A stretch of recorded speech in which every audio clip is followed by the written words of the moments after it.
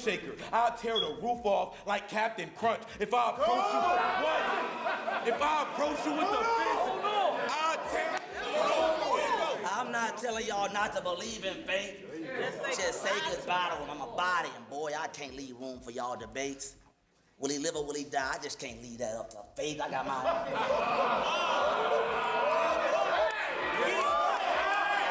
Main event. You had to pay me to even set it up, but you could have chose a Miami battler to get on this stage to send a message, bro. I'm talking YBS, Gotti Illuminati, drops, but you barely a competitor. Even Don Marino versus Montega Bird. You know, Alien versus Predator. Out the Glock until it's top drop, oozing the street. I'm loading up this tech, baby, and it's 40 long, looking through the hood for you. I'm about to do you right. Making my way through town, ready to blast, and this is bad when I spray past.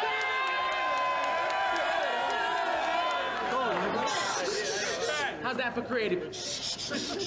I'm all for the static. You ready to die? Let's rap, nigga.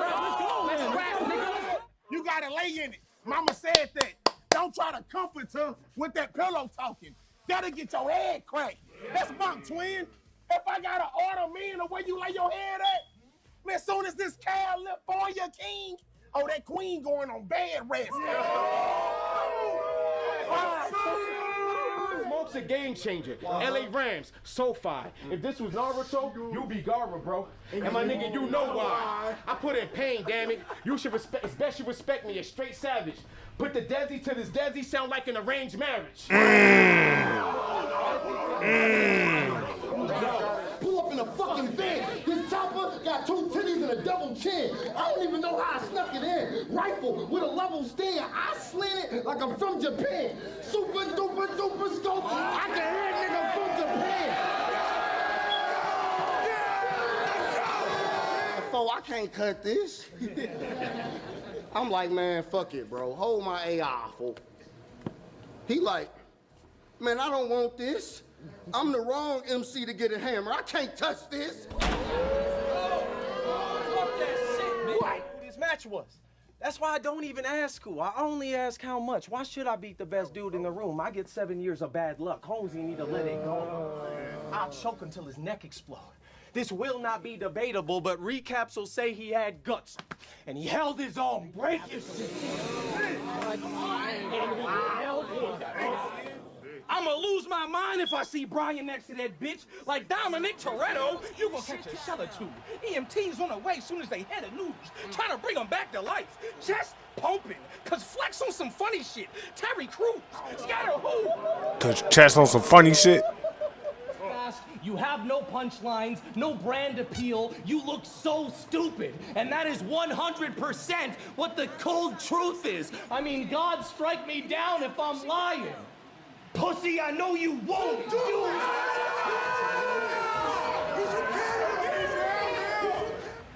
When niggas skiing, I wipe down these bullheads with Mr. Clean. First live shot, then this nigga scream.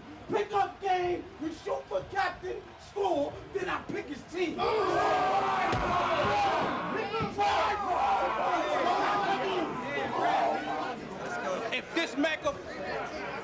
If this Mac approach me, this Mac appear. This Mac be the reason you could feel it in the air. It'll fuck up your senses. How you tasting what you had. This Mac put a new flavor in your ear, nigga.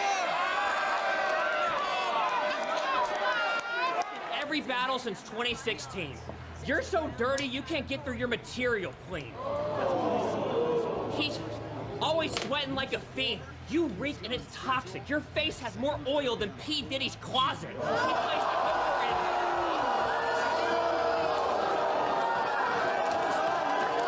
It all would stop if he battled all these niggas in a row, but doesn't this sound familiar? Like listen, doesn't this sound familiar? Like JC Run, that's kind of crazy, huh? But God loved the culture so much, he became the son. What's up,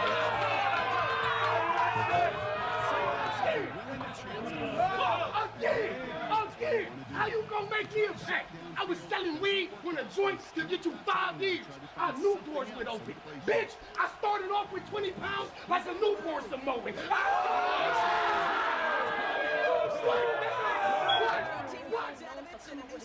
conversation. No patience. I tell my leg just to relax. You know, we argue, the last word is all yours.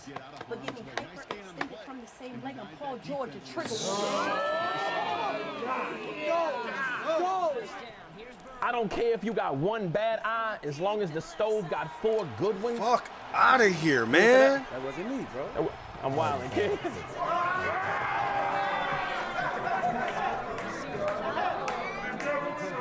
My bad, John. The devil is alive. Just a field goal, but a touchdown on the opening drive. My bad, John. I was wildin', kid. It was actually twerk. I thought he did. I should have known when something sounds too good to be true, it probably is.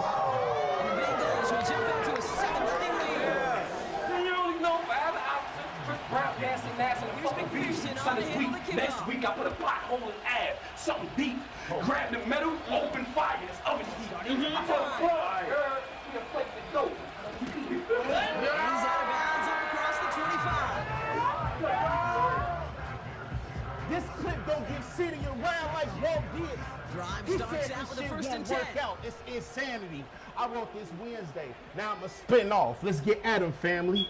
Oh, that was crazy. Collector, talking different? Nah, now you in violation, fine. Parking ticket, locking spitting, old telephone service, it's all extensions. Arms start swinging like Carlton did it. I'ma stop this nigga. I guess that's me taking my destiny in my own hand. Y'all should have left me alone. Y'all should have left me alone. Geechee, Rum, and Daylight sit on the Western throne. Right, but when it comes to the rest, you probably somewhere after next, you later on. I want you to...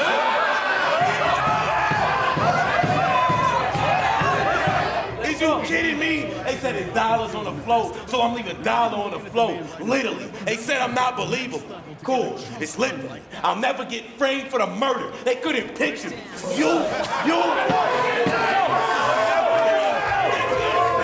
I believe in karma so much, I can't even name my kids Rick. You dig me? No wonder. Well, your ethics is so under. You are battle raps Vlad. All violence and no hunger. All these platforms showing death turn me into the old thunder. Russell Westbrook, I'm doing everything to make up for no jumper. Nigga, shout out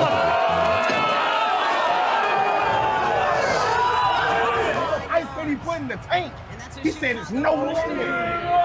Man, you the type to get a 2-liter bottle and make a bowl with it. I'm from Houston. If I had a 2-liter bottle, I'm trying to pour a bowl. What the fuck you talking about? from nothing. It's the Big Bang. You lose to every top tier or white battler. It's insane like Dunch, CJA, Red Flag, or list of some lit names. You tried outlining them crackers and died. Squid Games. Don't switch, gang! Talk that shit. Don't switch, gang! You ain't got no OGs older around you? Your bitch should have told you, babe, chill. They just want to see you very lower. They clowning you. She missed the test. Nipsey death. Eric, hold her accountable. This is... Look, but another word of advice, bro, stop all that getting tough. Cause this can turn to some different stuff. I give a fuck if you got 100 blickies tough. I turn this bitch to 24-hour fitness. Have everybody focus on getting cut. Phlebotomist, clean ain't clean. I had fees on the plasma for a hit. Phlebotomist, clean ain't clean when it just clean. But he act clean when Mac around like a bottom bitch. But he act clean. You watching? You want to get me out of here? Yeah, I'm watching Battle Rap. Dare me to leave. I'll put half this motherfucker over there in the tree. You'll find home away from home. Like an Airbnb. Is that Dirty Quick? I'm just watching like a compilation of best battles.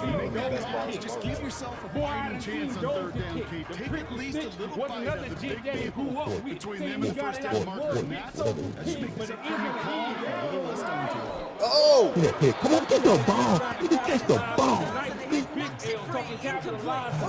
you gonna do? I'm gonna call capitalize. Really not a large window for him to sneak that throw in. Because I know beans will overdose if they down the right track. But you never Working from the gun, Williams.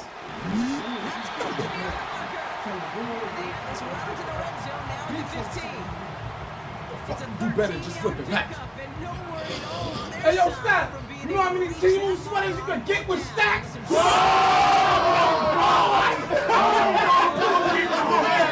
Squeeze. Well, nigga, you better duck these extensions, bob and weave. I don't give a fuck about the fans you trying to please. LeBron James, I'ma get a motherfucker out this league.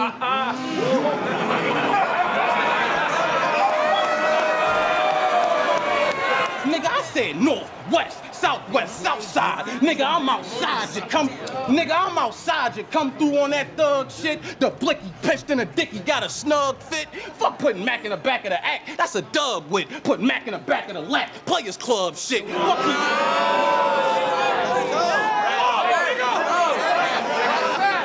You're not cut out for URL, Pete. Why is that a shock? You have no stage presence, no rhythm. All you do is rhyme a lot. When Ilmac was Mustard shouting out butter inside the box, they should have had you rap as mayonnaise, because only white people find you hot. If you're on URL, it is a little spicy. This shit is over. Get your throat cut, Red Rover, arms broker. You ever got your ass beat by a nerd, nigga? You know, huh? See, it's just like a regular ass beating, and with an uppercut, your body floats up. But the last thing you'll hear is Wingardium Leviosa.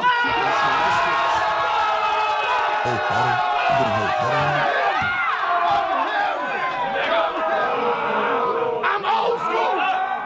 I'm old school. Fucking dime. Ain't no way. It's a fucking dime. No way, That is a dime.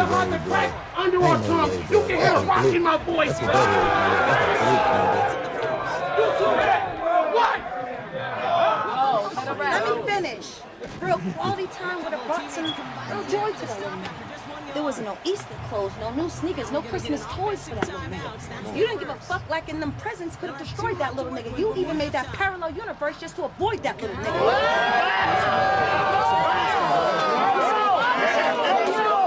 People and said somebody gonna betray him. That was back in Matthew. Judas went and got the authorities. It was a trash move. That's why I think there were VLs and GDs in the past too. Because technically they were at the Lord's Supper when he said one of those disciples is bad news. I said this. When the Lord, the stress on my name side, I will give this sevenfold to a sevenfold since you live a life full of gangbang. Y'all know when Tory don't Tory me, you got the right to remain silent, nigga. Spot the scene, but block the count. That's hard to mention. Cops trying to outline your fat ass body in large prescription. They gonna need more chalk than Bart's detention. If geometry How you go from getting disciplined to gangster disciples? I don't like it.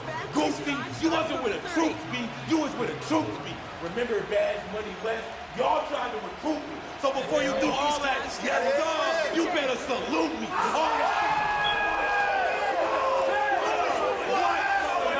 I can't take a weekend off. It's knockout if we involved, because all I do is punt. So it's par for the course when I'm teeing off. He's still alive. Wow, how the fuck I got somebody sitting in the fucking girl's lap, sitting way the fuck out there. And he get that with a deep head. Thick and thin like Jay and that's the Silent only Bob. thing Boy, I'm deep. striking back. This type of rap, he's not playing. This a weak shot, a D block. I need my chain. You made sick look like a god. I thought Enoch came like Arabian Jesus. Like he got game. Let me teach you. For a body blocking what they found in pop, like the Dead Sea Scrolls. I've been hustling. I've been hustling since the playground. Really put your work out and stay down. Y'all gave me money, and I got caught in crossbreeding. I had a mule on a Greyhound.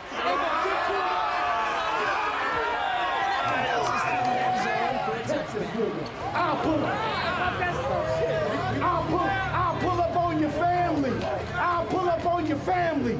Bullying the whole game. Your mama like, you get the ball back. bitch, put it in your name.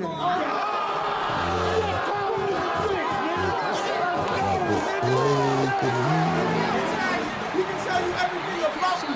This man's a fiend. Wait, I am too, and he don't stand a chance. Soon as he go to battle, You know, we often talk about flipping the field and special teams, right? A kick return, a good pass, or an explosive play. That's the exact same thing.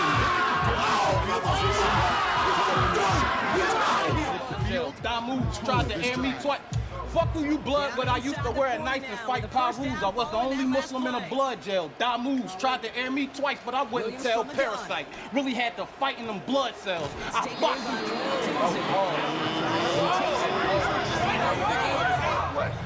Everything we did That's the epitome of staying on this for Lucid, this for Solo, this for Slim, this for Safe. I know he's proud. I know they're proud of how far we took it. But something missing for sure. We got the God and the King. Now all they need is the GOAT. They thought they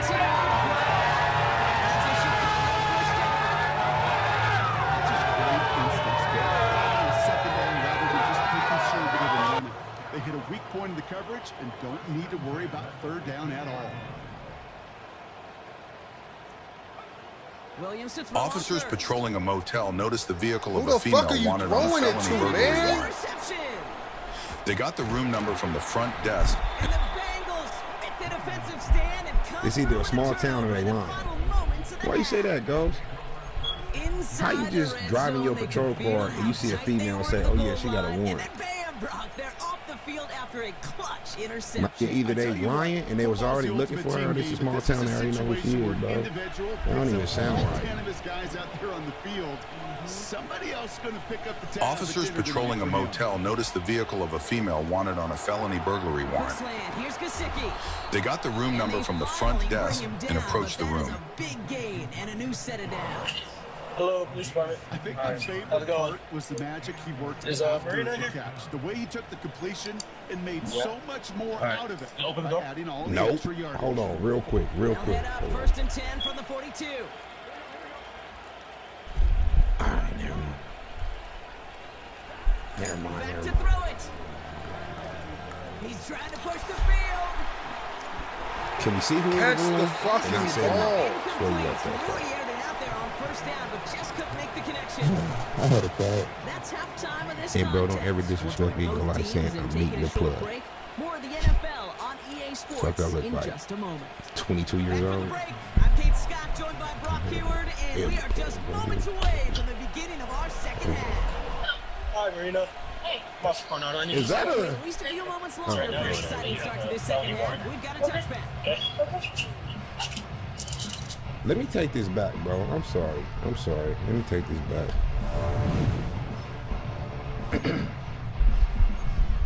Officers patrolling a motel noticed the vehicle of a female wanted on a felony burglary warrant. Small town. They got the room number from the front desk and approached the room. Hello, police department. Hi. How's it going? To start the drive. took so long. Is Marina here? Running behind the line for a big loss. Yeah. All right. Well, he was supposed to be the one who chipped away a few and got a new set of downs started right in rhythm. Instead, he's now forced to pick himself from behind the line, thanks to a great effort defensively. Yeah, I wouldn't have stepped out, bro. Out of the pistol, Williams. Cold thing Oh about my this, fucking if you at a hotel, no matter where, if you actually gave your ID and some cash to stay there for 2 hours, a day, a week, whatever the case, right? Police cannot raid your hotel room, bro. They can't do it. With her having a burglary warrant, they would have had to get a warrant to raid her hotel room. The judge is not signing off on the burglary warrant to raid somebody's hotel room, bro. If I was her, I wouldn't have came outside, my nigga. I'm keeping it oh so 100. I wouldn't have came outside, bro. A felony warrant. Okay. Okay. Right now, They would have just camped outside till she came out. cover you up. I'll just confirm the warrant. If it confirms, you're gonna get booked for it. If it doesn't, I'll release you and you can go back to doing whatever you're doing. All right. The fuck? How y'all did confirm before you tried to get me, nigga? Can you keep the dog inside? She needs shirt stuff. Will you give me a shirt, please? Or a sweater? I have a sweater right there. Who's this guy? He's just my friend. Friend. Yeah. You already read your name, Thank you. but That's fine. That's fine. Thank you. Ghost, if you see this, read my name. I'm from Africa. Abraham?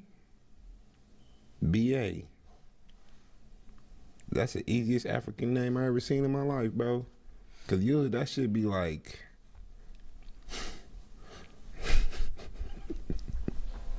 somebody told me, look, I told y'all the other day, right? They be like, black people come from Africa. I'm like, yeah, they do. They do, which is true.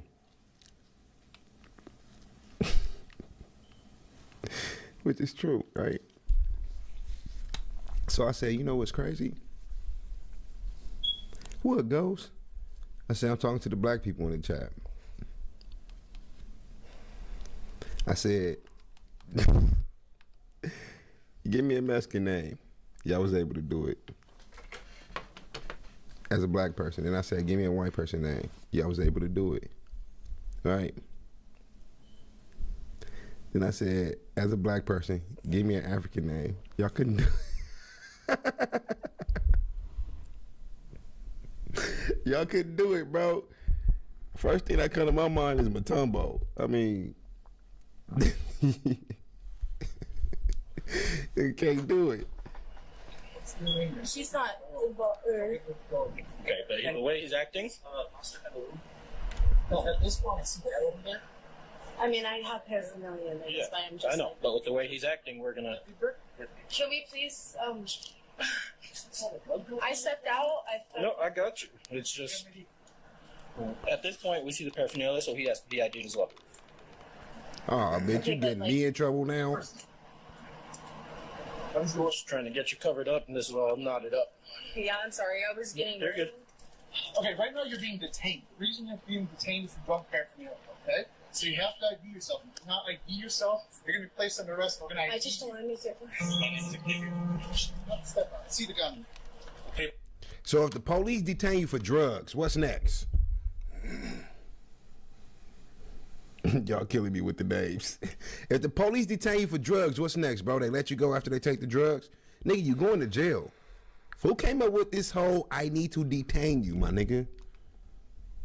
It's rare. Very, very rare. Like from 100 percentile, 5% chance they let you go when they detain you, bro. Niggas be falling. I'm like, if you gonna take me to jail, just say that. They say detain so you won't flip out so they can put you in the cuffs. Then they say you under arrest. Police so scary, bro. They can't even tell a nigga straight up, hey, you under arrest for these drugs, because they don't want them to flip out on him.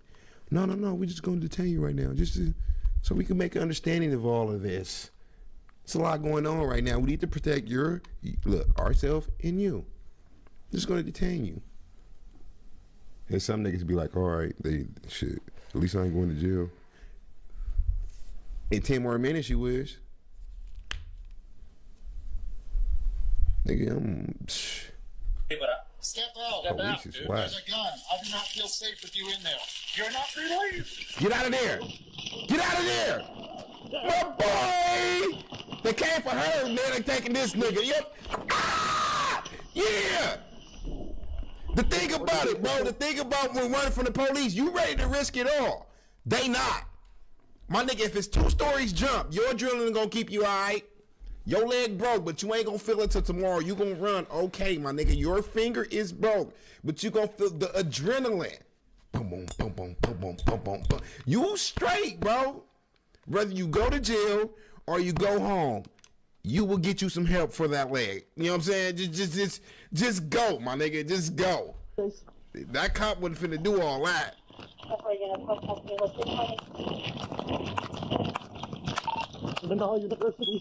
He good.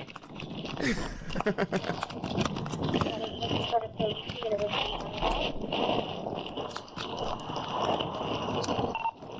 on the ground now!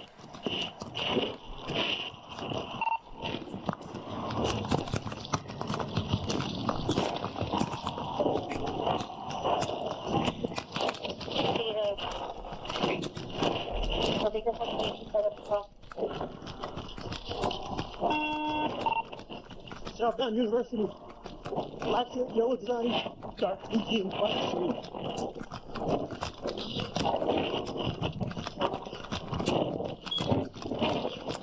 No way in hell, bro. This nigga would have been burnt. this nigga would have been burnt. I'm not lying to y'all, squad. Ain't no way in hell the police be catching you fools. This what happens when you sit on your couch for months on months, years on years, and decide to do a crime. I can't even knock this nigga though. They wasn't even there for this fool. His bitch got him caught. But if this was any other scenario, bro, if you're not fit, you not ready, your ass gonna get caught. This fool should have been somewhere at his other bitch house, at his whatever, his mama house, at another. That officer is no way in hell he should be able to pinpoint to other officers, yeah, I lost him right here, or he went this way. He made it left. He should be right. My nigga, you too slow, bro. I would have been out of there. I think all men should work out daily, bro. You never fucking know. Nigga run from the police, run from a dog, get into a fight, nigga. You never pick up something, gotta move something. You never know, bro. I'm telling y'all. It's crazy. You niggas ain't worked out in years. And y'all go to the club with your bitch. Don't act hard tonight, bro. You gonna get knocked out in front of your You outside, nigga. You outside tonight, bro. Remember who you is, not who your brain thinking. Remember what your body can do. You know what I'm saying? If you ain't been up in the gym like that, nigga, don't go out to the club mad dogging niggas that's looking at your bitch, bro. I wouldn't even go out to the club with my bitch. You unless somebody talk to her and you don't say nothing. Cause if you try to say something, you better be polite. Excuse me, sir, that's my girl right there. I came with her to have a good time tonight. Don't be like, hey, bro, back up. That's my bitch. Then you gonna get knocked out in front of your girl. You ain't fought in how many years? You ain't been to the gym in how many years? You ain't even got a punching bag at your house. Different weights don't make you hit hard, bro. Sitting around don't make you hit hard, bro. Supplements, none of that shit make you hit hard, bro. The only thing that gets you that punching power is that punching bag. That shit is weights. Bam! Just hit that. Just. I'm such of a G, my nigga. I could tell y'all, we got 2,000 people on YouTube and a couple hundred on Twitch. Probably only 4 of them got a punching bag in their house. Out of all them people. Y'all niggas better man up, bro. Niggas better man up, bro. Okay, Gil, you be outside. What charges do we have? Oh, we have possession. A bunch of drugs. I got a rifle. Somebody grab a 40. A bunch of drugs. A bunch of drugs. A bunch of drugs. I can be there in a little bit. Where'd you at? I got hospitalized on the subject. Now, were you and I 34 by that Crown Plaza? He's gonna be right in that corner. We're gonna check my sentence. Got 40?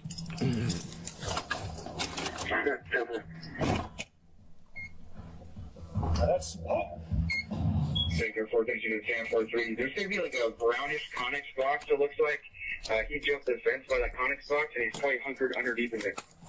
It's not the pale Conex box. It's the My one nigga got loose. The east of it, darker and smaller.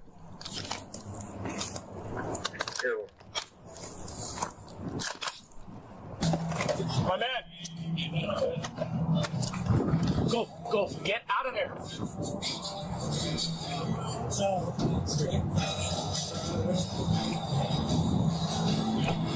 Shouldn't it be this dumpster? Hey, they be ready to shoot that motherfucker.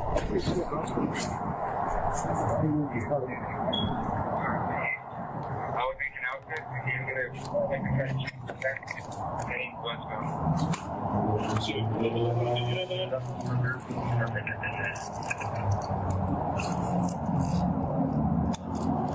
Should we push up to this car right here and we can just yell at him? Yeah.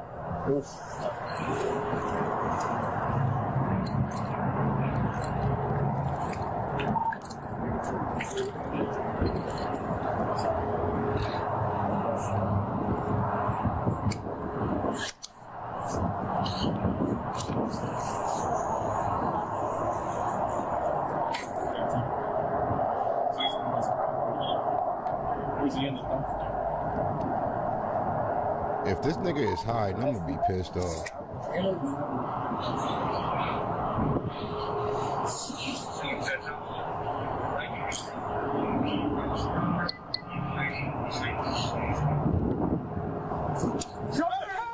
Albuquerque police! I got commands. Face away from me, bro! It's like, bro, shut up, I got this. You're not free to leave! You attempt to run by the fleet! Force speech against you! Stop! This nigga so stupid. Keep running, keep running, keep running, bro. You hiding from the police. It's just like, y'all niggas don't.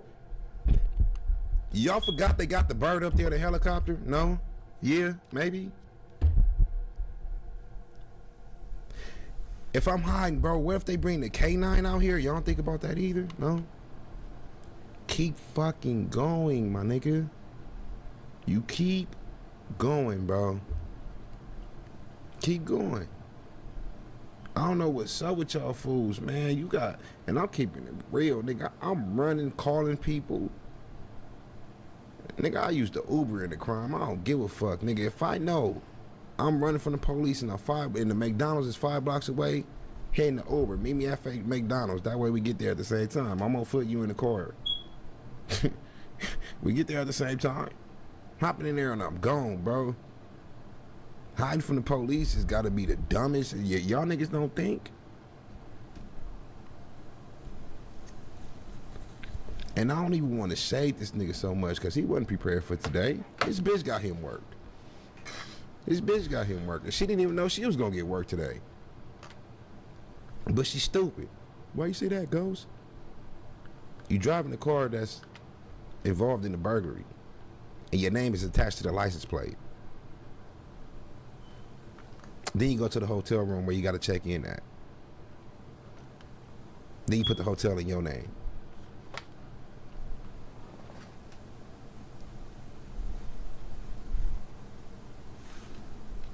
Bitches be niggas downfalls for real.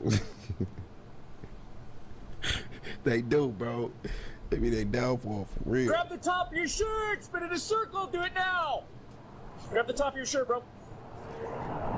Pull up, pull up, pull up. I want to see your waist. Spin. You don't have to do that. Okay. Drop down to one knee for me, bro. Drop down to the other knee. Just tell them to get on his knees. Put on your shirt real quick. Keep your hands up, though. You got cuffs? Is that the top of your head? Yeah, raise your fingers. Are you injured, sir? Where are you injured? Your knee? 1 to 2. Connect here. And he up there like this bitch, man. Nice. Anything that's gonna poke with the stabbing? Anybody else over there? What's your name? Are you sure or are you lying again? Well, I'm not lying now. Last time you ran, so. They got the footage through the trigger hole. That's crazy. No fucking reason. Like I asked, I said I want to speak. You weren't allowed to be in the room. So what's going on? So me being harassed and not being on a talk. Are you running from me or what? What's your last name, Xavier? Continue your job. We can do this the easy way, the hard way. The longer you do this, you're going to be in handcuffs as long as until we identify who you are, you're going to be in handcuffs. So there's not find out. Okay, you can get thinking about it too. It's fine with me. You're thinking about it. What you guys just fucking harassing me over there? Who was the one harassing me? Not me. We'll explain everything that's going on, but we have to identify you first properly. If you have a gripe with the original officers, okay, sorry about that. You're right. But I don't want to ask no questions. Just not being detained. Okay, so listen. My nigga, you going to jail. You just ran from the police. Is this an invading? I never did anything wrong. I never did anything wrong to fucking Xavier. To be detained. Alright, we'll fight that in court. We'll take that shit to trial. I'm not supposed to be in trial.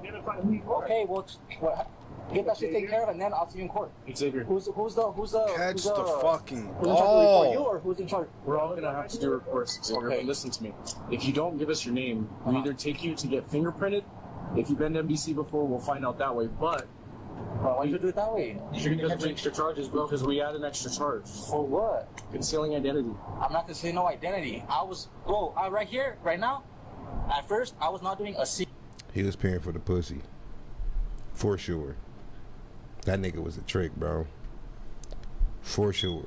I know one when I see one. Either that or he got her high for the coochie.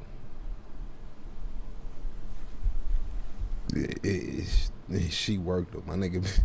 He is a trick. I'm telling y'all niggas, man. Single thing for you guys to question me for anything that's going on. You guys stepped into my room. I asked if he stepped out. This guy stepped his foot in my way. He was in my way. I was in his way. He was in my way. He's harassing me, bro. You're placing yourself there. I wasn't there. Okay, stop. Give me your name and date of birth, and then if you want. I wasn't placing myself nowhere, bro. Xavier, listen, man. We're not even for question.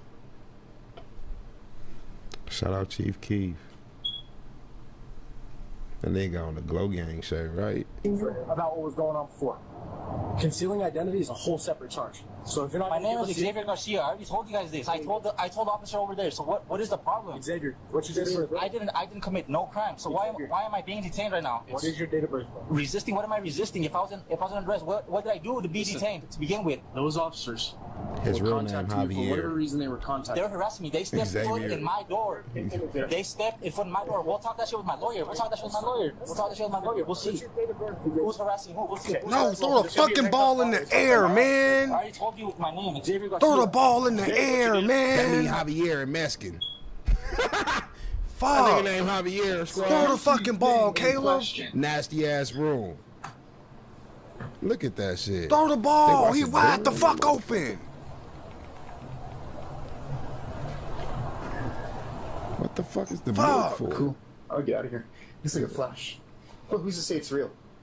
But I definitely want to stand around here.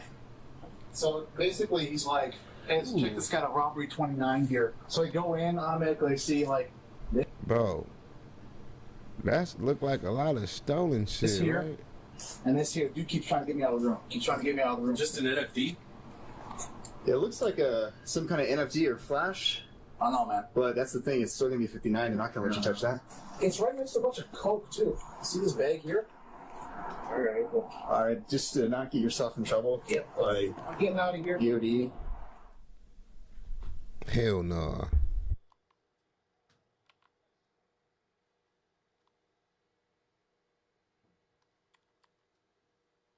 Can I check the name and date of birth? David Roundtree, 5/19/88. Come here, I'm not done. I'm not going nowhere, sir. I'm not going nowhere. That man trying to come back here, though. Oh, why they just moved me? They literally moved me. I was, oh my God. Crazy, man. I will never get. How do you steal from the store and still be at the store? That the police get there, bro. Like, damn, they gotta notice you stealing first. It's not like as soon as you walk in the store, they be like, we have a thief. By the time they notice you, you're supposed to be walking out the bitch. So you mean to tell me they notice you stealing, they pick up the phone to call the police, and the police still got time to get there before you leave the store, bro? Are you a rookie? My nigga, you don't steal and then shop. You know what I'm saying? Steal and get the fuck on. Black ass nigga. So she called, the lady called me? Earlier. No, I'm talking about, did she just call? Stay right here. Out of here, nigga. Oh no! Sir, I didn't do nothing. Bro, get in the way. He get in the way. I come out the shirt, nigga. I come out the shirt, nigga. I didn't do nothing. Don't hit me. I'm not gonna hit you. I didn't do nothing though. Let it go. You want to let it go? Bro, he only grabbing you with an outfit. The same kind of nigga as you let somebody hold you with a leg. His taser drop, squad. Let it go. Hold on. Did old boy take his taser? Did old boy take his taser and then drop it? He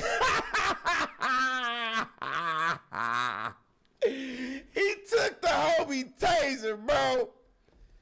He took, look, he probably accidentally took it. Let's give him the benefit of the doubt. They were scuffling. He probably, you know what I'm saying? Because if you was going to use it and do harm, why did you drop it ASAP? Why would you drop it ASAP? He dropped the taser quick. Look, see? He dropped that taser. Barasa 1080. We just fought outside of the store. He's heading towards Magnolia. That's what you call a fight. He tried to take my taser. And he broke his Yeah. You ran towards Magnolia, somewhere behind the store. Black male, no shirt. If this dude is hiding, he's stupid. That police officer is slow. You could just tell when somebody really on that. You know what I'm saying? This officer not really on that. It looks like he ran out with no shirt, black male, 10 shorts. He got it. He pointed it at me. K9 user. That's another thing that y'all told me and I did not know, nigga. I don't get in trouble no more. What? All I do is fight, and that's not even. I do that in gym. Anyway, I did not know the police had a button to let the K9 use. Is that for real? Cause the last one, I'm like, bro, how you gonna say you releasing the K9 on the homie when the K9 not even with you? And I was looking at the comments, y'all like, bro, Ghost, bro, he all he gotta do is push a button, the K9 out the car. I'm like, yeah. When the hell this started happening? But the point I'm trying to make is, why he didn't push the button? I see his K9 car right there. When I came up, yeah, he came out this way. I mean, oh, never mind, that's her car. That's what it looked like. I've been over to pick up my taser. When I came up, I didn't have him. Where'd you stop? Right here. Right here, this general area. I walked up to there. I walked up to right there and I stopped once I heard you on the radio. His shirt and everything is back here in front of the store. So he is shirtless now? Yeah. Just shorts? Yep. We are on the alleyway behind Family Dollar. Tracking. Jackson's on it. That's why I always say, keep on running. We ain't doing this video for nothing. Evidently, they caught up to him. But he had time to call back up. They sitting right there chopping it up. Which way did he go? He already supposed to be a mile down the street. A mile down the street, bro. If he hiding, he's stupid. Hiding in a tree or something. All right, stay right there. Stay. Stop. Stop. Hey, which way did you come from? You just come from the front of the house this way? Did you just walk from the front of the house this way? No, I know it's halfway through here, so I was just coming this way. Yeah, I'm saying, did you come from that side of the house though? Like you walked that way, coming towards me? I don't want my dog to track you if you're not the one I'm looking for. So you want me to go where? No, stay right there. Tell me which direction you were coming from. Where are you walking this way, sir? I was going that way to go home, but...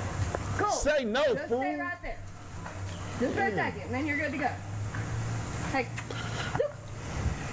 You're good. He saw him at 10 minutes, so I think 31 minutes. Walk that way. I got something. You just have somebody run through your yard. Screenshot. You just have somebody run through your yard? Nah, don't tell me. Okay. You just have somebody run through your Don't tell yard? me he tracked it to the house. You just have somebody run through your yard? Yep. He went which way? He went Snitch! He's picking up all this foot traffic. Supposedly, from what this lady said, he's a regular. I read that out. Yeah. Push your perimeter that way. He apparently. That's the thing about a thief, bro. The thing about a thief, which is crazy, and trust me, y'all hearing it from one yourself, I'm a store stealing king. But anyway, it's like you got home stores where you feel comfortable stealing that. You steal from the same store over and over and over and over and over until you get caught. They just said he was a regular up in there, bro. So now let me take back my statement that I made 5 minutes ago, just a little bit. When I said, bro, how you stealing this whole time that you got time to wait for the police to pull up? You should have been out the store. Now I'm knowing and thinking, or thinking and knowing, that soon as that nigga walked in the store, they called the police, like, oh, we got him now, he finna steal. We know it. Hurry up and call the police. Hurry up and call the...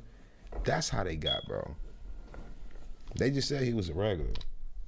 Get so out they the called him. fucking They way. walk in, they didn't even see him take nothing, bro.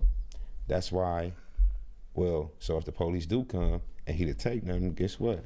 They got surveillance from yesterday or last week. All or right, something. time to find a new offense. So it's gonna be a win-win if they call the police. Going to jail regardless. Careful, too. They're saying Early. he ran that way. What Jack's picking up, we've had like 3 or 4 people walking to the cut through. So he's picking all that up. We probably need to move the perimeter that way. I'm gonna go put it back down. This one's locked. Both these doors are locked. Jack's From where 13 saw the guy, Jack started pulling that way, hit the tent, and then started going up to the doors.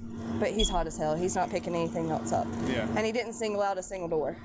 Have you found out if they can identify the person? Any video footage? Hey, are we getting any response at the doors? This one. His fiance is inside that one. He told her don't come out. And at this one, the door's locked with the fiance in there. And this one, so he says, this one's vacant, all locked. She'll let us come in and check that, make sure he's It'd be nice to do that. Yeah. He's right next door. He's standing right over there. Yeah. I don't see why it would be a problem. I'd ask him. They've got this guy on video, right? They can identify him on the video? Hey, they've got him on camera at the store. If you could have the clerk to look at it and see if they recognize the person. Oh, no, they don't recognize him. Lowndes County Sheriff's Office. Police Department. You want to clear the room or you want me to? Right here. Yep. Clear it. Lowndes County SO. SO, when they start, bro, y'all not PD. Yeah, without a ladder. Have y'all heard that before or me? Because I use this sheriff department or the police department be say, New Orleans PD, LA PD, Chicago PD. This nigga said, some SO. I would have been like, so what, motherfucker? What do SO stand for? Sheriff's Department. Sheriff's Office. Well, bro, you the first person in America that used that abbreviation and don't do it again, nigga. The hell you talking about, SO? Listen to this fool. To look at it and see if they recognize the person. Oh, no, they don't recognize him. Lowndes County Sheriff's Office. Police Department. You want to clear the room or you want me to? Yep. Clear it. Lowndes County SO. SO. No matter how hard you try, bro, you can't make this police shit sound Yeah, without a cool. ladder, Sorry. I ain't gonna try to risk going up there. Okay. See, if y'all can lift me up there, that's one thing. But if I get up there and I'm by myself and there's an issue, there's an issue. I mean, you want to go up there? Get you up there. We're just gonna lift you up there, but hey, Yeah. look for beams once you get up there. Yes. It's, so you can walk the beams. I think there may be a partial floor up there. I don't know which way is gonna be the easiest. Well, turn back this way, and that way you've got this corner right here. Yep. Where you got both sides. That's gonna be fun. Just try to bend your knees. Wow, they stay with this fuck shit on this game, bro. They stay with this goofy fuck shit. Like, come on. Come on. Hold up, my belt's stuck. Goofy ass shit. Why y'all sending it up there first? That shit is double covered in the nigga. Come on. Yeah, there's no disturbance in the dust up here. But, I mean, there is now. He ain't gonna be able to get through to get to the other side. It's like partially walled off. Okay, that's fine. The way y'all's attics are separated, if I can't fit through it, I don't think anybody can fit through it because I'm the smallest. Still There it fast. is.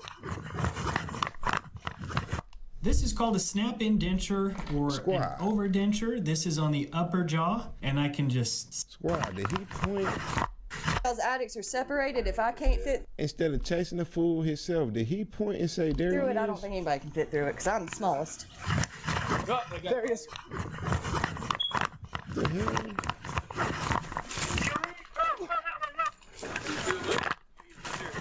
Oh, it took you a year and a half that guy. Get on the ground! Roll on your back now! Roll over! This fool was really just chilling. Move. Why was he just sitting in the backyard though? Sit him up. Sit him up. Turn over. Sit up. Guys, some leg irons. Stay, don't move.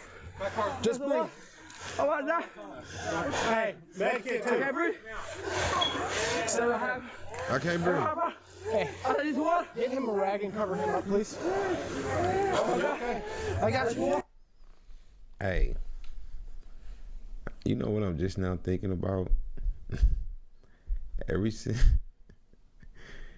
You know, George Floyd, Philando, like, ever since all them people got choked out and suffocated and murdered in the hands of police, you know how scared and nervous a police officer be when they arrest you? You say, I can't breathe. They go, oh, for real? Them niggas will give you a water, a fan.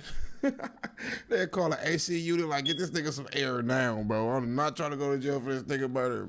Imagine how nervous and scared the police be when you, like, not all of them, some of them don't care. But imagine them few. This nigga said he can't breathe. Let me fan this nigga, take off his shirt. Nigga be spooked to be live on CNN for killing the black nigga. You know what I'm saying? What's wrong, baby? You okay? Did she know him or she just panicking? He just ran toward her. Okay. Oh, damn! A panic do that? It look like she about to start beatboxing. She's my nigga. This nigga has on a Marco Polo shirt. Just when did this game get apparel? We played that in the pool. Does it say Mark O Polo? O Polo. Like, you old and you live in the hood. You seen worse than this, I promise you. It's okay. Does she have panic attacks or asthma? No. Does she have asthma or panic attacks? Do you need for an ambulance to come check her out? Yeah, probably not. Yeah, y'all probably do. Let me tell you this. It's probably normal with her. That's his girl, the way he holding her. Let my girl flip out like that. I'm tripping. Like, what the hell? Yeah, call her. For him not to trip, this is just another episode. She'll be all right. She will be all right. That's what our boy said. Like, yeah, you probably can, bro, but she gonna be straight. I'm telling you. This shit happened just last week. The neighbor kids fell on some skates and her ass outside. Like, y'all ain't gotta call her, but she'll be all right. She will be all right, bro. Okay. About to go out. There's no use in doing it. No, we're not. Relax, man. Just breathe. Okay? I got asthma. Yeah. Just breathe. Just breathe. Hey. Just put your foot out right here. We can get him.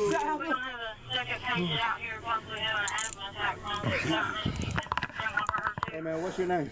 Let me out, please. We're not letting you down. Okay. You got gloves? Just. I need to lay down. No. You got to sit up. We don't want you to lay on your back, all right? We're trying to sit you up, okay? Hey, Barry, we're gonna take some photos of the back real quick. All right. I'm just gonna lay you up real quick. I can't breathe, sir. Oh well, we got EMS coming. You need to sit up. Sit up, dude. Come on. You need to sit up. Keep your legs still. What about face, please? Whose jacket is that? We're working on getting water and we got EMS on the way. All right, stop moving. Hey, you gotta sit up so you can drink. Sit up. Lift your head up. See, that's what I'm talking about. All right. Look, that get a nigga water. My nigga, I promise y'all, before George Floyd and them, the police wasn't getting you no water, bro. Deal with it, nigga. That's basically why they feel it. That's how they coming. They not finna fan you down. I am not getting the murder while I'm at work, bro. I'm telling you. Especially to the cops, the police that's not racist, bro. Let a black man down your hand. You could be the most coolest white boy in the world. Ain't got a racist bone in your body. All your girls being black, your new wife black, your best friend black. You live in a, you know what I'm saying? But let a black man accidentally die in your custody. You racist, nigga. Swear to God, we don't care if it was accident, purpose. You racist. Look, we not. Let's get this fool some water. You know what I'm saying? All right, come on, sir. Come on, sir. There we go. Put my head, please. Hurry up. Sir, you need to calm down. Try to take deep breaths. You're good. On your head? All right, pour a little bit on his head. Look, they pouring it on his head. I didn't know you. Come on. You gotta calm down. You gotta control your breathing, okay? Okay. Just relax, man. Sorry about that. Listen, I got you. nothing personal here. We're gonna take care of you. I'm dizzy. Okay, stay seated. Stay seated. Okay, stay seated. KC. Come on. It's better for you to be in this up position and leaning on your back. That's why we have you like this, okay? Here you go. There you go. Oh, yeah. Here. I'm pour some on your chest. Cool you down. Okay, pour some on your head again. All right, cool you down. You missed. You'll be all right. Take a swig. You gotta do the head again. That nigga Debbie said you gotta do the head again. You gotta do the Stop head moving. again. Okay, come on, there. I got you. Come on. Bro, you trying to prolong going to jail. Get your black ass up and go to jail. Keep breathing. There you go. Just calm me down. You good? Try to sit you up a little Lower bit. the most. No, you need to sit up, sir. Come on, you need to sit up. Take, You good? get some good breaths. Okay? Wash your face off, man. I'm gonna wash your face off. Yeah, it's gonna be cold. He's just trying to get that dirt off. Hey, calm dirt down. off your face. Calm down, sir. Calm down. Now, Fluffy, you're gonna pass out. Come back to. Don't pass out on me. No, you need to sit up. Don't. Come on. Calm down. Hey, deep breaths in through your nose, out through your There you go. Come on now. in through your nose. Just slow it down through your mouth, okay? Nice and deep breaths. Take a large one in and hold it for me. You ready? Take one in. Take a deep breath in, my man. Bro, that nigga being Just take so one deep black. Super deep. There you go. There With you them go. chains There you on go. his leg. No. Sit up, sir. Come on now. Let us flee. That nigga did like. It's 'cause I have- You want to drink of water? You want some more water? I got some more water here. Come on. They doing a homie scandals, bro. Or is he doing this to himself? There you go. Calm down. Just calm down. Breathe through your Control nose. your breathing. Your chest stop hurting, okay? Nice and slow. You're doing good, Mr. Ashford. You got EMS coming through. Okay? Yeah. There was a third probe. Yeah. You see where I'm pointing my finger? Yep. You see it? Yep.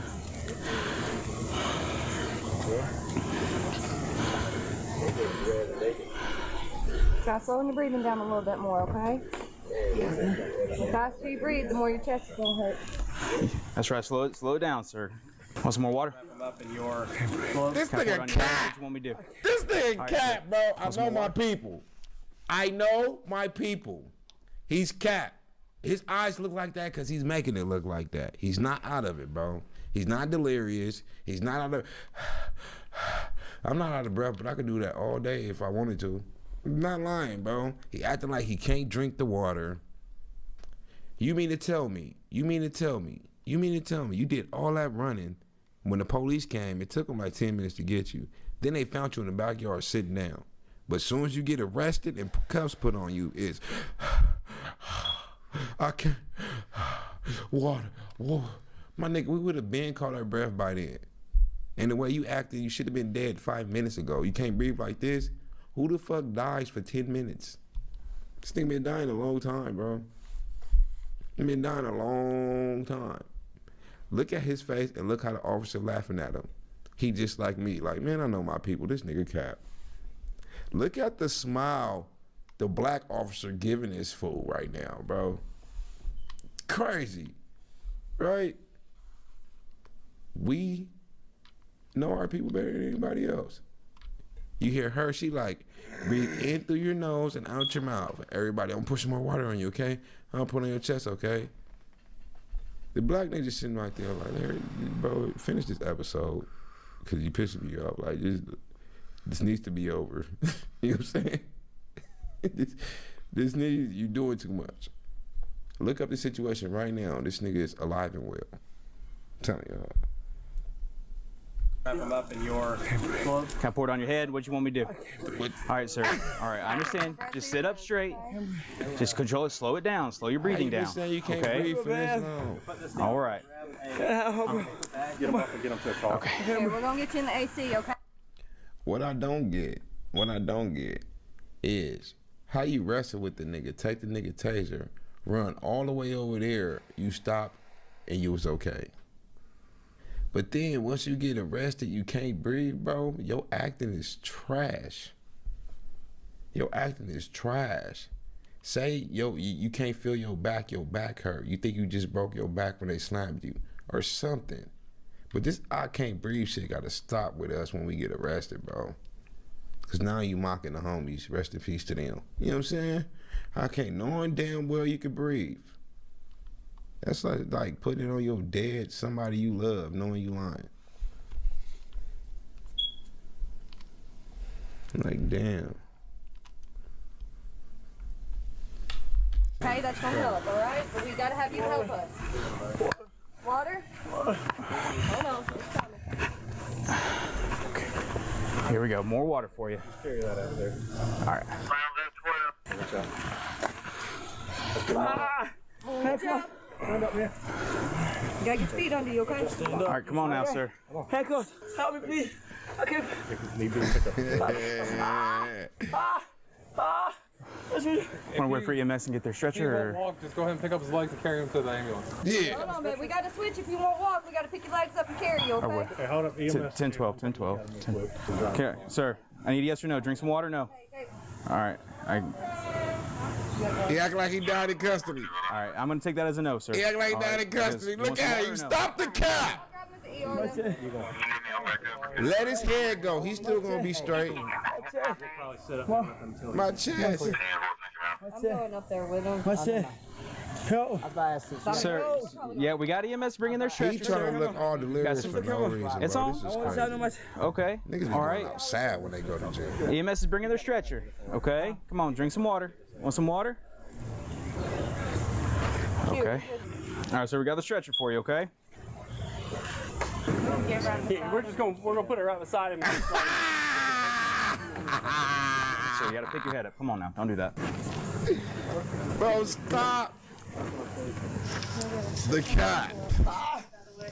The baseball cap.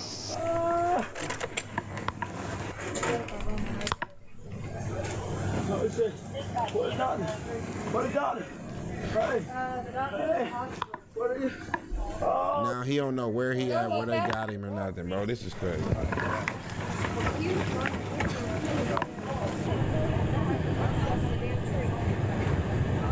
Look at it. Look at this fool. You're driving Keen's car? Yep. Okay. Here, we need to set you up and let you adjust your arms. Let me get this blood Yeah, the pressure, cops be laughing. I keep We'll on help telling kind of get you y'all. up so you can get your arms better where they. This be the funniest Where you're shit, sitting a little bro. better, Police right? jobs is the What's your first funniest. name? What's your first name? He's auditioning right now. Please don't make this harder than it has to be. What's your first name? Ma'am.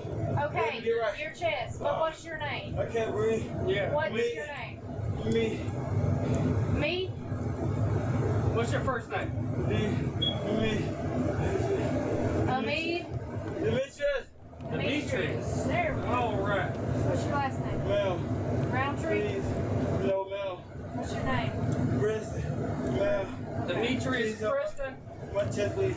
Alright, we're gonna sit you up. I could not be these paramedics, bro. Let's help get you a little bit better situated. I swear to God, I would have walked right out the. Hey, look, just kick the door whenever you want me to come back in here. Like, I ain't dealing with this shit, bro. You acting like a kid. He would have broke character. What? Like, damn, that ain't gonna help. Eventually, he would have been all right, bro. He would have been all right. This is just sad when niggas get caught. He turned a simple ticket, petty theft, into all this. He gonna get more time for everything he did after the crime than he would get for the initial crime, which is stealing candy. It's happened over stealing candy, squad. Yeah, candy. Hospital. That's where we're going. Hospital. Diamond, you said to me. Demetrius Preston. Preston. Brenson? Preston. Brenson? Demetrius Brenson. Brenson. We run a locals check on a Demetrius Brenson. That's who he's saying this 95 is. We can't pick you up, all right? Now let you adjust your arms a little bit, all right? Take a picture of the GCIC information, get the case number, all that stuff. Man, that nigga ain't got nothing. He ain't going through nothing but embarrassment. I rescind what I said. Does he just have one pair of cuffs on, or Just the He's got two. He's got one on his back and one on his feet. But the one on the back is just one pair? Okay. Once he's on the bed in there, go ahead and just handcuff him to the rail. He's still got the leg irons on, so it'll all be good. Plus, it'll make it a little easier for the docs if they need to do anything. You'll get water when the doctor says you can have water. Bro, you on this nigga, man. You're getting ready to head into the room on that bed in there, man. Once you're in there, you can lay on your side if you want to, as long as you keep your head up, all right? Yeah, you can lay on your side in there, that's fine. All right, I'm coming in. Hang on until we get you off this bed, because it ain't very wide. It's ready. Did you say anything? Yeah. I mean, he's in plain clothes. I didn't recognize him for a second. One of the corporals from the jail. He's in there with this kid. This is sad. I've been here long enough and most of the nurses recognize me at least, even if they don't know who I am, they'll recognize me.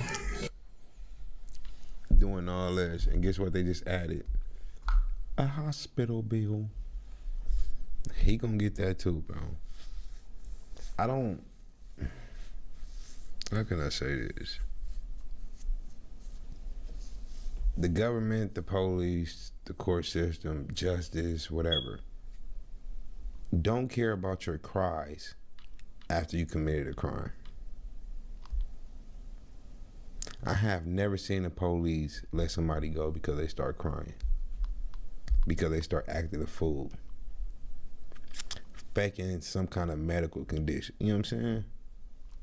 You just go outside. And real men that got morals, that's gonna eat you up for the rest of your life, bro. It's gonna keep on flying. I can't believe I did this. I can't believe you won't even be able to feel comfortable on speaking up on nothing else that got to do with the situation that you went through, because you know you cap, you fake, you a buster. You know it. This, some candy, bro? Come on, man. I'm sick, I'm a big old baby. And they'll come in and they're just completely mean to me every time. Like, there's no sympathy whatsoever.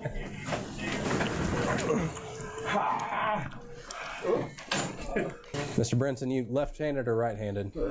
Left? Right. You're right. Please. I gotta take these off. All right, you lay back down. Lay down. Bro, why?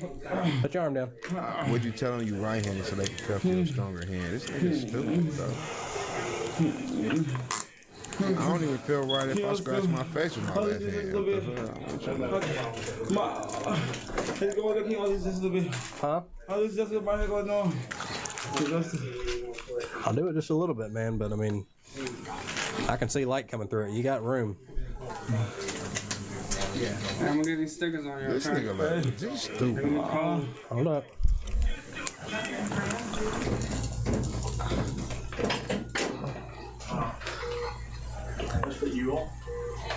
Demetrius, lay on your back, buddy. She needs you to lay on your back.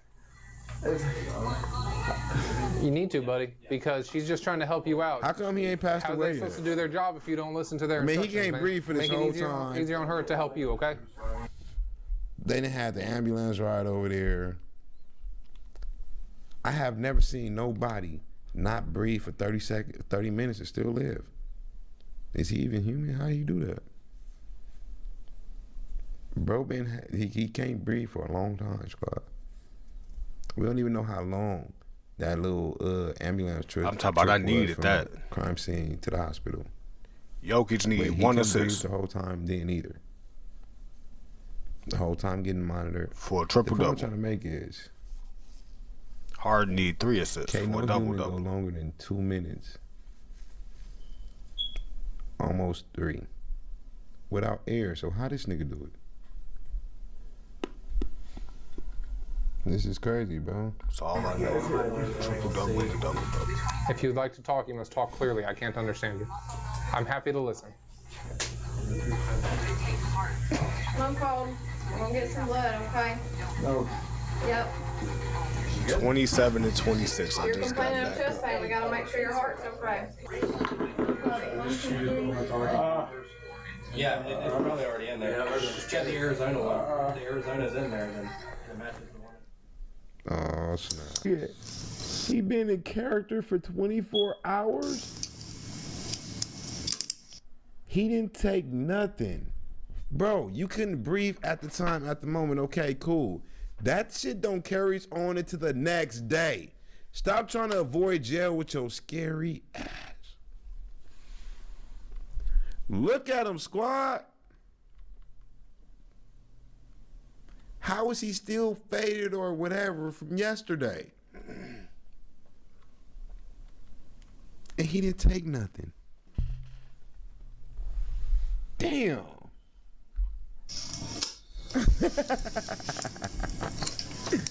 What's this? Let me get this one. All that faking you doing, the doctor cleared you, so you finna go to jail, bro. What, you thought you could stay up in there and fake it the whole time? I'm gonna just stay in character. Nah, once the doctor cleared you, look, you finna go to jail, bro.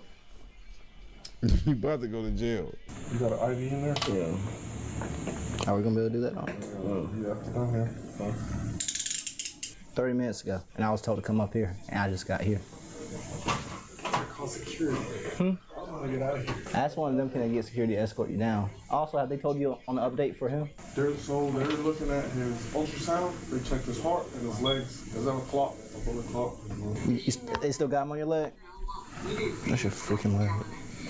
You can't sit up in the bed right there? How I'm gonna sit up, it is like I can sit up all day, but like how I'm still, they been doing, I done went to this, they done took these off and I done went there, they done took them off and had me turn around and pee, like what's, I'm not trying to do nothing. Oh, no. Every time somebody said that, they tried to do something. I'm not saying you're going to. Man, I'm tired, bro, like my body can't do shit. I got scars and cuts from my waist all the way to my So you're saying you're not able to sit up, move your... I just want something else come in and tell me, I got this.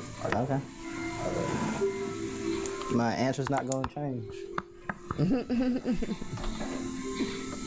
Raquel. You going to jail, bro. Raquel. Look, crying. Raquel, right here. Oh, wait. Oh. This what he was trying to avoid, squad.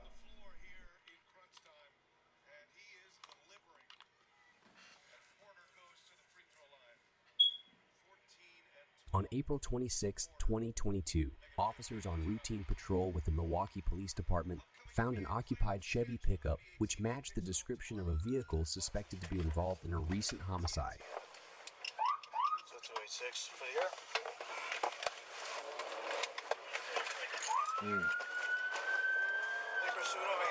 Great play call. S10, wanted for homicide, eastbound on Ashton from 11. So matches the description of a homicide vehicle, freshly painted. To be black and leather in the front, silver in the back, 2 occupants, 2 windows. Take a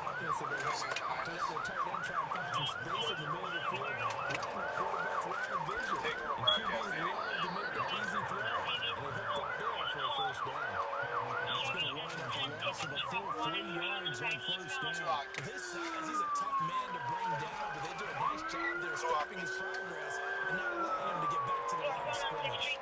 Second down, they go again with Henry. An excellent job of finding the opening as he's got this now all the way down to the 22. That good for 19 on the first down. They cleared a big hole there on that run. The athleticism of offensive lines continues to evolve, and we're seeing it here. Not only are they controlling things right at the line of scrimmage, but they're able to get upfield to get to what we call the second and the third levels. Get to linebacker spot, the secondary spot, getting all the way downfield with their blocking, which helps keep the running back clean. They'll try to continue that trend here this afternoon. A couple hits there, and he nicely bit off a pretty decent game.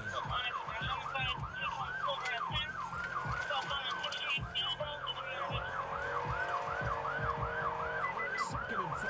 40 miles per hour. The option is Henry. take it into the end zone for the Ravens touchdown. Derrick Henry from 17 yards out. And the Ravens get the upper hand as they're on the board first here this afternoon.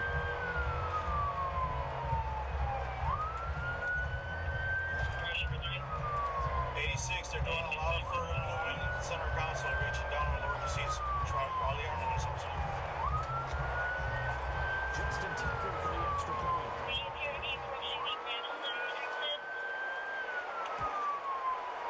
And the Ravens lead at 7-0.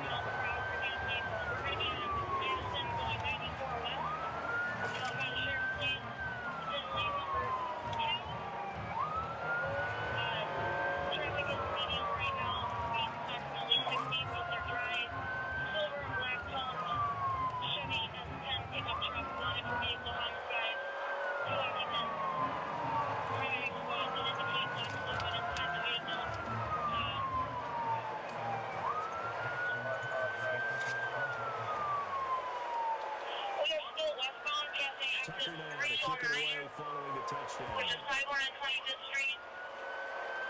Vehicle is And no chance to see a return on the dynamic kickoff. They'll move this out to the 30-yard line. Disregard. It's no longer. It's still going west. Approaching the 35th Street by a Chevy S10, silver and black. Please notify green if it needs to get off on any close exit. Vehicle on our side. Speeds are approximately 85 miles per hour. Vehicle is in lane 2. So Roads are first and dry. 10 now Traffic from is the medium. 30. Just switched to lane number 1. Approaching the 35th Street. They'll start on the ground with Swift. And he gets forward up the middle, but only for a couple. It'll be second down. Traffic is medium. Speeds are approximately 80.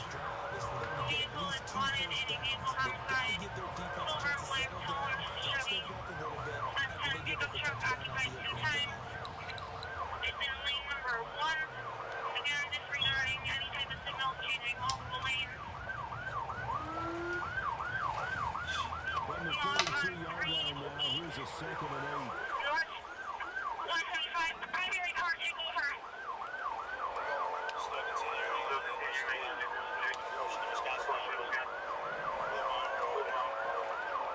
They'll run the draw here with Swift. They'll get him down the line before he takes it across the 40-yard line. A Chicago first down there on a gain of 11. Seemed like they picked an excellent time there, Charles, to go with the draw play. They certainly did. Caught him a little over-eager trying to get into the backfield and get to the quarterback. They use their speed and their aggressiveness against that guy. To the air, Williams. There's a short throw. It's caught by Kmet. So the conversion good for just 3. It's second down. After one, 7-0.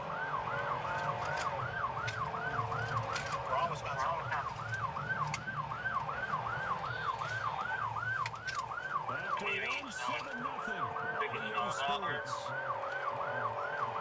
Location, please. The Bears with the football. We get set to begin quarter number 2. As they've got it 2nd and 7.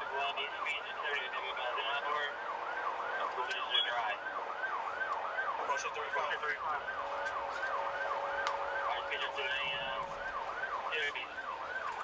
Looking to throw is Williams.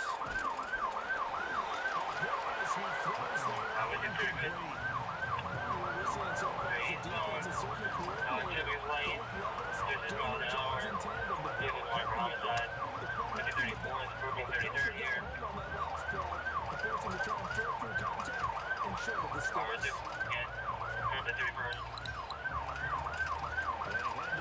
Facing a 3rd and 7 following the incompletion on 2nd down. Operating for the gun. Williams. And it takes a shot over the Lewis as this will be incomplete. First time down, that's all, folks. This defense to hold things in check and force a punting situation. Traffic here, traffic is still light.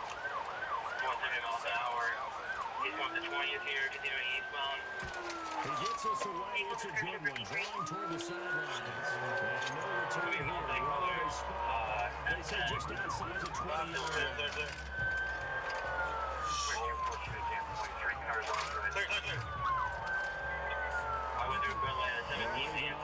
set the line for this next drive. There's 2 series in here, Charles, but everything's going to script so far. They got a touchdown in their first drive, their defense holds, and now they've got a chance to take a 2-score lead. And to co-sign with you, exactly the start they scripted out. And really, that kind of start, that can set the tone for the game for them. Here's 2nd and 7. Now Jackson. A short flag for the Commanders. And past the 40 before he's out of bounds. The catch and run good for 18 on the first down. And this was a nice example of the offensive coordinator scheming his guy open just a little underneath him, just trying to free up some space. And it worked out really well. Giving him just space, but plenty of room to run after the catch to pick up really nice yardage. And give him about 5 as he gets this up to the 48-yard line.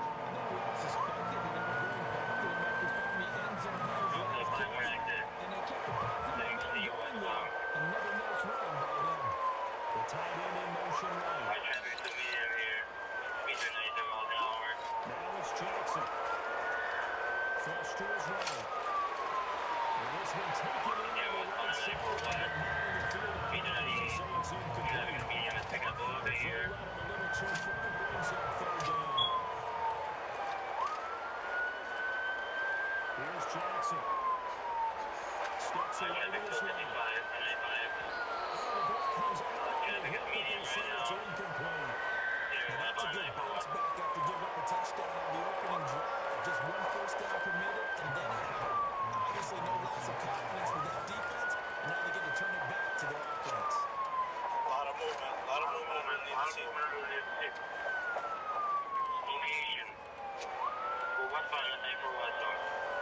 Going past the Bruce Boulevard, I said, getting westbound. And 4th down, that is the punt team sending this one away. Get pretty heavy here. And this one hits at the 3 and then bounds into the end zone for a touchdown.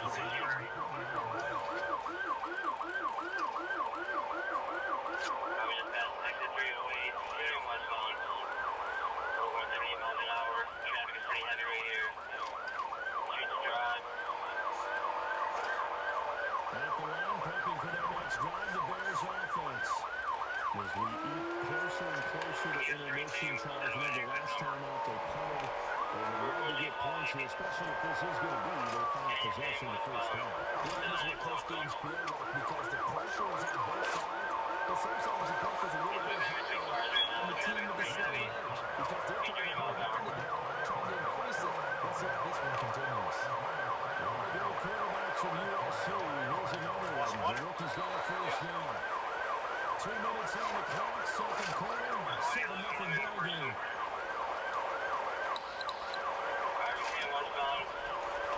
From the 34 line, here's 1st and 10.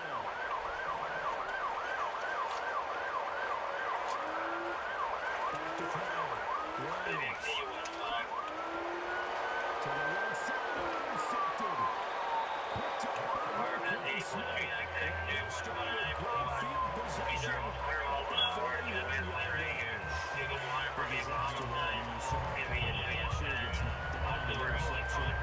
Sometimes the best throw you make is the one you exactly take care of the football. Also learn how to shrug your shoulders, take the proper slide steps to alleviate some. And he'll go down. The Bears get down for a sack. Montez Sweat, the man that's on the fight in and drop him. They're in some hot water now after that sack. It's 2nd and 21. Here's Jackson to throw. They set up the screen for Henry. He's across midfield. And finally brought down at the 43. I'm thinking that because right after a sack, it can be a great time to call for a screen to your running back and use the eagerness of the defense against him.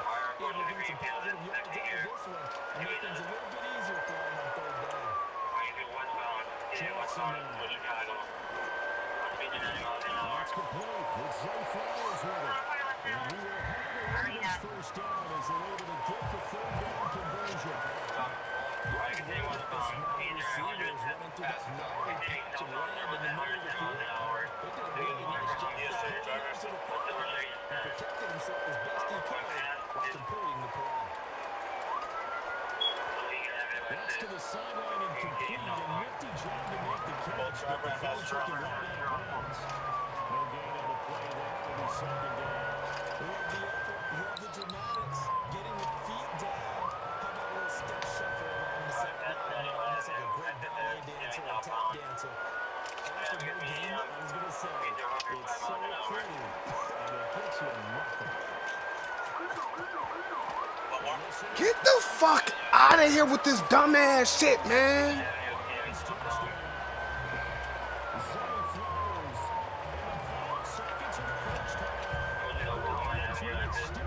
Fuck out of here with this dumbass shit. Look.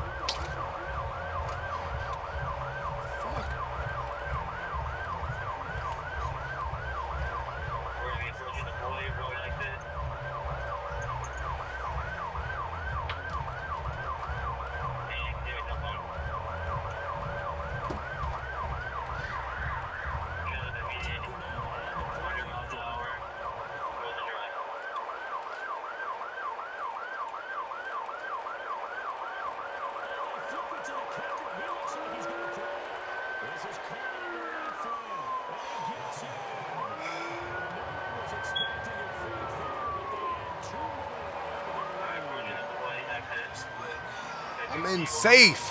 Ha. Oh my gosh, this game be this doing whatever the fuck it wanna do, man. Just be doing whatever the fuck it wanna do. Dumbass shit.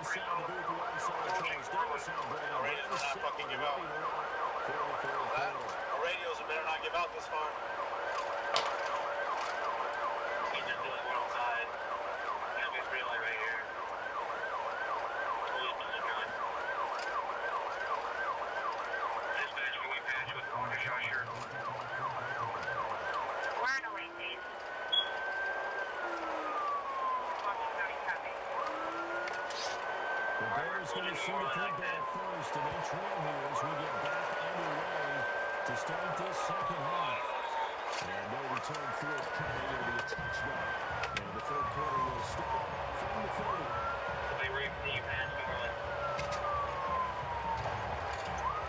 So we got some backup up there. 11 dispatch. If we lose radio contact, I will take responsibility for the chase on the trailer. In the first half, they struggled a little bit to keep pace offensively, CD, down 2 scores here. So how do they make some changes coming out of the locker room? They've studied what they did in the first half. They've seen what the defense is playing out. They're working on how to prepare to attack against it. So you already said it. We're going to points back in one drive. But get started on it. Start jumping into that really and maybe one spot on defense to help out as well. Catch and run. 66 yards. First and goal, and they're going to be taking a chance to get right back into this football game. Looking to throw. Williams. Quick throw, knocked away, and incomplete.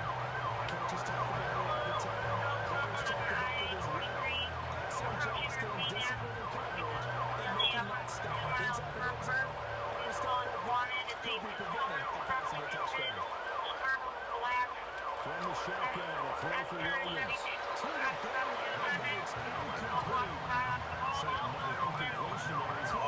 ahead.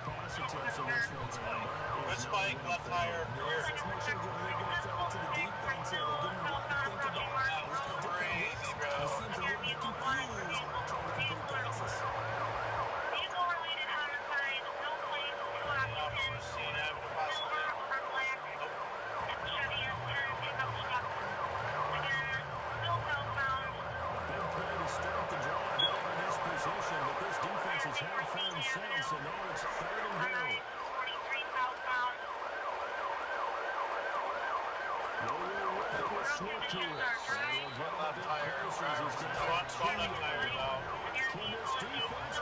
Yeah, looks like it's inflating right now. Front left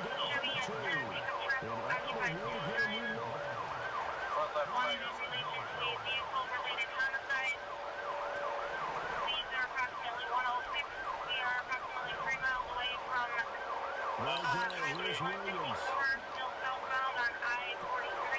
Come back.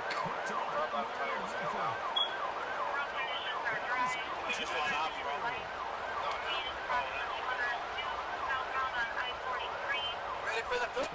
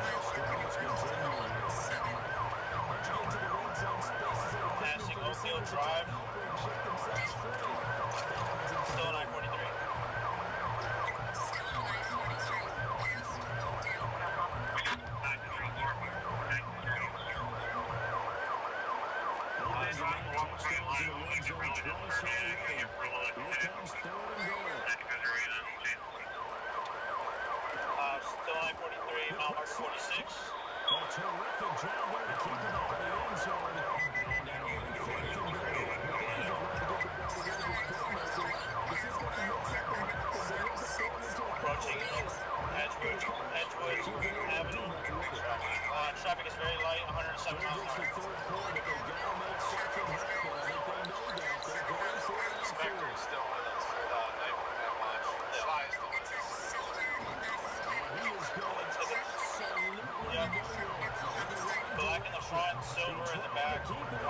has a boots in the front on the hood. Passing, approaching cover for Maguanago exit 43.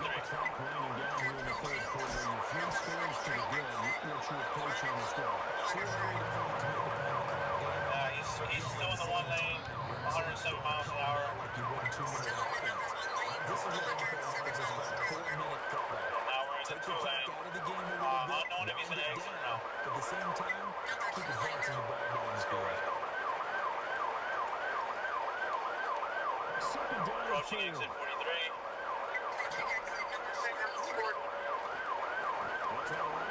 Still continuing. They're not going to Mile marker 44 on I-43.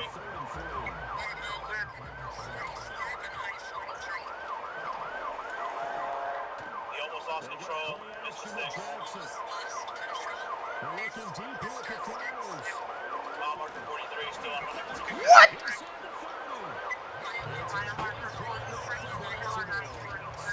Speeds are about 107 miles an hour. What?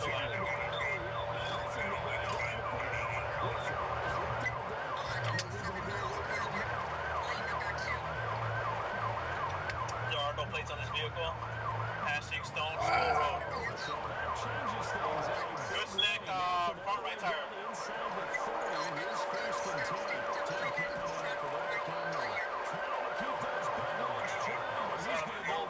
Front tires going down. Yep. Front tires turning a good way. He's still on second lane. Still on 43. Three tires deflated. Three tires. Back right tire is also stuck. Slowing down. Mile marker 42. Slowing down. Way down.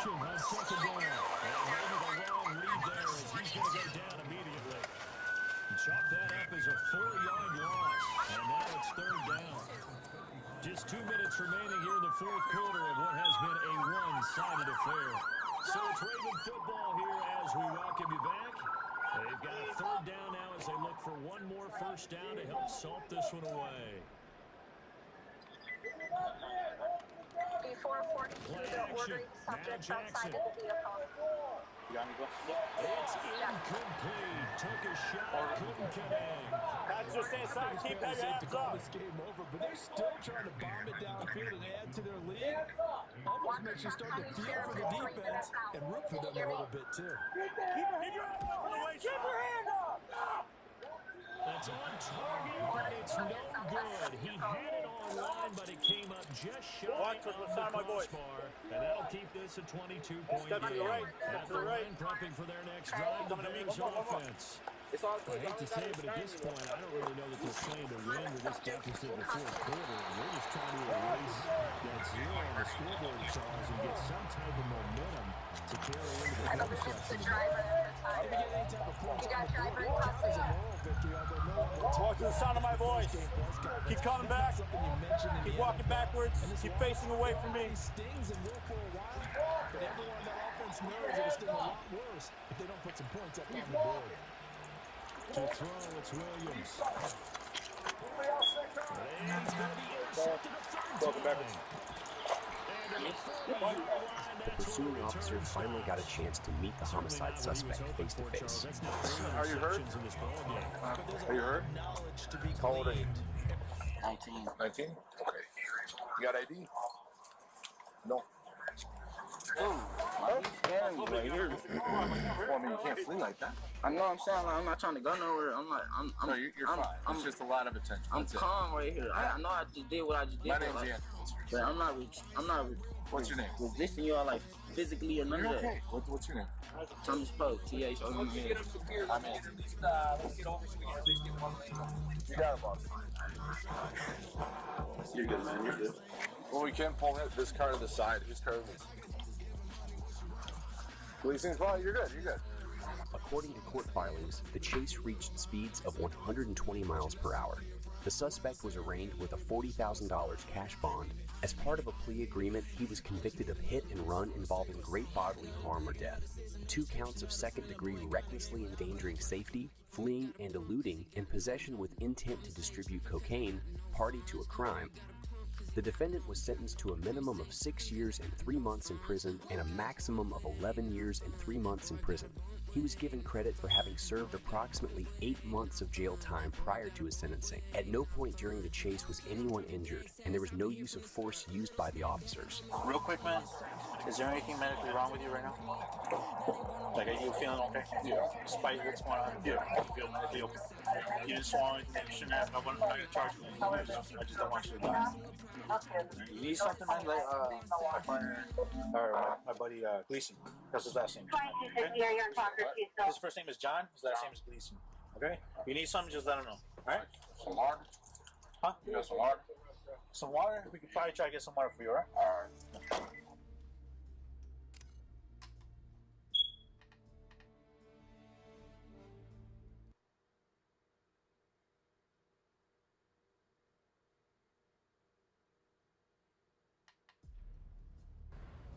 911, where's your emergency?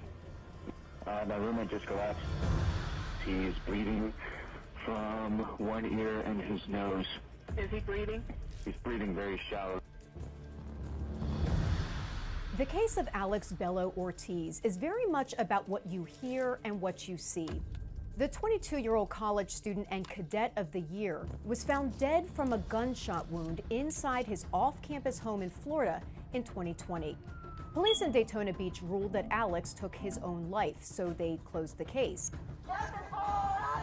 But Alex's family and friends say there is no way Alex did this. You know, he's a beacon of optimism. There's something wrong with him. And it's not just them. Retired detectives, crime scene, and ballistics experts say the evidence points to someone else pulling the trigger. 2 people in a house alone. One ends up dead. Alex's case hinges on a patchwork of Ring doorbell footage, police body cam recordings, and a scattered 911 call, each capturing fragments of the truth. Separately, they don't tell the full story, but together, coupled with a mother's intuition, something didn't feel right. Perhaps they do. This investigation will challenge you to listen closely. There clearly was a struggle, and then there's a gunshot. To watch closely, to consider the documentation closely. It's something experts say the Daytona Beach Police Department did not do. This was a complete disaster for a police investigation. You think there should be an investigation of the investigators? We reached out to the Daytona Beach Police Department for comment. Hi, is the chief there? Hoping to discuss how they handled Alex's case, but they never got back to us. There was a mountain of evidence. On this episode of Law and Crime Investigates, we will give you all the facts, and you can decide for yourself what you think really happened to Alex Bello Ortiz. The penalty is death. What do you mean? I will have my attorney call you.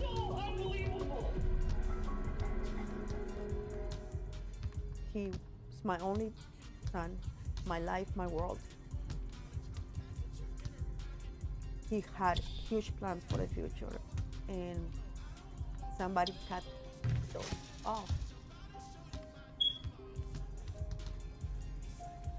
Why do you think your son was murdered? I think he found out something. I think he discovered something. In September 2020, Alex Bello Ortiz was finishing up his last year at Embry-Riddle Aeronautical University in Daytona Beach. He was studying electrical engineering and wanted to work at NASA. He was a cadet with the Air Force Reserves and had just been named Cadet of the Year and the morale officer of his detail. Alex was living in a small 3-bedroom house his parents had bought him near the university. He had just gotten 2 brand new roommates, fellow students at Embry-Riddle. On the morning of September 6, 2020, a seemingly happy Alex, having just returned from surfing, can be seen on Ring video in his backyard working on various projects. Tell me what's going on in this video. He has the mulch, he has the thing that he built. Tending to his garden, doing Tai Chi, smiling and waving to a neighbor. It was 11 a.m. Lourdes had just gotten off the phone with Alex. He was supposed to call her back. Approximately 50 minutes later, Lourdes, armed with mother's intuition, feels something isn't right with her son. She triggers the backyard Ring camera, which has a direct view of Alex's bedroom. She looks around and doesn't see anything, so she disconnects, but the Ring camera keeps recording. Moments later, at 11:55 a.m., a gunshot rings out. Almost 4 minutes later, at 11:59, Alex's roommate of 2 weeks, 22-year-old John Berline, calls 911. 911, where's your emergency? My roommate just collapsed. He's bleeding from one ear and his nose. What was he doing before he became unconscious? He was cleaning. He is still breathing, correct? Yes. John is the only person in the house with Alex at the time of the gunshot. We know that because a Ring camera looking out the front window caught the other roommate, Robert, leaving for a run at 11:43. Robert returns at 12:02, 7 minutes after the shooting. He's surprised to find he can't open the front door. Robert! The den couch is up against the door. The Ring camera on the windowsill inside the house captures Robert having to push the door open. We can hear what happens next on the 911 call. He was cleaning, running around, and then I heard him collapse. Do you feel any air coming in and out of his mouth? No. Are you guys starting CPR? Yes. We need an ambulance, please. Minutes later, EMS responds. Alex is still clinging to life. They get him onto a stretcher and take him to the hospital. That's when Alex's mom, Lourdes, who lives in Virginia, gets a call from one of Alex's friends. I got a call saying Alex passed out and he has a little bit of blood in his nose. And that's when I said, we need to go to Florida. Something's wrong with Alex, something is wrong with Alex. Then I get a call from the doctor. He tells me that Alex has a shot in the head and he's completely brain dead. There's nothing I can do for that. I collapsed in the middle of the airport. Back in Florida, EMS has called Daytona Beach police after finding a loaded rifle next to Alex's body. Police arrived on scene nearly 2 hours later, leaving a potential crime scene completely unattended. The young man was in the bedroom, a lot of blood from the head, looked almost like a trauma code. He said he went on a jog, came back, found him that way. Massive amounts of blood, didn't really make sense what's going on. Ended up finding that a .22 rifle kind of by him, one in the chamber. We couldn't see next to him, but it's .22, so we don't know from the look of it whether it was self-inflicted or not. So that's why we called you guys. Can you elaborate on that? Around this time, Lourdes and her husband, Harold Dolph, Alex's stepfather, arrive at the hospital in Florida. He is overrated. In ICU and those are has old words. And stuff like We are that. going to win the championship on Friday, Yeah. and everyone will see that Spain has the best young basketball And players in the world. Looking at my son and I'm like, he looks like Yo, he's y'all get a good sleeping, look but at this. MP, I'm you gonna let him talk to you trying like this? to What you want me to do? Fight, buddy? When they told you Man, your I son would. shot himself What? in the head. Guys like Just a did not monster, make man. They sense. always trying to get It under was your not skin. The last thing you want to something do is let them know you're possible upset.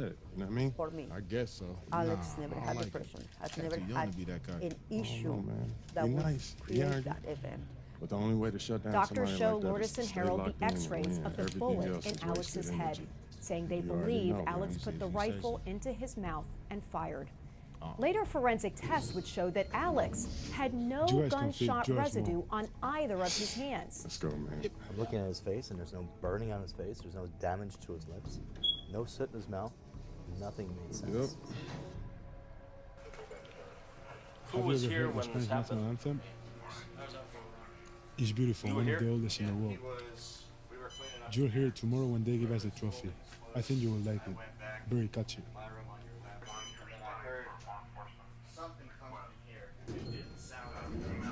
See you tomorrow. At this point, police have not located a shell casing, so no one knows if a gun actually went off. That's why they're asking John what he heard. I thought the sound I heard was from If he collapsed, where would he have knocked over? Yeah, everything good? Okay, I gotta take you. That would make a bunch of noise. Hey, when you guys get up there, I'll introduce you one by one, then open it up for questions. Friendly reminder, there are reporters from John 27 begins to give countries in this room. unsolicited So whatever you advice to say the will be officer heard about around the what world. may have happened to Alex. Understood. Gotcha. Looks like they're ready for you. How are we feeling? If he shot himself, it was with his left hand, and then he fell, hand out of the gun Relax. perfectly. Wonderful. Let's get to it. Jason could be a lot of places. John leaves the bedroom. Seconds later, he walks back into the room and makes a beeline Okay, right for we're gonna get Alex's started desk. with And Team out of the USA's mess on the desk, press he availability. pulls out a box of Representing ammunition Team and starts USA will going be through Tim it in front Fielder, of the officer, Brandon potentially George, contaminating and evidence. of course, MP. Hi everyone, how y'all doing? Let's start with you, Edith. Edith Bauer, Sport Monatlich.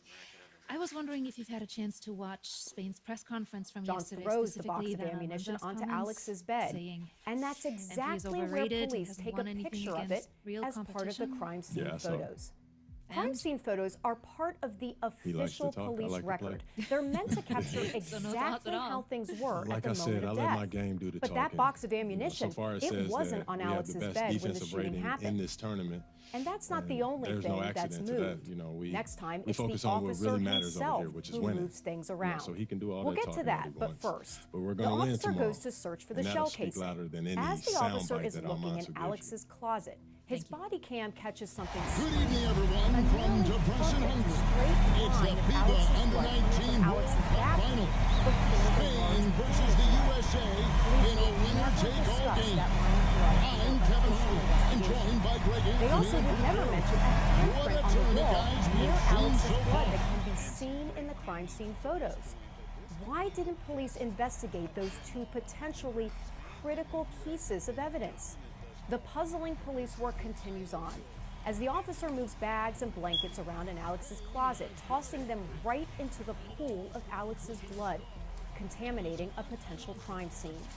The officer eventually finds the shell casing in the closet. There it is. Oh wow. I didn't hear that. Maybe it is what I heard. It sounded like something falling over. Does he usually have this rifle out? But it was laying on the floor here. Alex's roommate Robert is not the only one surprised that the rifle is fully assembled. Are you a roommate too? No, I'm a friend. Their friend, who arrives at the scene minutes later, is shocked. A gun? Oh. Not assembled. It was.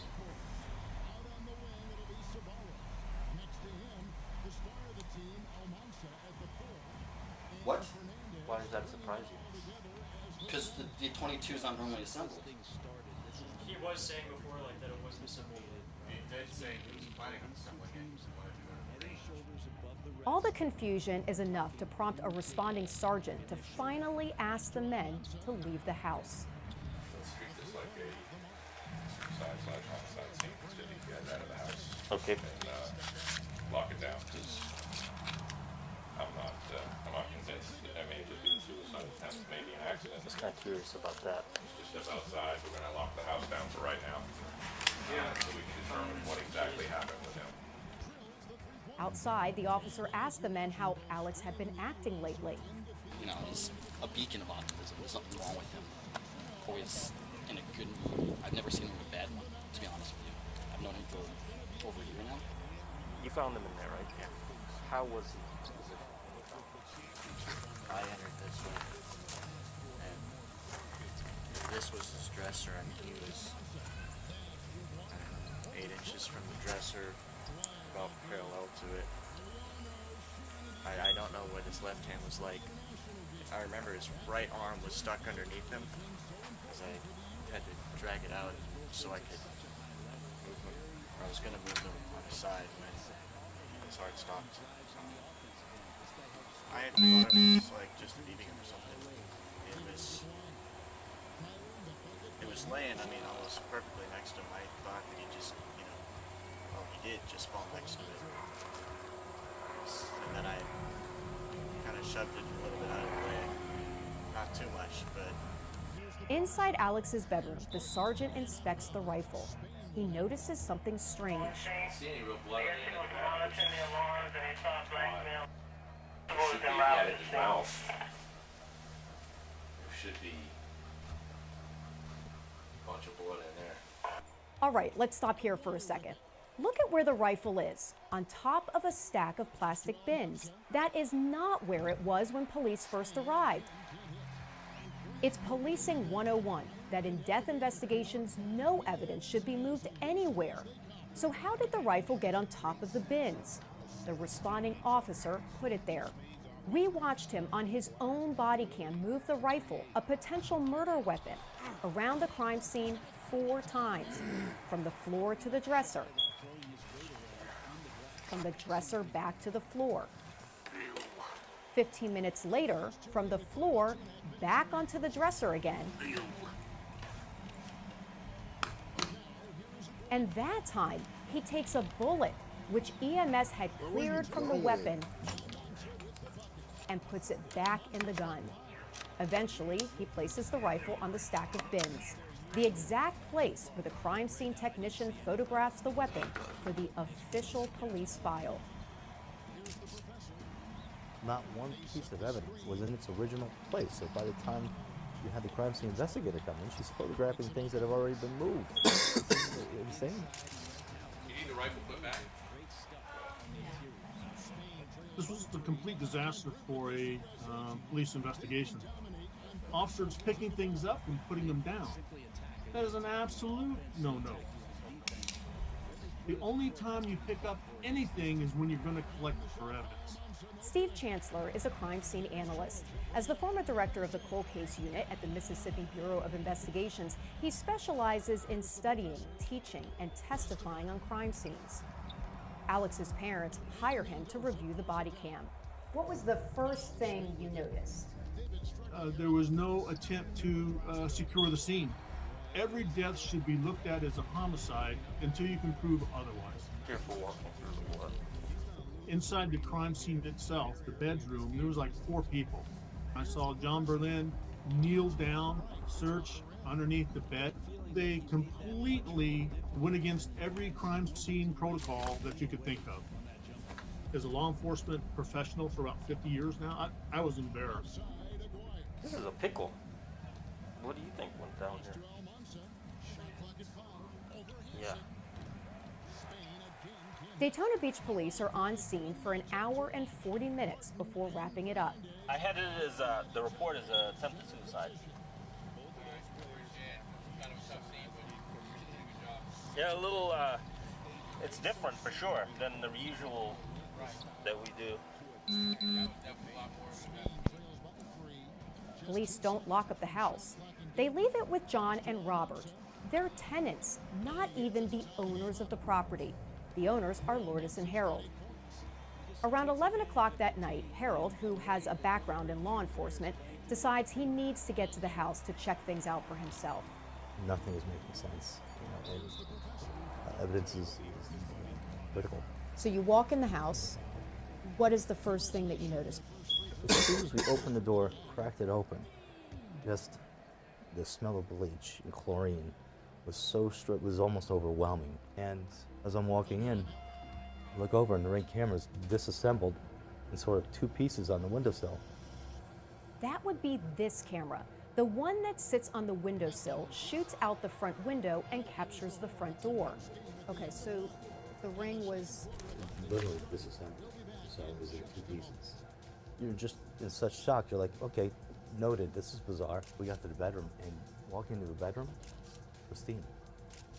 Wasn't an ounce of, the bed was made, nothing was in disarray. Absolutely. No evidence of blood or anything. Confused and questioning what he's seen, Harold returns to the hospital where he and Lourdes have to make the hardest decision of their lives, to let Alex go and donate his organs. That decision, yeah. I don't even know if there's words to describe it. Yeah, it is. Yeah, it was not easy at all. And the whole thing it doesn't happen.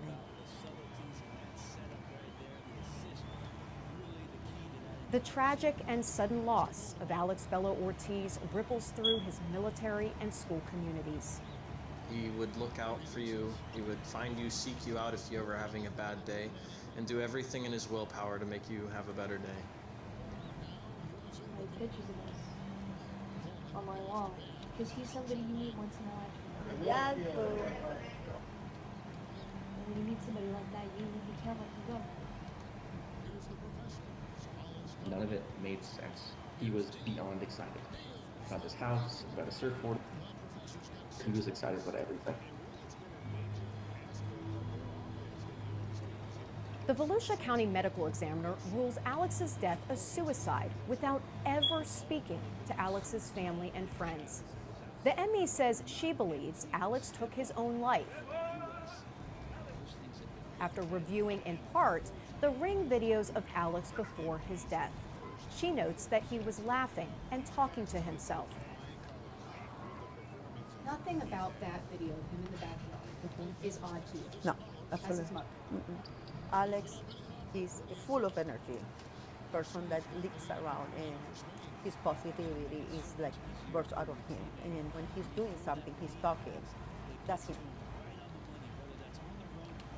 The ME says Alex may have been under the influence of drugs because detectives found that the year prior, Alex had downloaded a book on psychedelic mushrooms. Police say they heard Alex asking his roommates on the Ring camera to do shrooms with him just prior to the shooting. I got a great idea.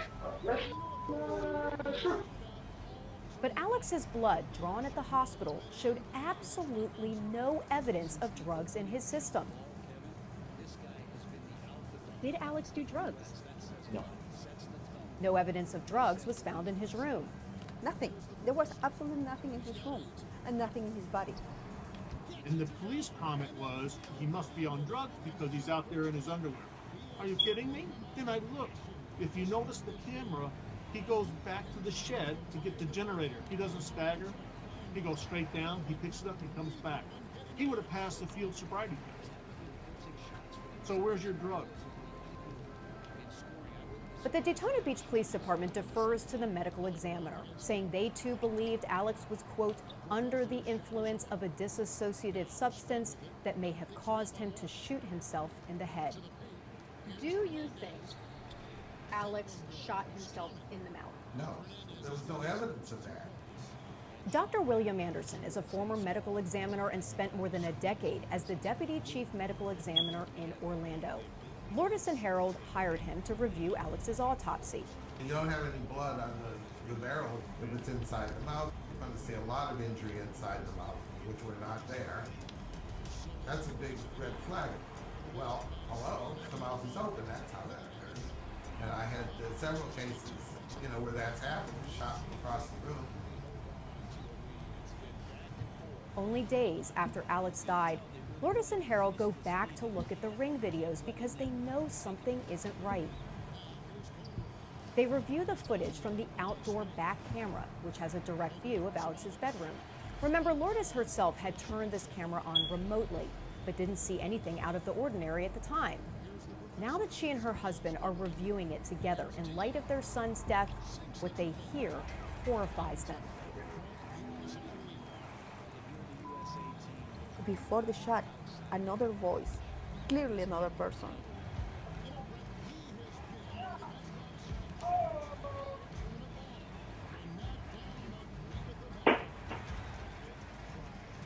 That long, oh, that's Alex. Yes. That's, what do you think that was about?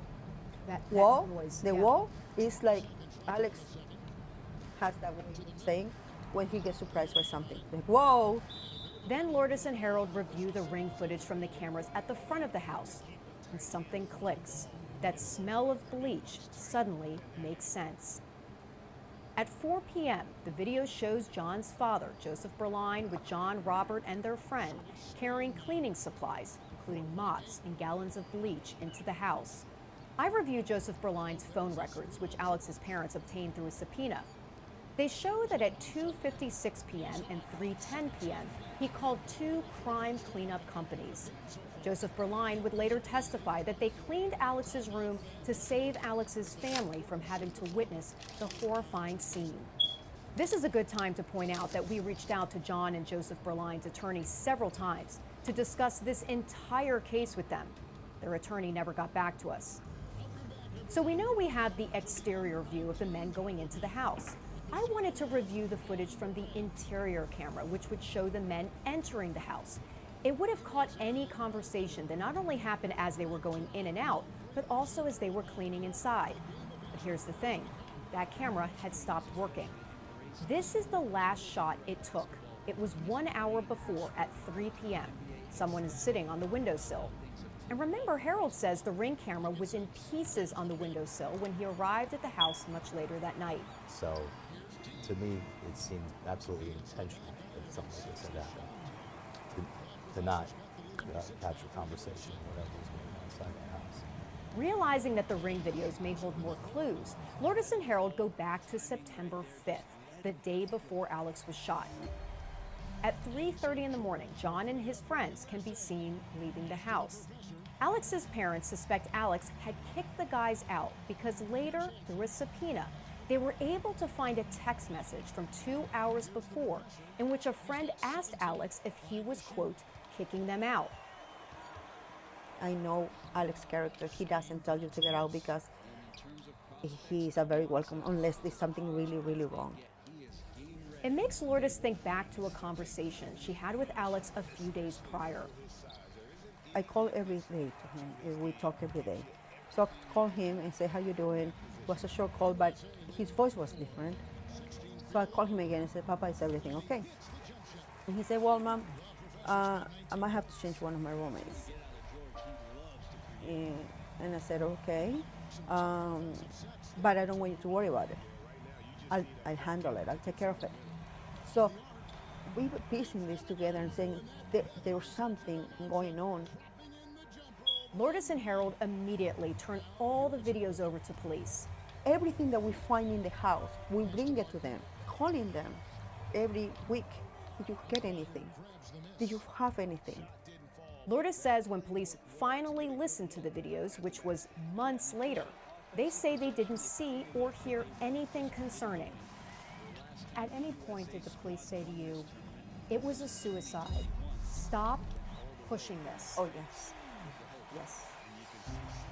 Lourdes and Harold fight back, partnering with Mark Pucci, a retired NYPD detective and founder of the National Institute for Law and Justice, a nonprofit dedicated to providing free investigative services for families. You believe Alex was murdered? Absolutely. Pucci and Alex's parents pressure the Daytona Beach Police Department to send the audio out for enhancement. In the meantime, Lourdes and Harold have their own forensic audio examiner review the Ring videos. The forensic analyst says she hears 2 male voices on the clip before the gunshot. This is what the analyst claims to hear in the video.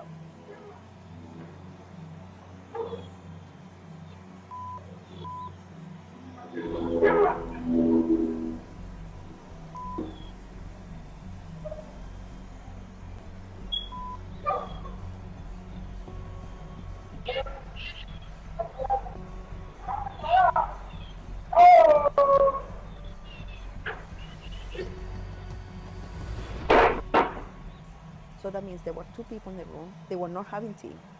They were fighting. There clearly was a struggle. And then there's a gunshot. Yep. But the Daytona Beach Police Department says they only hear one voice, and they don't hear any of what the forensic analyst does. Despite the mounting evidence, the Daytona Beach Police Department is unwilling to pursue a homicide investigation. Lourdes and Harold hire an attorney and demand police take another look at the case. There's a reason they've grown even more suspicious. You end up finding out that there was a misfire of a gun in the house. Yeah, absolutely. After the shooting, John and Robert continue to live in the house. Remember, Lourdes and Harold still own the place, and they've had John and Robert sign a lease that states they know there are cameras in the house and they're being recorded. On July 15th, 2021, at 3 in the morning, 10 months after the death of Alex Bello Ortiz, you can hear a conversation about someone accidentally firing off a gun inside the house. The bullet flies right into Robert's bedroom wall. My God. No way Robert doesn't respect that. He went, ooh. All I heard was, it took a second for it to register in my head. I understand why you don't consume Terry, but alcohol. Yes. We're not telling anyone about this. Shut up. Every memory says, just hang something on the wall. Alex died before he gave John and Robert the keys. They opened the shed to get the paint to cover that. Yeah, I mean with putty. So strategy's gonna be, yeah, me and John got really drunk and we punched a hole in the wall with a pen. A year later, Lourdes and Harold are in the house and notice a strange piece of plaster on a hallway wall. They hire a ballistics technician to carefully tear it open, and lo and behold, he finds a bullet surrounded in plaster. Not only was it lodged in there, but there was a massive attempt to cover it up.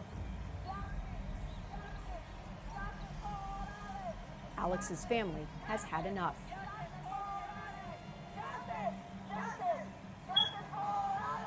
In 2022, they and their legal team contact the Daytona Beach Police Department again, urging them to conduct a more thorough investigation. The department immediately puts up barriers. Through a public records request, Alex's family obtained this email from a lieutenant in the department notifying another lieutenant that an attorney for Alex's family wants to review the evidence. The lieutenant responds, "We have done our due diligence. We will no longer go down this road, so you can tell him his request is denied." The department further determines there is no proof or evidence of any criminal wrongdoing on the part of John Berline. They close the case again. A few months later, in August 2023, John is disenrolled from the Air Force Reserve Officer Training Corps at Embry-Riddle. According to Air Force records, it is due to his involvement in a major misconduct offense alleged in the death of another cadet. But still somehow, the Daytona Beach Police Department doesn't find it necessary to take another look at the case. The Daytona Beach PD, to this day, has never formally interviewed the only person who was home alone at the house at the time of shooting. No formal interview. You know what else the police department has never done? Were Alex's fingerprints ever found on the gun? That's $1 million question. The department has never tested 5 fingerprint swabs taken from the rifle. It's still in the sealed envelope inside the evidence box. 5 separate DNA swabs from the trigger guard, barrel, an unused round inside the magazine. Okay, so 5 DNA swabs. So those swabs have never been tested? Till this day, never been tested. Daytona Beach Police say they don't think that's necessary. We know that because in 2021, the homicide detective on Alex's case wrote in an email to another member of the department that the rifle swabs were not sent for testing due to the fact that they were of no evidentiary value. So they were pertinent enough to collect any evidence, but not test it? This could be a critical point of evidence, and it's not being done. Lourdes and Harold decide the only way they can get this evidence really looked at is by a jury. So they file a federal civil lawsuit against John for wrongful death, claiming that he shot and killed Alex and covered it up with the help of his father. A pivotal piece of evidence, according to Alex's family and legal team, a Ring camera clip captured just seconds after the gunshot. The only reason the footage exists is because of the American flag mounted on the house stirring in the wind. It triggered the camera, and in the eerie silence that follows the shot, a voice can be heard. According to the forensic audio analyst, the voice says, "Alex is dead." The jury told us that all 8 of them unanimously agreed that they clearly heard Alex is dead. There's only one person who could have been speaking, inside the residence of that town. That's true. In December 2024, a jury agrees that John committed battery against Alex, which resulted in Alex's death. They award Lourdes more than $4 million in damages. I am extremely happy because after 4 years of pain, suffering, and struggle to have it somebody hurt us. How did it feel when that decision came down? We have been fighting for 5 years to show that somebody shot my son. And finally, somebody besides us is seeing it. A jury. A jury. A jury of 8 people. 8 unbiased people. John Berline is appealing the jury's decision and is requesting a new trial. Following the verdict, the police department releases a statement saying the Volusia County Medical Examiner is solely responsible for determining Alex's cause of death. The department says, "We acknowledge that the crime scene was not preserved as promptly as it should have been, and this is a procedural shortcoming we regret. However, this did not affect the determination by the medical examiner regarding the manner of death." The department goes on to say that while it has no plans to reopen the investigation, it will cooperate fully with any state or federal agency that may decide to review the matter further. And that's what Alex's family and friends are looking for an outside law enforcement agency to get involved and investigate how the Daytona Beach Police Department handled the case. We need to figure out what happened with the investigation. We need to figure out where Daytona police went wrong. They did such a horrible job of handling this investigation. You think there should be an investigation of the investigators? Yes. The thing was, they made conclusions based on no evidence. And for some reason, the police think that once I reach my decision, then that's it. That's the last. This is not right. We need to hold accountable the police department for negligence and they haven't done what they need to do.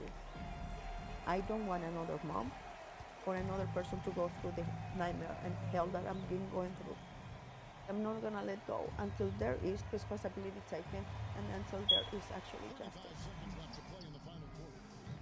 As we've uncovered more about the circumstances surrounding the death of Alex Bello Ortiz, one thing remains clear. Alex's family believes that critical mistakes were made in the investigation and that those mistakes should be corrected.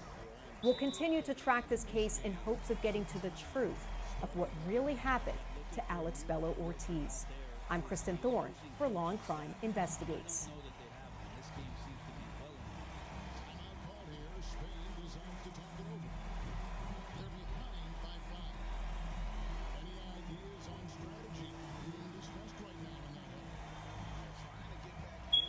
Nicole Montalvo was never one to hold a grudge. In early 2019, she even asked a Florida judge to revoke a protection order against her estranged husband, Christopher, after he abducted and assaulted her the previous year.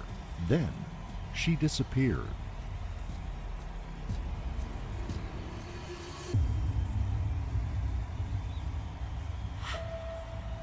Before we begin, we would like to express our deepest sympathies to Nicole's family and friends.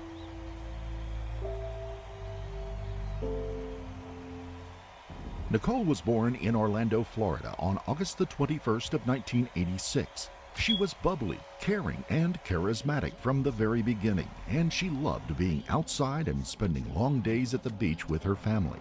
After high school, she moved out and began working as a waitress. She had an active social life and enjoyed hanging out with friends and watching Monday Night Football, especially when her favorite team, the Philadelphia Eagles, were playing. Nicole was independent and self-sufficient, but she often daydreamed about meeting the perfect man, starting a family, and settling down.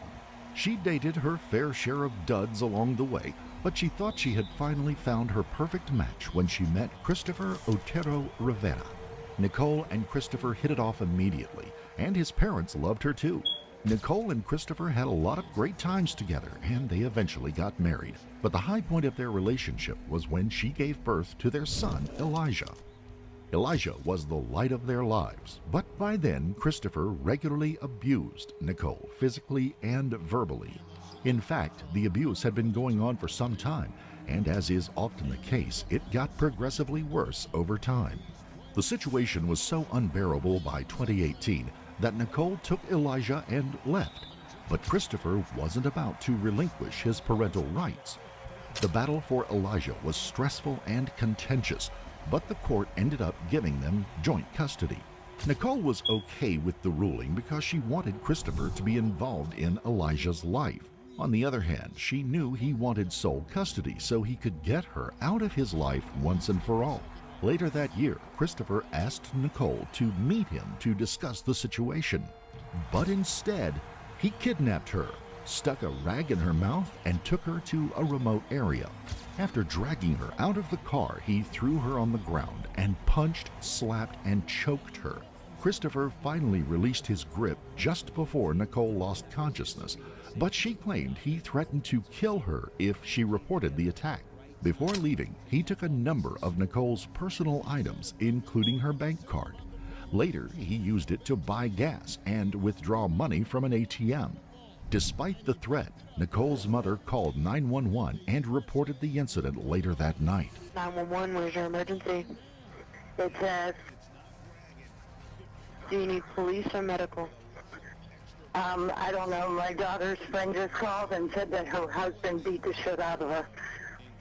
I'm at my house. I'm on my way over there right now. So 4700 Citrus is the actual address they need to go to, correct? Yes. Do you know if anybody had any weapons? I have no idea. I just got the phone call and I'm leaving now, but I want the cops called. I understand. I'm getting the call in to get somebody headed out that way. Do you know if she needs an ambulance? I don't know. She just wants me to come pick her up. When officers arrived at her apartment, Nicole was visibly shaken and traumatized. Her face was bruised and swollen. There were leaves and other debris in her hair, and she still had traces of blood around her mouth and nose. Christopher was arrested and charged with kidnapping, battery, and aggravated assault. His new girlfriend, Toni Marie Rocker, was also arrested and charged because she was with him at the time. However, she was eventually cleared of any wrongdoing. Christopher laid out his version of events during a lengthy interview at the police station. So we'll kind of just start all over again, just to kind of get a general understanding. Can you kind of explain to me how you start off your day today? I got up and got ready for work and went to work. Okay, what time do you go to work? I get there at 8. 8 a.m.? Yes. Okay, and what do you do for work? Lawn care. Lawn care, and where's that at? Like what area? In Orlando. Orlando. Okay, and you work for a company or you own your own company or what? For a company, yeah. Well, I mean, it's a privately owned company, but yeah. Okay, and you were at work from 8 to what? 8 to about 4-ish, 4. Okay, and you got off work? Mm-hmm.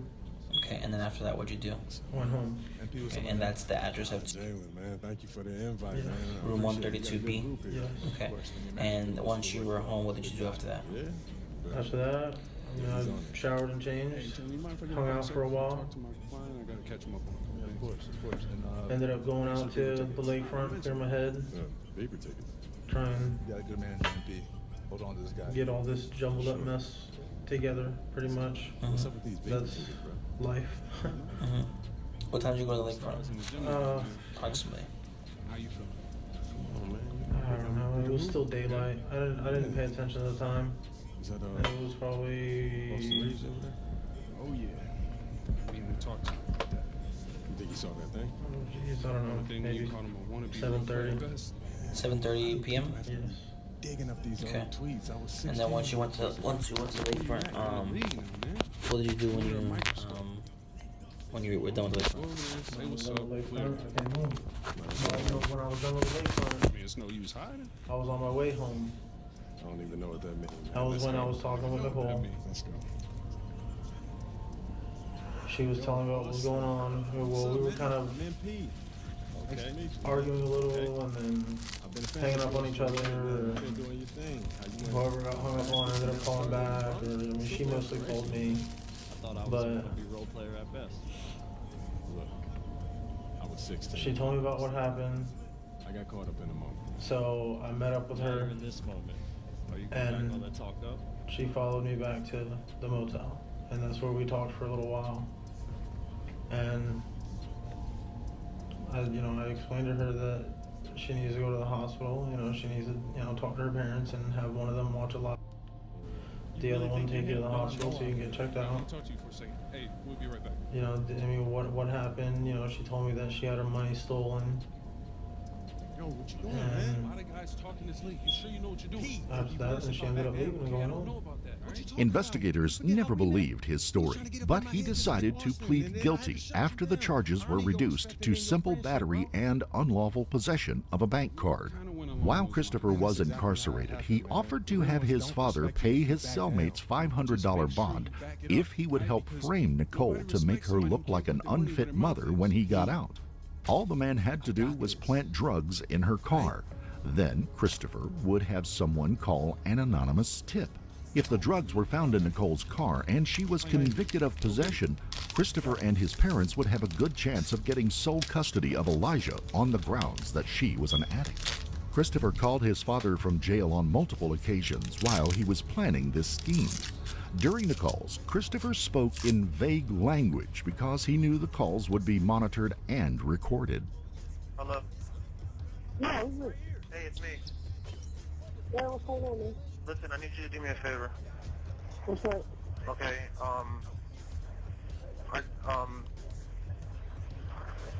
there's somebody that's gonna help me out with what's going on. Okay? But they gotta be bonded out. There's somebody else that's gonna sign for them. They just don't have the money. Okay? And it's through a bond, and the 10% is $500. I'm trying to, see if maybe, you'd be willing to help me out with that. And, I'll have, who's going to sign, call you. They're supposed to be, getting out soon. And, they're gonna sign for, the person that's going to help me out. It's just that they don't have the money. And,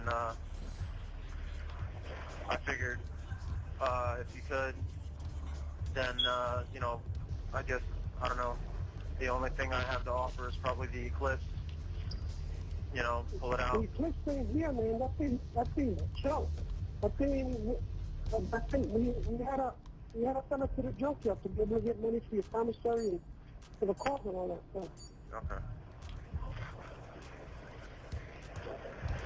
Because I know you're trying to do, whatever you can to, discredit and try and, do what you can. He told his father that his cellmate was going to help them discredit someone. He never said who he wanted to discredit, but in hindsight, he was obviously talking about his estranged wife, Nicole. Christopher asked his father if he could come up with $500. He said he could, and later Christopher gave his cellmate important information, including what Nicole looked like, where she lived and worked, and what kind of car she drove. The man never planted the drugs in her car like he said he would, but he eventually told investigators that Christopher's father, Angel, was in on the plan, and that he even offered to pay him to make Nicole disappear. With credit for time served, Christopher spent just 8 months in prison. As part of his probation, he had to wear a monitoring device around his ankle when he was released. He was also prohibited from having any contact with Nicole, but he could communicate with her through a court-approved app that allowed them to make arrangements to pick up and drop off Elijah. Nicole was happy to be out of the abusive relationship, and with a new job and a wonderful son, things were going great. She didn't know about the ill-fated scheme Christopher masterminded from prison, but she told a friend that he tried to hack one of her social media accounts to steal a naked photograph that he could use to prove to the court that she was an unfit mother. Nicole also told her friend that Christopher and his father Angel wanted sole custody of Elijah, and almost prophetically that she thought they would do anything to get it. Nicole filed for divorce in early February of 2019. There was still plenty of tension between her and Christopher, but things generally went smoothly when they exchanged custody of their son, Elijah. On Monday, October the 21st, 2019, she dropped Elijah off at the Rivera residence on Hickson Avenue in St. Cloud, where Christopher lived with his parents. It wasn't anything she hadn't done countless times before without incident. But that day, something went horribly wrong. Nicole was supposed to pick up Elijah at Harmony Community School the following afternoon, but she never showed up. It wasn't like her to flake out, especially when it came to her son, which was her #1 priority. It was also suspicious that she didn't answer her phone when a school administrator called to find out where she was. Christopher's father, Angel, eventually picked Elijah up from school, but later that night, Nicole's friends and family members reported her missing because nobody had seen or heard from her in hours. They hoped it was just a routine problem like a flat tire, a last-minute work issue, or a lost cell phone, but they couldn't help but wonder if Christopher's notoriously violent temper had finally boiled over past the point of no return. Due to Christopher's history of abuse, he was a person of interest from the very start. There was still no proof that a crime had been committed, but it definitely seemed like a bad sign when Nicole's Honda Accord was found on the side of a road shortly after she disappeared. When investigators questioned Christopher and his parents, they claimed that Nicole left immediately after dropping Elijah off. Christopher's father also said that Nicole sent him a text asking him to pick up Elijah from school. The text was very apologetic and asked if he and his wife Wanda would watch Elijah for a few days while she got things figured out. "I'm really sorry about everything. I should have listened to you. I made a bad mistake. I need you and Wanda to take care of my son for a few days until I get things figured out. I am with a friend that is going to help me through this. Tell him Mommy loves him." Investigators did find a text from Nicole's number on Angel's phone, but they didn't believe she sent it.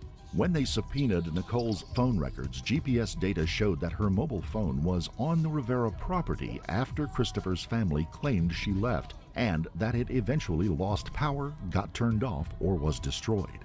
The question was, if Nicole really did drive from the Rivera property after dropping Elijah off, why didn't she take her phone with her? There were still lots of unanswered questions, but investigators were beginning to piece together a hazy image of what happened that day. Later, one of the Rivera's neighbors told them that he saw a large excavator digging on the property that very afternoon. The neighbor couldn't put his finger on his feelings towards the family, but he told investigators that he always tried to avoid contact with them because he had an uneasy feeling about them. Another bombshell came when Christopher's brother, Nicholas, told investigators that he saw Christopher and their father in the garage standing over Nicole's lifeless and bloody body. The next day, more than a dozen investigators, sheriff's deputies, and forensic experts began searching the property with cadaver dogs. They even used a pump to drain a nearby pond. They didn't find anything in the mud at the bottom of the pond, but they were curious about a freshly dug hole in a remote portion of the property. On Friday, the 25th of October, 4 days after Nicole was reported missing, Osceola County investigator Emily Sida followed a set of fresh tire tracks to an old trailer that was partially obscured by leaves, twigs, and other debris. As she approached, she immediately felt hordes of flies and a pungent odor. Then, after clearing away some of the debris, she found what appeared to be human flesh. And shortly thereafter, they found a hoop earring just like the ones Nicole was known to wear. Later, more remains were found on the Hickson Avenue property, as well as on another property in Osceola County that was also owned by the Riveras. The unidentified material was sent to a laboratory in Deerfield Beach and compared to samples taken from Nicole's parents. By then, investigators weren't surprised that the DNA matched, or that GPS data from Christopher's ankle monitor showed he was moving around the area where the remains were found immediately after Nicole went missing. They theorized that he killed Nicole because he wanted sole custody of their son, and that he dismembered and burned the body and used the excavator his father rented to bury her remains. Investigators also suspected Angel Rivera may have been involved in the murder, or at the very least he helped to dispose of the body and cover up the crime after the fact. Shortly after the grisly discovery, Osceola County Sheriff Russ Gibson held a somber press conference during which he released new information to the media and the general public. He said the crime scene was the most gruesome he had seen in his more than 3 decades in law enforcement. Unsurprisingly, the medical examiner was unable to determine how Nicole was killed because her body was thoroughly dismembered and burned. However, she found a knife and saw marks on the bone fragments and others that looked like they had been fed through a wood chipper. In the end, the cause of death was listed as homicidal violence of unspecified means. 31-year-old Christopher and his 61-year-old father Angel were arrested, charged with second-degree murder, and booked into the Osceola County Jail in late October 2019.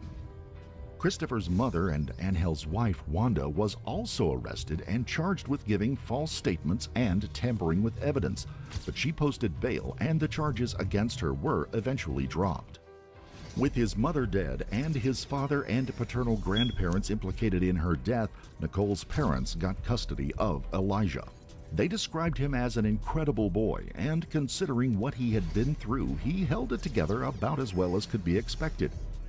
Prosecutors thought they had a relatively solid case against Christopher and Angel, but State Attorney Adamas Ayala wasn't so sure.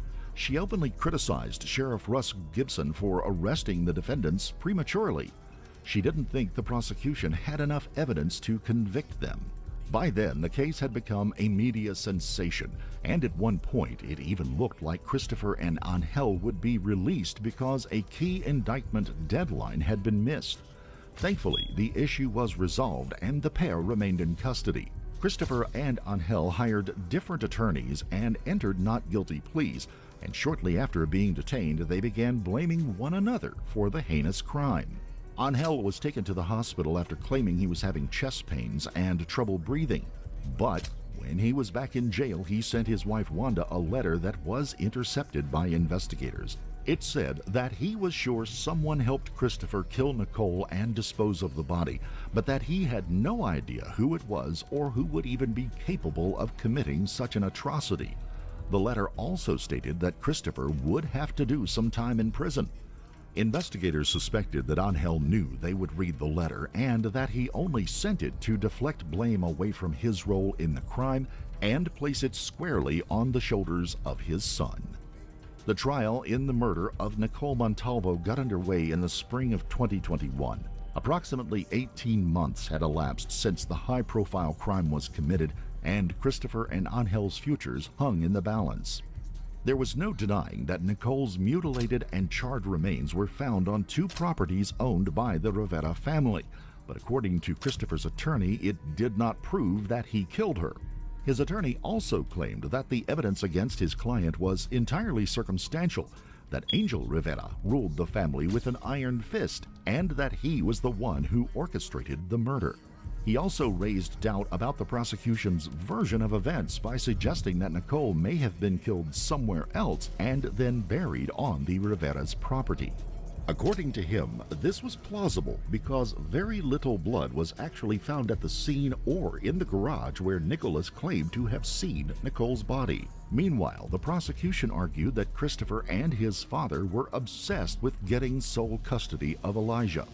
During opening statements, prosecutors told the judge, the jury, and Nicole's heartbroken family and friends that Christopher attacked, murdered, dismembered, burned, and buried her body, all while their son Elijah was in the house with his grandmother just a stone's throw away. To paint a clearer picture of the nature of Nicole and Christopher's relationship, the prosecution called her mother to the stand. During the testimony, she described the condition Nicole was in the night Christopher abducted and assaulted her in 2018.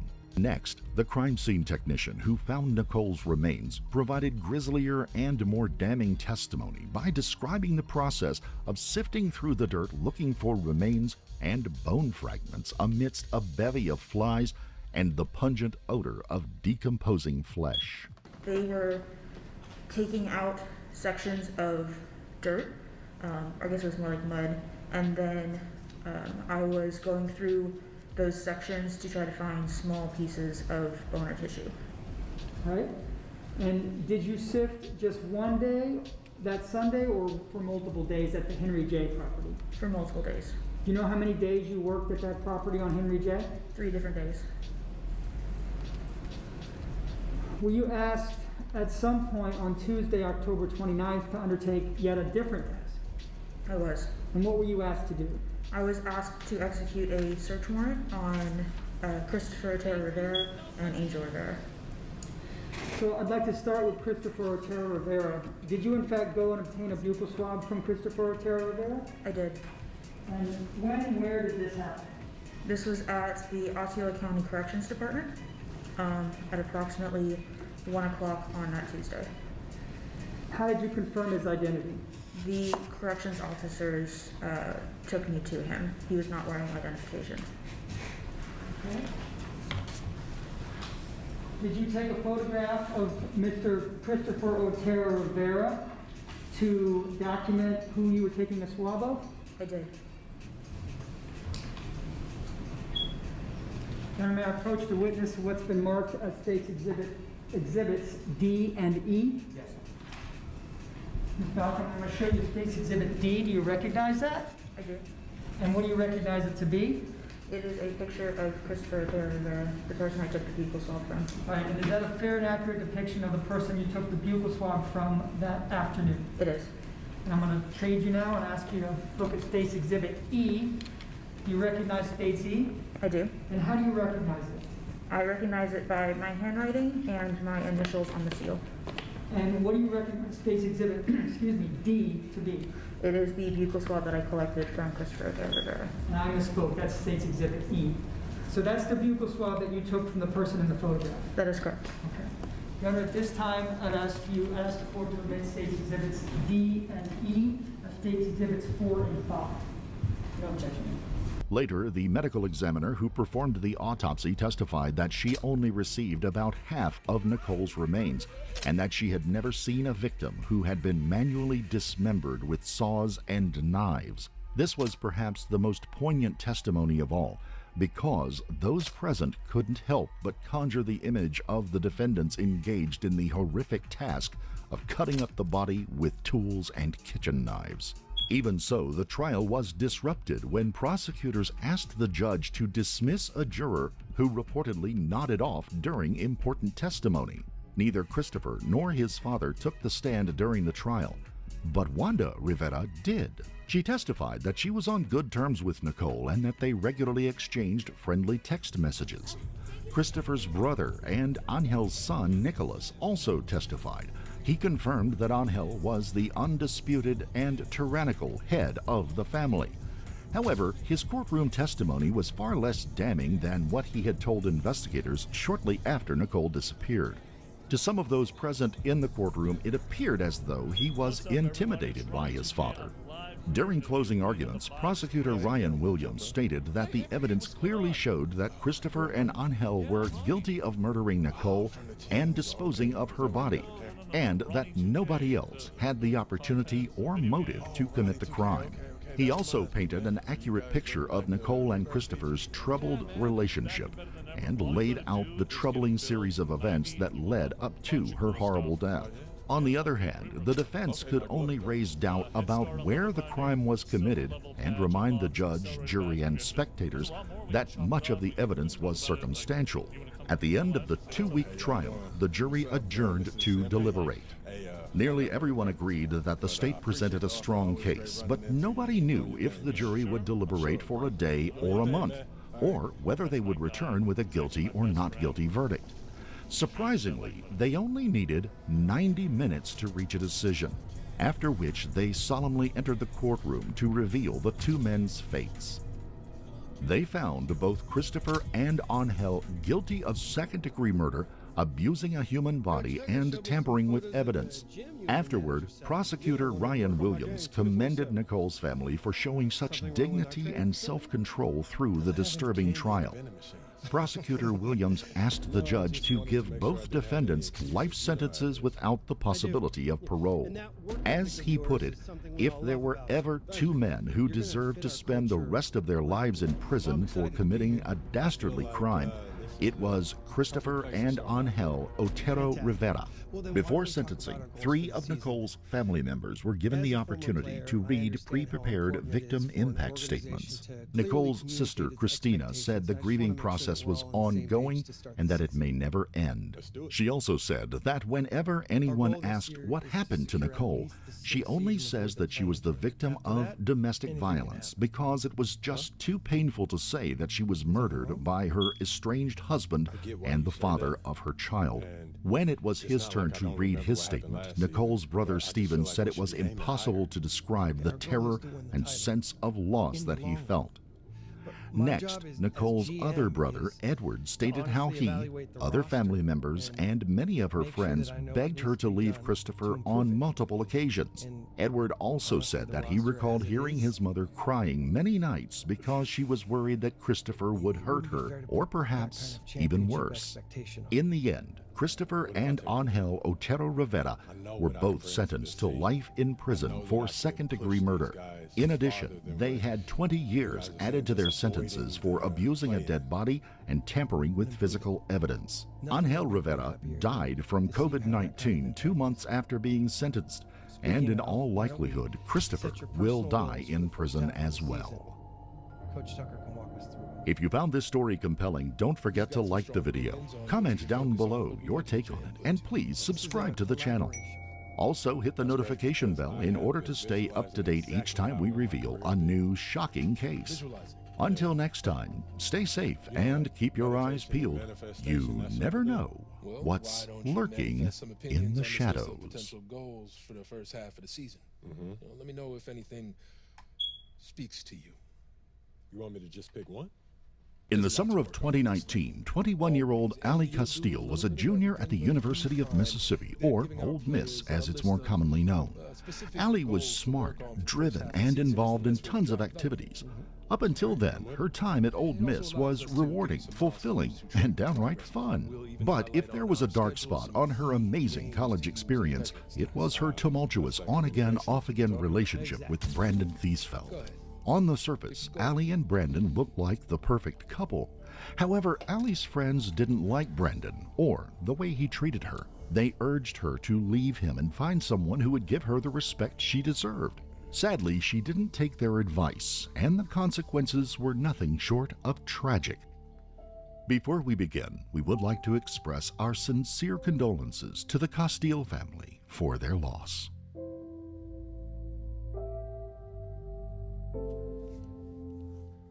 Alexandria Ali Castile was born in St. Louis, Missouri on September 11, 1997, and her bubbly and outgoing personality began taking shape almost immediately. Ali always had lots of friends, and she was close with her parents, Cindy and Keith, and her younger brother Andrew as well. She had a relatively happy and uneventful childhood. As a teenager, she attended Lindbergh High School, where she cheered, ran track, and played on the golf team. Ali also participated in student government, was a member of the National Honor Society, and was driven to serve those less fortunate than she was. As such, she traveled to Africa and South America to teach English to poor children in rural communities. In high school, Ali and her friend Maddie Norris were so inseparable they even went to the prom together. Most of Ali's friends went on to in-state colleges and universities after graduation, but she had always dreamed of attending Ole Miss in Oxford, Mississippi. Ali loved the school's rich history and its old-fashioned Southern charm. According to her mother, she was also a big fan of the school's top-notch football team, and more importantly, she thought it would be a great place to meet a future husband. With an academic record like Ali's, getting into Ole Miss was never really in doubt. Ali graduated from high school in the summer of 2016 and moved to Oxford the following fall. Right off the bat, she loved Ole Miss. Her plan was to study business and marketing and work in the fashion industry when she graduated, but she wasn't about to spend the next 4 years living in a library. Ali didn't waste any time making friends and getting involved in on- and off-campus activities. Ali got along with everyone. She was very bubbly and spirited. She always had a smile on her face. Ali, what are you doing? Taking a picture for Sunsets by Alex. Follow.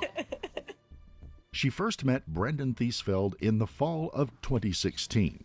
He was from Fort Worth, Texas, and they were instantly attracted to each other. However, they were also polar opposites in many respects. Allie was a popular go-getter with a positive attitude. She endeared herself to nearly everyone she met. But according to a fellow student who lived in the same dorm as Brandon, he was arrogant, conceited, spoiled, and even misogynistic.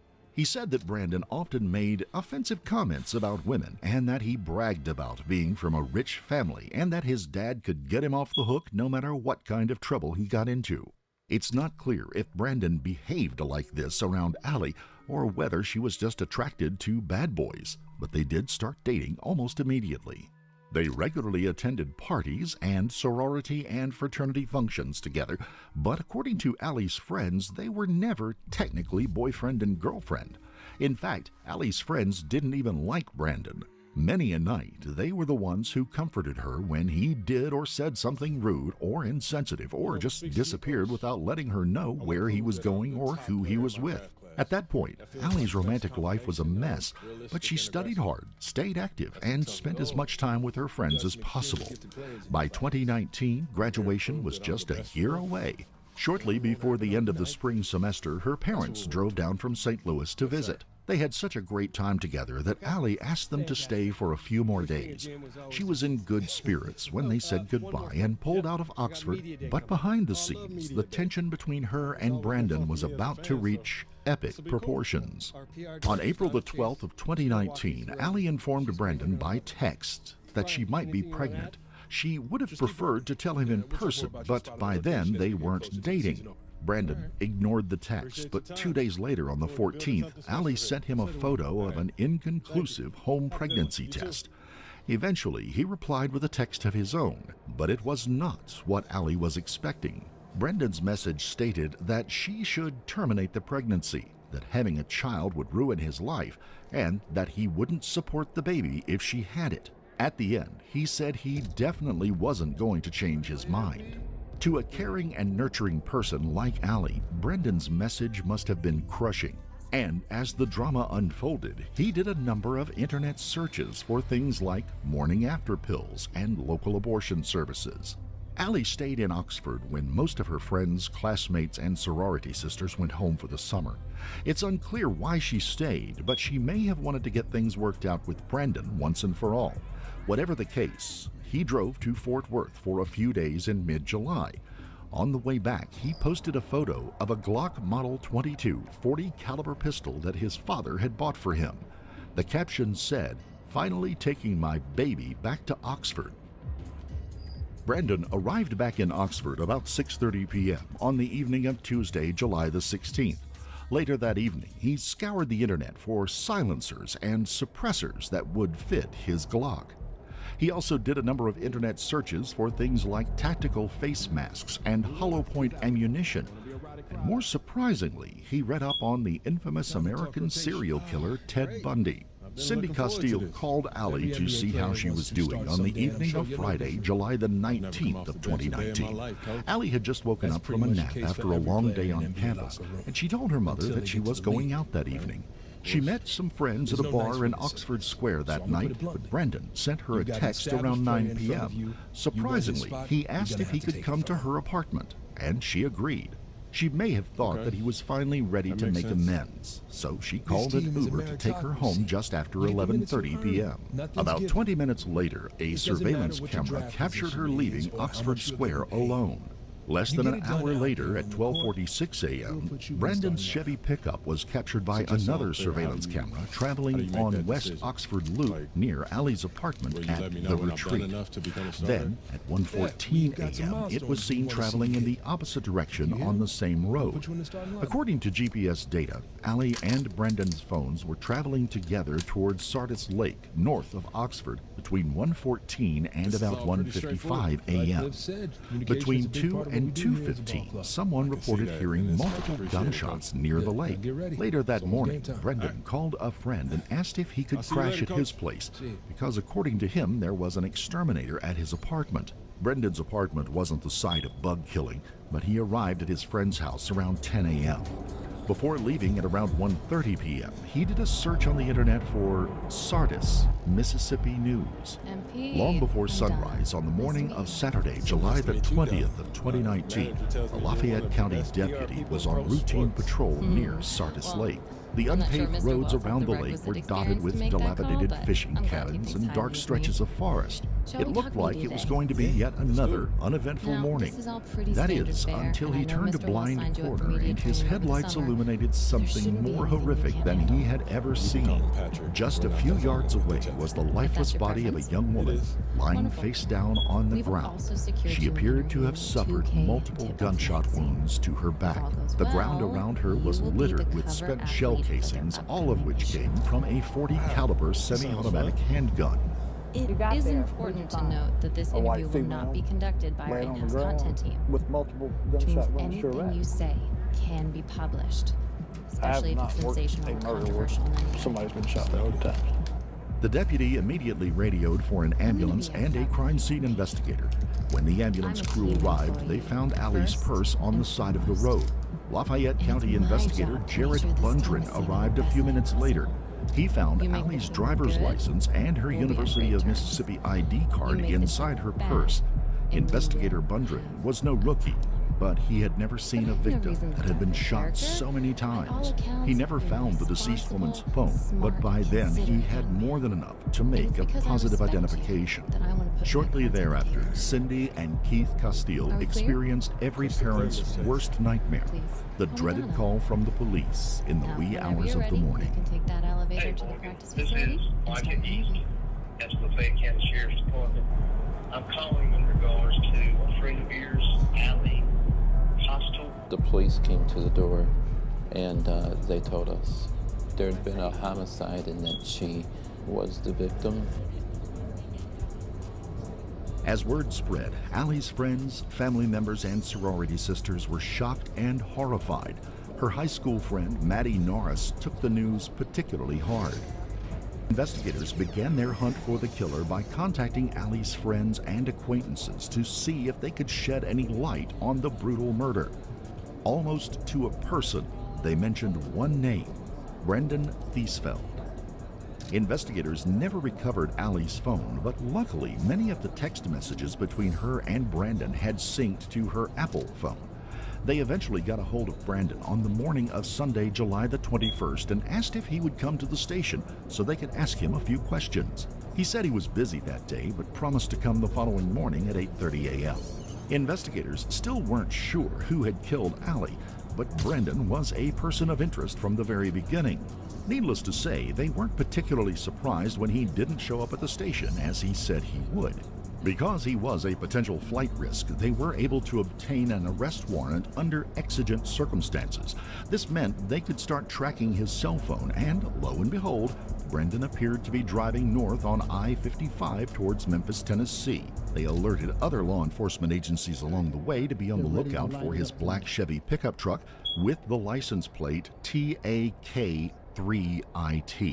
Coordinating with other departments on such a pressing matter was no easy task, and they worried that Brandon would eventually ditch his cell phone and disappear. Thankfully, officers of the Memphis Police Department's Fugitive Task Force sprang into action. They found and surrounded 22-year-old Brendan at a gas station just off the interstate and arrested him without incident. Inside his pickup, they recovered the .40 caliber semi-automatic Glock handgun. Brendan was extradited to Lafayette County, Mississippi just a few days after Allie's brutal murder, but investigators still had to prove that he had actually killed her. While he was in custody, investigators searched his apartment and found a bizarre letter he had written to his parents shortly before Allie was killed. Brendan never sent the letter, but he wanted his parents to know that he often had terrible thoughts that were intensified by cocaine and alcohol that he regularly consumed. The note also said that he thought the end was near and that he would probably end up in jail or perhaps even dead. It's unclear if Brendan's reference to the end meant he was considering taking his own life. Another theory is that he may have envisioned a deadly shootout with police. Whatever the case, investigators found more circumstantial evidence while combing through his computer, cell phone, and social media accounts. GPS data showed that Brendan and Allie's cell phones were in nearly identical locations, both before and after her death. But this didn't prove that Brendan had killed Allie. But it was strong circumstantial evidence because it seemed to indicate that he took her phone from the crime scene and either disposed of it or destroyed it on his way back to Oxford. Investigators also found a number of tasteless tweets and posts while searching through Brendan's social media accounts. One was even made on the same day of Allie's body being discovered. It made a thinly veiled reference to a 1982 hit, "You Dropped a Bomb on Me." To investigators, there was a clear parallel between the song and how he felt when Allie told him that she might be pregnant. Ironically, the medical examiner who performed her autopsy determined that she was never actually pregnant. The authorities were already convinced that Brendan had killed Allie, but the case got even stronger when the ballistic test confirmed that the bullets that had killed Allie had been fired from his Glock pistol. A Mississippi grand jury indicted Brendan Thiesfeld on a capital murder charge on August the 20th of 2019. Brendan was charged with capital murder instead of first-degree murder because, according to the indictment, he kidnapped Allie before murdering her. Despite the overwhelming evidence against Brendan, his father released a controversial statement to a Mississippi television station. He said that he knew Brendan was innocent, and he asked the public to reserve judgment and presume that he was innocent until found guilty in a court of law. Allie's friends and family held him. Reflects your public persona, okay? You know a picture's worth 1,000 words. Okay. Why don't you head over there now? I need everybody to say, JP, play the movie. MP, huge fan. What's up, man? How you doing? You Good. right? How are you? I'm good. I'm good. Yeah, this is what we'll be shooting today. Right. Yo, Right here. There. This is some of your best. he poses. gonna try to high post, but it won't top what I wrote. Javante from Maryland. I approach it like Lamont Roach. Hold it. Right there. Break you all the way down, Perfect. Philly shell. Great. Fuck it time, Go. coach, because I hope you All high right, right now, hey, do because you you're gonna know go when, out on the high this note. issue comes out, man? Y'all don't know the exact It was date. 2 Check us titles, out on now it's socials. 1 title. It'll be there Can I first. put this in All gun right, titles? 357 Mac 11, Thank you. Elmer Fudd rifle, or submachine gun in each hand. For all them subtitles, we all know Tootsie ain't gonna slide. You on this love cycle, AMG mode, AMG mode, AMG mode on steroids. That's the cheat code. These 2-2-3s to take off from the free throw. You get it? Take off. RIP to my amigo. Now I got your blood on my hand, like hot Cheetos. I'm a pour some.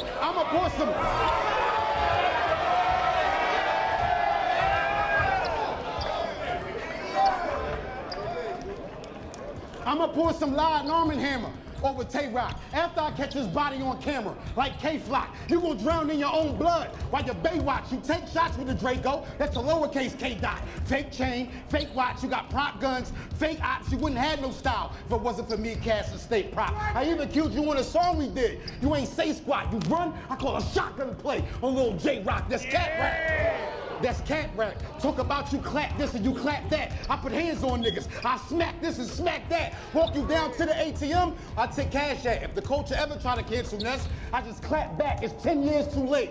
And I finally get the battle rock. Now you just a hole in the wall. I got Fraggle Rock. I'll turn your fucking TV off. It's a Magnum box. This nigga think he Jay Prince Jr. because he rap a lot. All these fake make-believe pistols. This ain't Fortnite. They ain't paid to see a pissing contest or a sword fight. I don't blame you, I blame your old head. You wasn't taught right, and I won't stop till all your friends is dead. Exo tour life. These 2 straps, or read the whole room like a group chat. Stop begging niggas for money and get top floors loot back. Don't get upset, you ain't with Loaded Lux or Murder Mugat, and next time they try you, nigga, call me. I shoot back. Ness versus Gay Rock. Mr. Almost about to fight. You jump a nigga, you don't put him in the spittle. You're not about that life. Rock a sweetheart. Backstage, he the rowdy type. But look at how y'all dress. I guess the freaks come out at night. Top said you want smoke with Rock.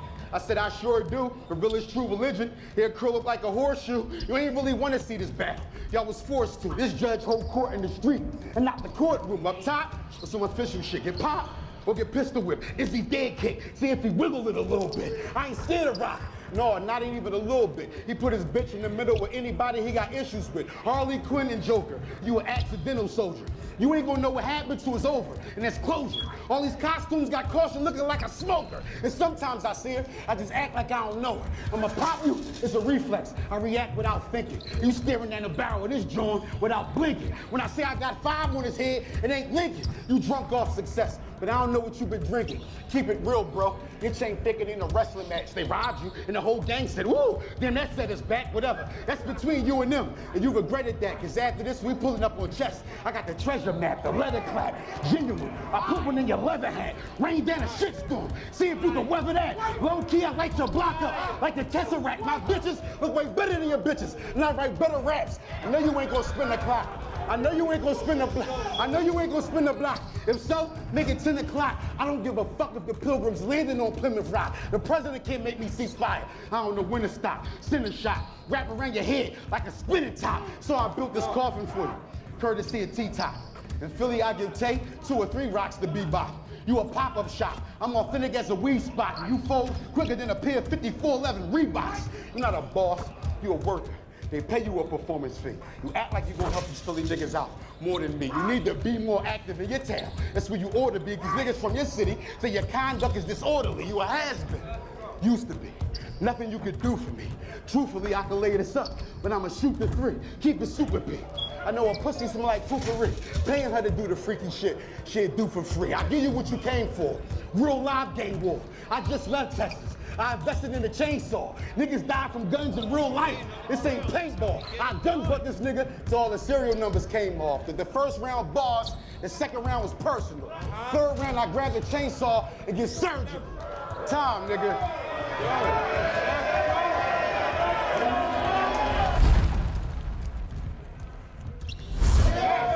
Yo. Eat, my nigga.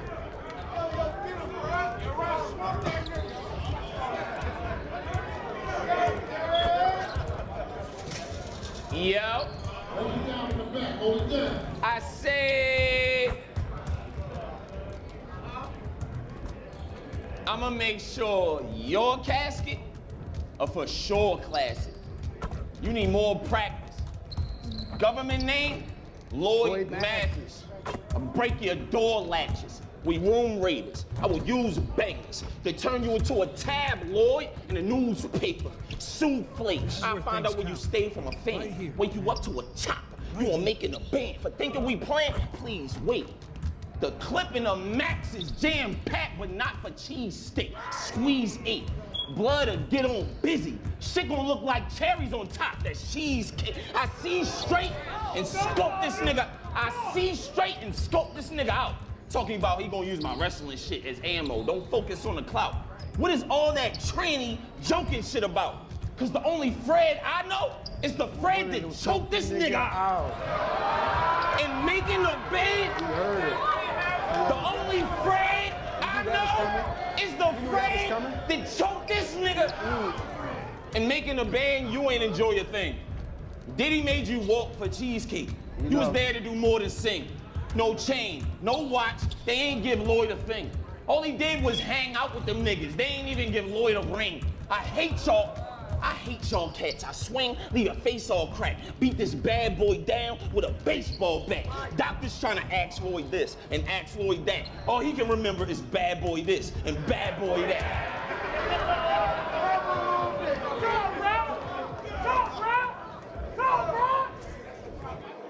I will send you to the moon where the asteroids at. 2 cannons spraying. Shit look like Blastoids back. I will come to your small place, open up dog safe.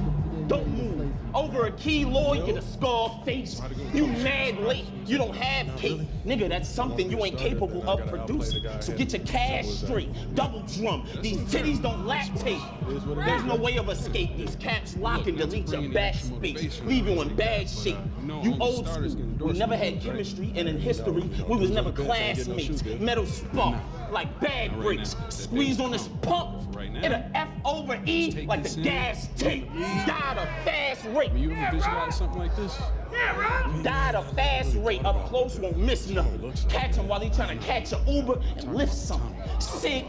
Sig dumping, his wig busting. Think starvation. I put a hollow inside the stomach on E, now it's ribs touching. Sig dumping. Sig dumping. His wig busting. Think starvation. Put a hollow inside the stomach on E, now it's ribs touching. Switch button. Go from semi to fully and flip something. Deficit was incoming. Left with a split onion. Philly gon' miss cousin. They putting up pics of him. I'ma still post up at the powerhouse like Tim Duncan. Quit bluffing. Before this. Quit bluffing. Before this slumber. The shotgun size is 36 by 20. But shit's nothing. I hacksaw it to a 2x4. Jim Duggan, Gage. I ride around with the 12. I'm Mick Lovin. Shot in the torso. His hip crushing.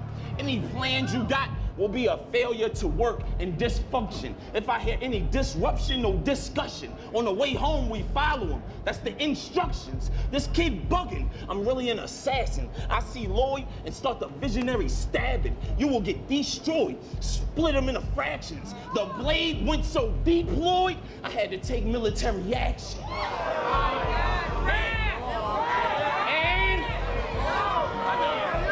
It's me. 1-0. I said, the blade went so deep, Lloyd, I had to take military action, and you can't do nothing to stop me. You knew you would die. Why the fuck would you try me?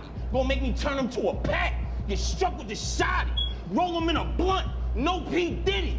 We're gonna puff on your body. Like buzz, nigga, rap.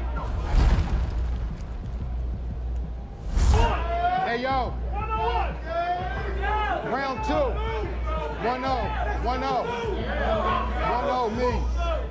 Yeah. You selfish piece of shit, Rock. It's something gotta give. Because I felt bad for you until you disappointed Bridge. You ran the other way when everything hit the lid, so in reality, he protected your career more than his. And I'm a dog walk this nigga. And I promise it won't take long. Add you to my playlist of battle rappers that can't make songs. Because you ain't put money on certain books and tell them stay strong. There's a handbook in loyalty. And I think you read that play wrong. But battle, rap, relationship bars is something y'all gotta deal with. No matter how many times y'all break up, that's the bitch you chose to build with. Rock come this close to hitting caution. It still miss. He stick up for the... Rock come this close to...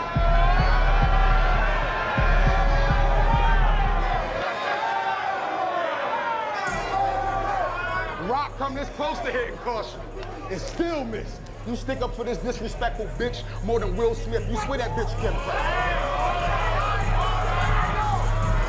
You stick up for this disrespectful bitch more than Will Smith. You swear that bitch Kim K. We all seen the caution tape. So many niggas with the work on her, there's no more office space. You can't see past it.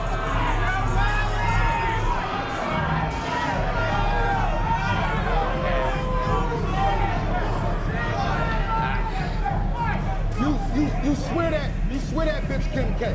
We all seen the caution tape. So many niggas with the work on them, there's no more office space. You can't see past the smoke screen. You don't be talking straight. So I came here scrap to shoot that stupid look off your face. It's gun bar after gun bar. 10 more gun bars. You all got a plan till y'all get punched. And I can gun hard. No matter where you go, here you are. You can't run far. It's amazing how the gun bar king ain't got one gun charge. Rock, you ain't gonna shoot. Rock. You ain't gonna shoot shit. I snap him like a toothpick. Giving Tay a bullet to the head on my to-do list. I catch you in a 215 or a 125. You call Carson's phone and John answer. Like, nigga, who there? Because both of y'all swingers. So I know y'all with the Diddy parties. Every time Rock lose a battle, get you a pity party. I split a string out with this shit. That's a kitty party. Roll you up in a little split. That's a Ziggy Marley. Rock, that ain't shit. Because you've been sucking on the glass shit. You run around Philly like you shacked up with a bad bitch. The truth is, you were half-wit and never had shit until you realized this whole time we ain't catfish. This coffee is a cover-up. you wear it as a beard. You won't address the training allegations because you wear. You want to cut it off, but you can't because you're scared. Because the mutual respect don't last longer than a fear. Rock you not tough. You cosplaying as a stepper. I'll slap you with the heckle and watch you crack under pressure. After you get slapped, I'll put it back on the dresser and you disappear forever. I can't ask enough for lesson. You're a buck 30 soaking wet. This is how you pose a threat. You was at the top of so long. You didn't broke your neck. You gonna quit before I get the fire. It ain't loaded. You always kept your boundaries with natural. You get no respect. Fuck you and Mount Rushmore. You always gonna be number 2. You can't talk to me like these battle red Beckers you been running through. You ain't shoot nobody since I know you. What you wanna do is nothing but space and opportunity. Right in front of you. Anything you say can will be used against you. You ain't got the number 1 pen. You got the number 2 pencil. You lost the clip.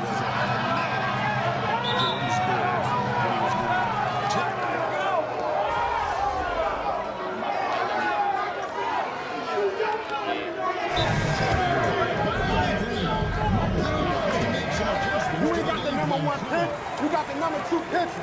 You lost the clips twice, you never lived up to your potential. And every day you wake up on borrowed time. That's a rental. Hey yo, I designed another Frankenstein. Your body parts is missing. Before I operate, I'll probably die from a heart condition. We'll try to get personal. It's not a smart decision. I'll rob you then play victim. That's classic narcissist.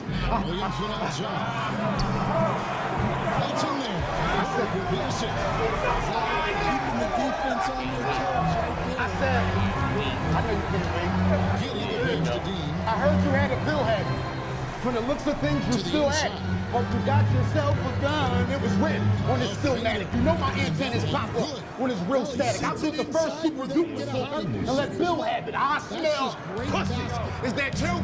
Well, your avatar. You lost more big battles than you won. You got the battle scars, extended clip, holds half a yard. That's how mad we are. I ain't trying to be nobody for you, but you won't pass the bar. You ain't having shootout for one fist fight, my friend, but you gonna get up here and rap all night like your life depends. Just you and your girlfriend going into a life event, but all you do is bite. I guess the vampire strikes again.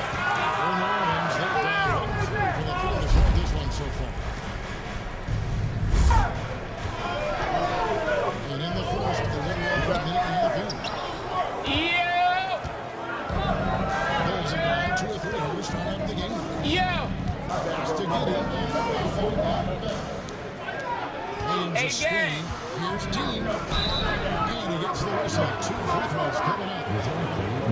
You know, Greg, it's been great to see the Pelicans get to the next level these past few seasons, hasn't it? Busy first called me for this. One of the deeper teams. My first thought was fucking bum.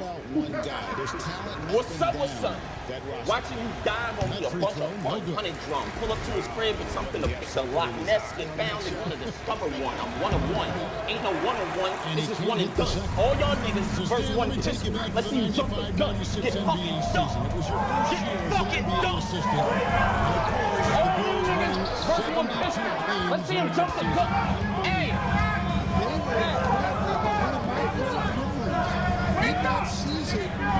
All y'all niggas, first one pistol. Let's see you jump the, get fucking dunked. You won't land to see 76, sir. Once you Phillies, Eagles, like where you coming from. It's up for something. It's up for something. It's DE bullet, breaking bomb, big hole. The Eagle left something giant, but it ain't Saquon. Wait for what?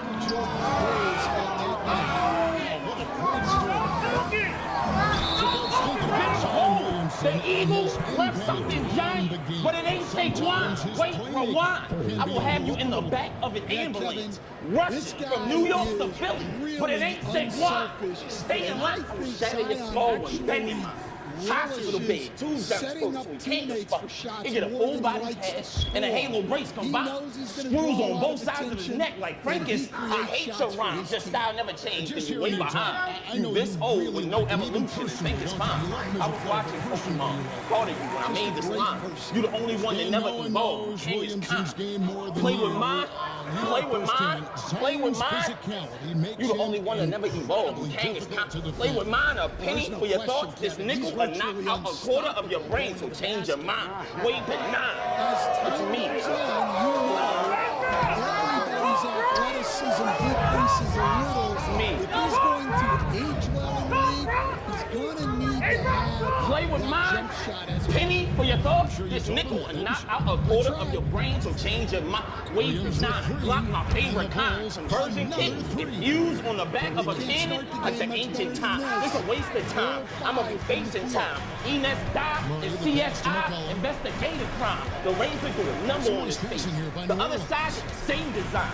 They put an X in the middle, some multiplication sign. Stabbing. He can beat you in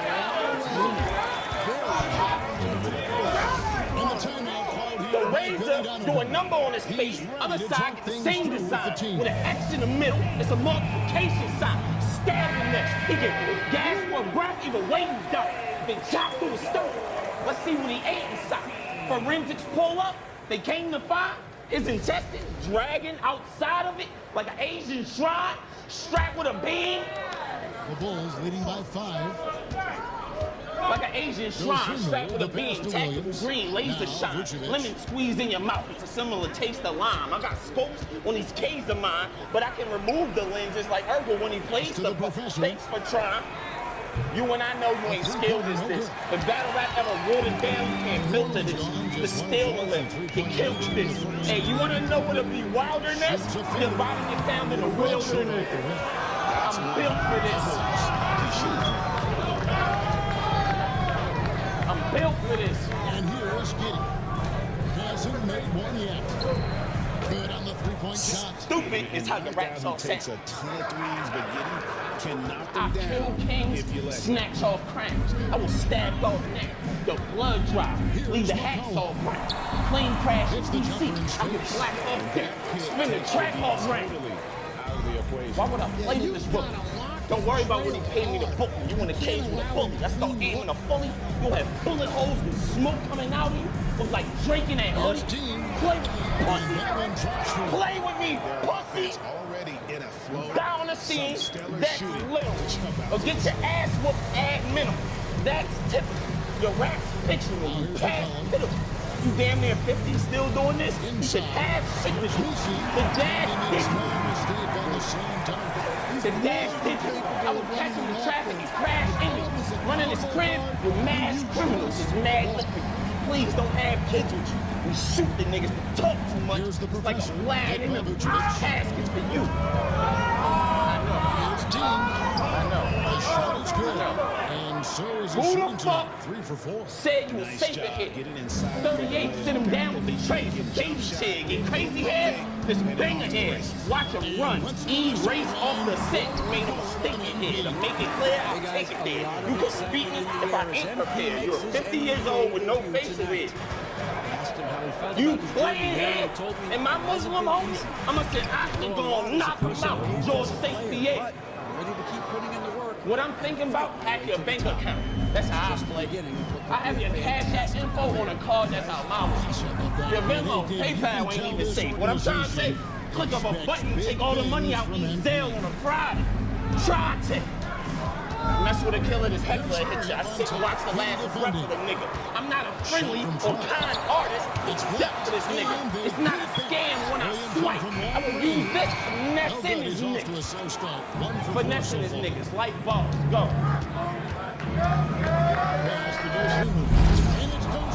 With the jam.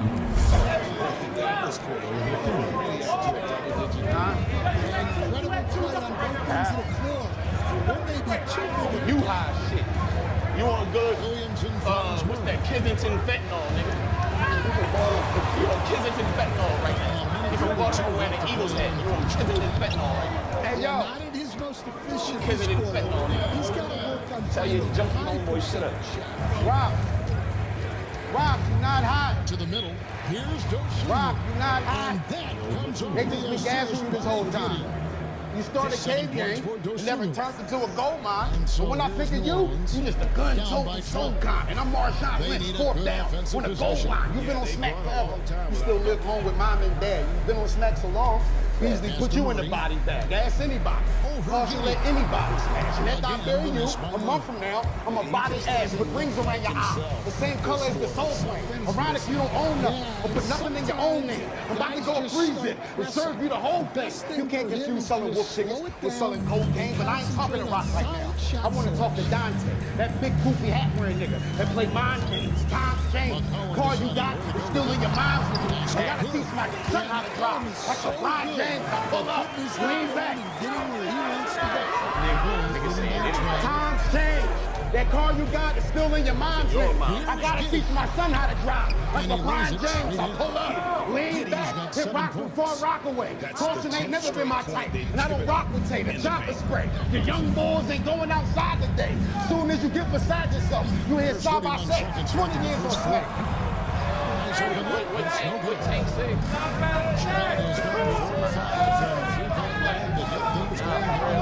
20 years on smack. All you got to show for it is a nice car. You knew you was gonna lose the daylight. You had light bars. You got it, you can't shine a bright star. They push quite far. Your whole generation weak as fuck. It's got some light bars. I hope whoever in Cave Gang get hit by a freight train and die in a plane crash on the way to their way game. Ain't nothing going on but the rent and those fake change. It's such a $5 everything. Before I make change. They've got their field goal percentage to thank for that. I see you and your entourage instructing my piece. I chase after you and caution. That's a couple's retreat. I kick the skin off your forehead and stiff with my sneakers. Y'all stay far away from me. It'd be such a relief. That caffeine money dried up, time to network. I could even buy a bag of Zy off the network. I want all the smoke, I don't care if it make my chest hurt. Whatever you gonna write is amateur night to an expert. It's missing what your girl asked. The ace made you apologize. The missing became your manager. You seen shit $1 half. You see what I'm saying? Out of sight, out of mind. But you gon' front like your chain is real. But I'm from Palestine. Get off Remy's dick. Get off Remy's dick. The fuck you so mad for? And why you ducking easy and both y'all got a glass jaw? This will be a...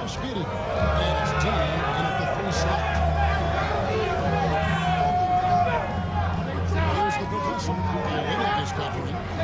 He gets it in there. 8 points for the professor. Get off Remy dick! The fuck you so mad for? And why you ducking easy and both y'all got a glass jaw?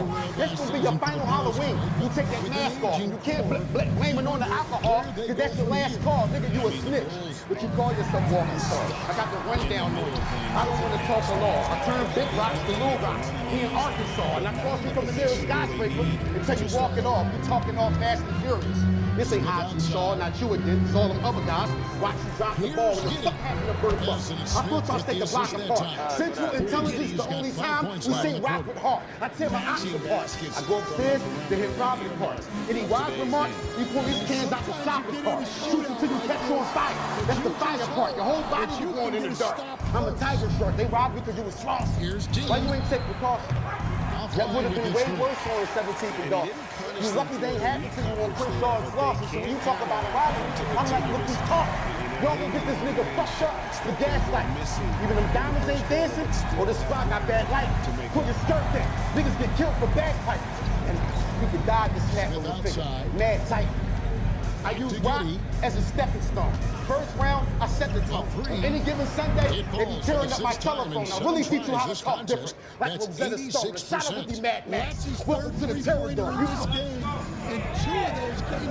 You folding on the whole game. You not about that dark life. So you and B.I.G. got something in common now. March 9th, the shot is pretty, but it's effective like Cartwright. Stop confusing me with the Dickler. Because I'm the Dark Knight. The first round was ball, and the second round was personal. Third round, I grabbed the chainsaw. The surgeon. Time, nigga. Fades back. And he gets that one to go. Hey, Busy! The professor's got 10. Busy! Not a lot of resistance on the inside, and they're taking full advantage. They set the pick. Hey, Busy! And foul on the shot. He'll shoot 2 at the free throw line. I'm told now by our producer. Why the fuck we have them, guys? Okay, we do. Is we he have on the a call call? coming in from Shams Charania. Hey, Shams, thanks for joining us. Well, guys, me on the call. A+, you should be on the call. I said A plus B because you was almost on a roll until you put E on the call. I be on my job. Name a nigga I know so. In the trap, my bro known for the homegrown, lean, meth, serve, ice, nigga, snow cone. Shit clap, shit back. They got close phone. Light on the top, rifle the pop with your own dog, fire a shot, die of a rock, it's the soul stone. Something to keep an eye on. Bullet rip your shirt, toes blown. E.T. will be lit up from a finger. How you gonna phone home? Your soul flown through the ozone. This nigga died. So he splits the free throws. This soul flown through the ozone. This nigga died. I got a wicked mind. Better get out in the nick of time. Get hog-tied, like shut the fuck up and quit the grind. I'ma put this vice grip straight in your mouth like Invisalign. Grip the whole top row and rip a piece like some 3D crest white percentage. Strip your teeth, bitch, compete. Well, last season, what stood out about this team like was their three-point shooting. They shot a very high percentage. They gonna have to pull him out of ditch, bullet like a snitch, let out the can with a quick release. If it's beef, I will pop on you like chicken grease. Clapping the lid, it's a wrap for your head like the Middle East. These straps is registered with receipts. Nigga, these two guns are assigned to rock like Chris and me. I will hang outside of your door on Christmas Street from a different piece. I want all the smoke. I'm Wiz Khalifa. Squeeze triggers, I will leave niggas in disbelief. This show will get canceled by a 50. I'm Little Meech. Did I tell this nigga speak? Why the fuck do we keep talking? Why the fuck do we keep talking? Did I tell this nigga speak? Why the fuck do we keep talking? Think you can take a headshot, get back up, and keep walking? Catch him in Jersey. What's gonna happen if we cross? This hobo can't end up the nigga that we hawking. This an old This an old blade. This hobo kid end up the nigga that we hawking. This an old blade. Now we sharpen. Slice his throat. That's the top line. I keep scoring. Straight to the chest. That's the middle line. A deep carving. Then open his stomach. And that's the bottom line. Steve Austin. Knife Here's the professor. He's got 10. Knife in him. I keep cutting. From 14. And it's in off the back. Well, professor's got 6 here in this quarter. Now he crawled. Now respawn. Dead on arrival. But your spirit, deep heart. Pelicans and going against Chicago. Their first game of the NBA's regular season. Dead on arrival. But your spirit is deep heart. And it's going to be awesome. 100 round double B spot. That's a set of titties clapping like Big T jogging. The machine call. Not the peace offering. No peace offering. How about the caddy with the 9-iron? We golfing. If this guy played in the MIA, we see Dolphins. Nah, the heat, not everything thawed out. Defrosted. This is complete hope. Honestly, it gotta be. We ain't equal. The difference between us, equality and quantity. Outline your family house with technology. Put everybody from the open to the ants underground. We'll make it copy. On these main stages, I stay dangerous. Even with a vest that rims ain't safe, this break cages. Swing on me, this gauge raises. Get pop, leg shot, shit'll take a knee like Tank Davis. Rap. Love y'all. Want it.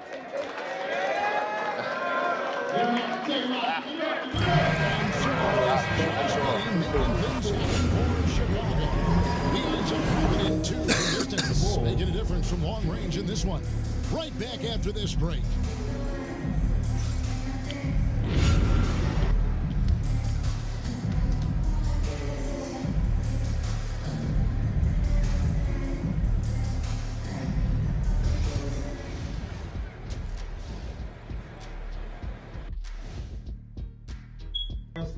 Good to see you, and welcome. A lopsided game through 2 quarters and a big deficit for the New Orleans Pelicans. They've got to run shooters off that line. Just hoping they miss. It's not working. It's just a question every team faces, Shaq. How do you extend your defense enough to bother shooters without opening up the driving lanes? Okay, now let's see what's going on around the league in terms of injuries. Yeah, we putting them into the basket. Well, they lose Anthony Edwards, so it's not just the point they'll miss, it's the spark he brings. And we wish Edwards our best getting back to the floor. Yeah, this first game. That is more than enough of us. Let's send you back to the game. Kevin Harlan and crew with the second half.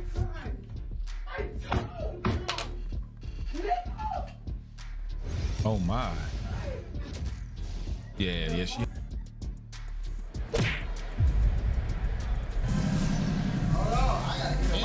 What's up, bro? Yeah. Doing something different. I'm getting my ass beat lately, man. I gotta switch it up. try to come up with another motherfucking scheme or something. Cause I'm getting my shit pushed in. Something that isn't his strength, but he's done a great job of finding the open man. Well, the way I see it, it's an added bonus. And you can see Team Chemistry Good shit, bro. growing as a result of him racking up the assists. Come to find out, I already had an account. Cool too in high school till they pull a knife on And- me. I'm like, oh, back up. So I couldn't really use the promo type shit. Yeah. They hit home runs? Or you got them for some hits?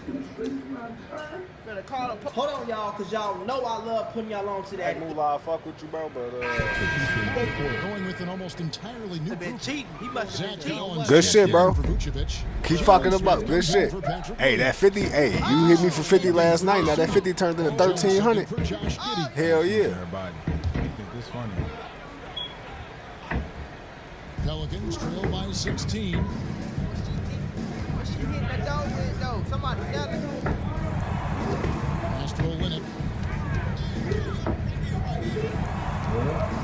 There's a minute 34 left in the third quarter. And it's Yeah. with the rebound. The Bulls leading by 16. So with Vucevic on the bench. Here's the Grizzlies going out missed on this the shit. floor. They've got Jalen Smith. Jones is out there with Kobe White. Then it's Collins, and it's Dean in at the small forward position.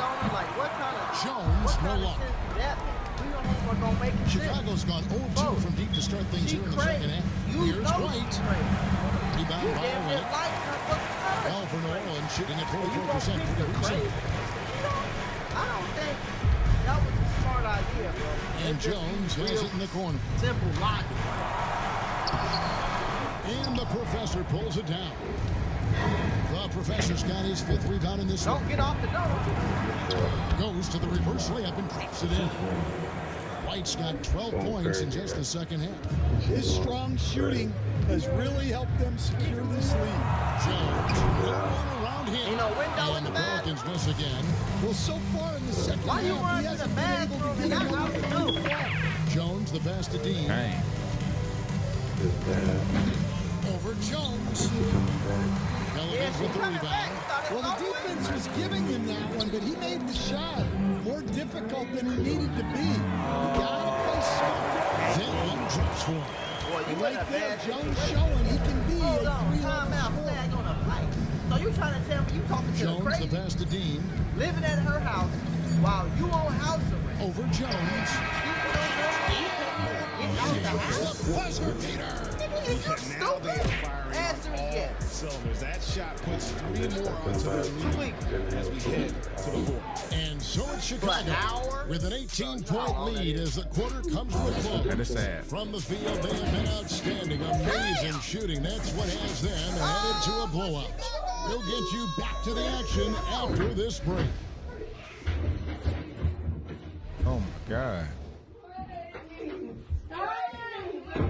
And it's time now to bring you our State Farm assist in the game. And the definition of teamwork right there, guys. I mean, what great communication between them, and what a beautiful feed. Well, it's one of the core parts of the game. Reading the defense and creating an easy bucket for your teammate. That is pretty. Put the dress in there too. And with the 4th quarter upon us, time is running out for this game to become competitive. Olenek is out there with Williamson. Then it's Jose Alvarado. Then it's Herbert Jones. So that's the group out there for New Orleans. From 13, Williamson with the bucket. Williamson's got the first field goal of the 4th I quarter would not here be for New going to Orleans. sleep. She was moving that nose, boy. She break that nose down. She went right there. Honestly, tell she hurt. Like, for you to be on house arrest and get caught cheating, bro, and she's holding down for you, that gotta be some type of hurt. And the Bulls You get lead what by I'm saying? 18. Like, and all that, Well, they we've seen that gotta movie a few be times. just a having different easy type of bucket pain when in you're the holding paint. somebody down. No, see, Williamson it's a different type outside. of pain, but she's still tweaking. I don't Drills it want to from do that. outside. Because if Williamson's the got girl 13 cheating on her, he points was in the passing second out half like that. alone. Well, he's making a concerted way, effort to man, no use the woman. three-point shot here in the second I'm going to half. say that every time. Only one in the first, 3 since the break. Somebody Here's Collins and finish off by Collins. I tell you what, he's showing some real courage. They both pulled up to her house in that situation. I don't think he knows you're not supposed to do that in traffic. Outside, Jones. Back to Alvarado. What's here? Williamson looking it over. Yeah, I know. Weird as hell, The teardrop falls in. Williamson's got 24. As you expect, Zion getting forceful and dominant inside. Yeah, that's it. Like, watch out. So serious, bro. Just about 1.5 minutes gone by here in the fourth. Here's Giddey. That miss makes him 7 for 12 for the field this game. Alvarado with it. And Jones has it in the corner. And it's Williamson missing. It's a +5 advantage for the rebounding. And Smith with the stop. And his competitiveness shining through. That's an aggressive finish. Yeah, and getting out in transition allows for some easy points before that defense is really set. And so it's Willie Green here calling timeout. He knows every possession is critical now. He's checked in for the Pelicans. And Chicago also making a switch. Dosumu's checked in. I was looking to do a little shit. We having a grand time. We vibing. We chilling. That's crazy. And then when we get done chilling, little shit like he ain't got no gas in his car. So I'm sitting right next to him after we done did the grown-up stuff. You know what I'm saying? He's on the phone with like his homeboys and people he work with talking about he ain't got no gas in his car. Hang up that phone. Like how much gas you need? You ain't got no gas in your car and you laying down lumber in the bedroom? You tripping. Do your homework. I chew, baby. Like, I got you.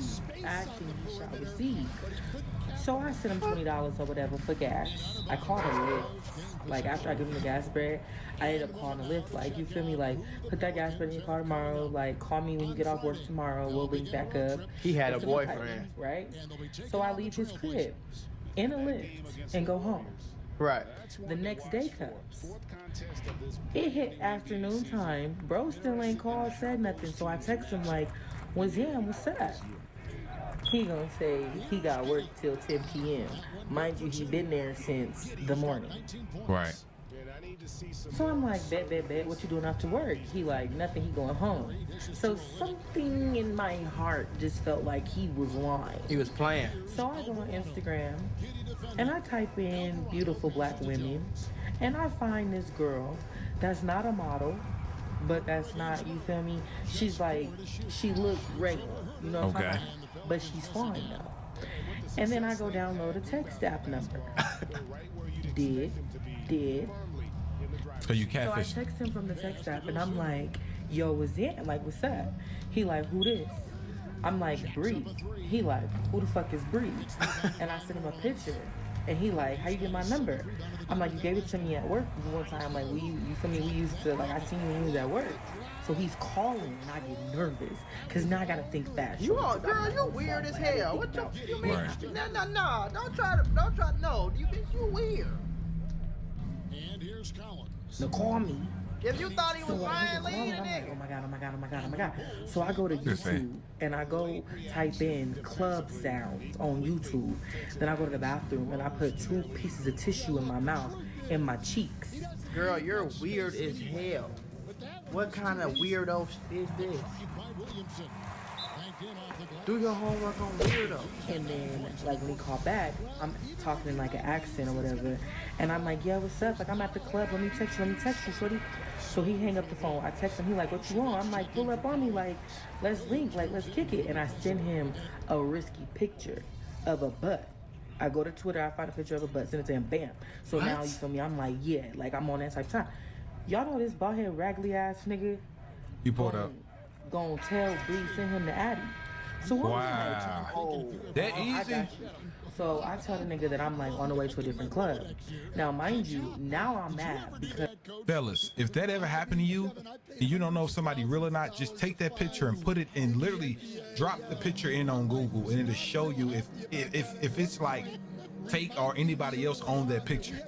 That's just free game for you. Ladies, that's free game for you too. A guy send you a selfie or something like that and you ain't never talked to him on the phone, take that picture and literally screenshot it and add it to Google and it'll show you. Cause not I gave you gas and you finna use it to pull up on another bitch. Oh, you finna run. Dang. Oh, okay. Okay. Man, bitch, you weird. Get your big ass on somewhere, lady. You live around like Humpty Dumpty, man. Doing all this weird ass. You know like you put tissue in your mouth. And like, what's wrong with these people? I wasn't even trying to shoot that shit. I was trying to pump fake. And it'll go down as their first official win of the new year. And so they'll You been on that fight? No, you haven't been on that fight. No, this is the first one. So you gotta help me. they're certainly happy to start it off with a win. A very I would have quit right there. Do your homework. Y'all gotta call the FBI or somebody, man. I'm not. What the fuck? Why y'all smiling? It's an unalived body right here. What is this? A joke? No. Really? Yes. I feel like you're pranking me. I'm not. Alright, what do you want me to do? Shield your face. Shield? It looks like it's mostly gas. Go ahead and just pop all the blisters. Y'all, this is something wrong with y'all, gang. I feel like these police, gang, they be the weirdos in school for that nobody like, gang. They was weird and they like to play with worms. Like, it's like that. Like, gang, like y'all, it's something about y'all we don't know about. They took a box cutter, covered the unalive body's face, and popped blisters on the, and then they laughing about it. Nobody's throwing up. Nobody's like, oh my God, rest in peace, man. This is messed up. This is my first body I've ever saw in my life, man. Oh man, does it look like there's any foul play? Can we call the corners off? Like, they ain't on no type of business. They laughing. Went nuts in my first game ever on 2K. That's sick. You guys suck. We had to do that. And they was In Salt pranking Lake him? City, Utah, on August 8th, Emptied the crowd on their ass. Fuck you talking about. First game, 29 and 4, 29 and 3, something like that. What begins I as a missed teaching one. moment for a Had new 2 recruit bad turnovers. escalates, One was on the placing bad multiple alley-oop. officers Shouldn't under do it. investigation The for other one was on misconduct. They weirdo. a and miss public dive outrage. on the fast You break. all right? Yeah, I'm fine. I mean, you gotta pop some bubbles. The Like following what? report Like, is based on what's official going on, police gang? records, and most of the following footage has never been seen before until now. Just Y'all be after weird. And 12:30 shout out to EWU, bro, because they be giving us that real. Field Training Officer Mark Keep and his trainee, Recruit Dakota Smiggle, joined 2 other officers who have arrived on scene to confirm reports of a deceased adult male. I don't see anything.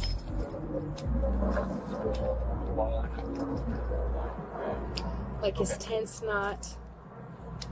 I mean, his tent's kind of like. Yeah, but it's like he fell into it, kind of thing. Like he fell over. Because like it's you sitting leaning on that direction. There's not blood all over. So. I mean, There's blood on his face, though. Yeah. I mean, you can see. There's no splatter inside the tent, is there? Oh yeah, it does have a bloody nose. There's that smell. Okay. So I mean, there might, maybe, it might not be a bad idea to have homicide come check. Okay. So. All right. Well, let's get your takes. Recruit Smiggle secures the scene with tape as Officer Peterson catches her colleagues up to speed on the situation. Now this is what's supposed to be going on. No. I breathed in that. But he's got a lot of blood. Okay. More than what I always see. Officer Keep and Recruit Smiggle decide to head back to the tent to search the man's belongings for identification. As they leave, nearby officers are overheard discussing the new recruit. So there is no excuse to not be working. Come on. Smiggle. Right here we got everything related to your schedule, including those. Hold on, y'all, because y'all know I love putting y'all on to that. Play. We don't touch the bags. Don't touch body. Leave body alone. Bags. Officer Keeps explicit instructions to leave the body alone, however, won't stand for long. So the same person that told you to leave the body alone is the same person who told you to, like, y'all be, man, this is weird, bro. Like, this is sick, gang. Among the man's belongings, they find 2 phone chargers, 1 phone, hygiene items, a plastic pen tube that Recruit Smiggle identifies as paraphernalia, and cash. No identification is found. Officer Mullinex, another field training officer, arrives at the scene and gathers additional details from the witness who first reported the body to the police. Okay, but where's the homicide people at? How's it going?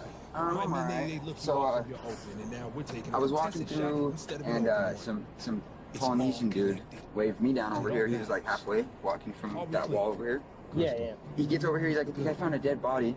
He's not moving. I get over there and meet him. Like, dude, obviously it's a dead body. Why didn't you call the cops? You know what I mean? Right. It's obviously dead. Right. And then I called you guys, stayed on the phone until the dude kind of grabbed the phone and left. And, yeah. Okay. Okay. I didn't touch nothing over there.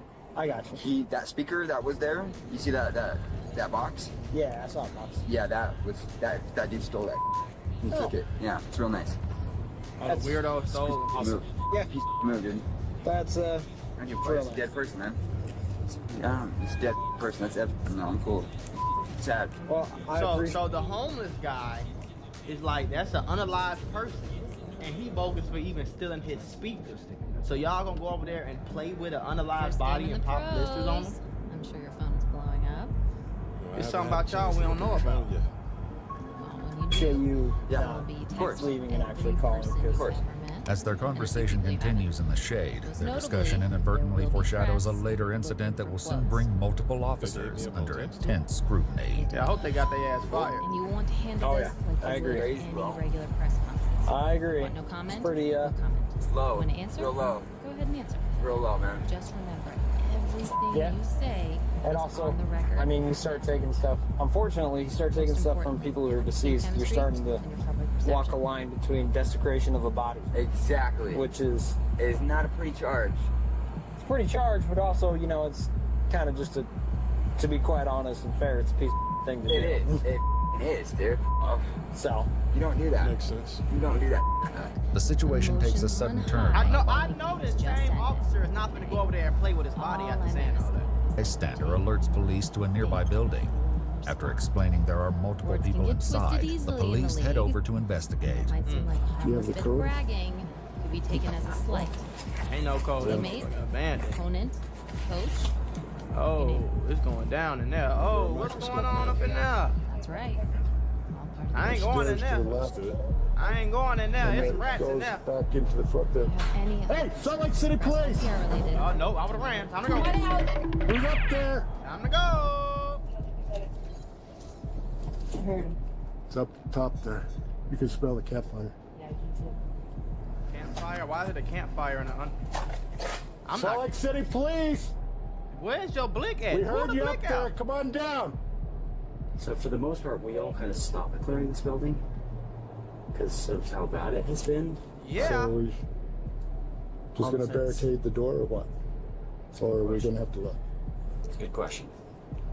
So, Because it's... if it were just simply a trespass, I wouldn't ask my guys to go in. Yeah, I know.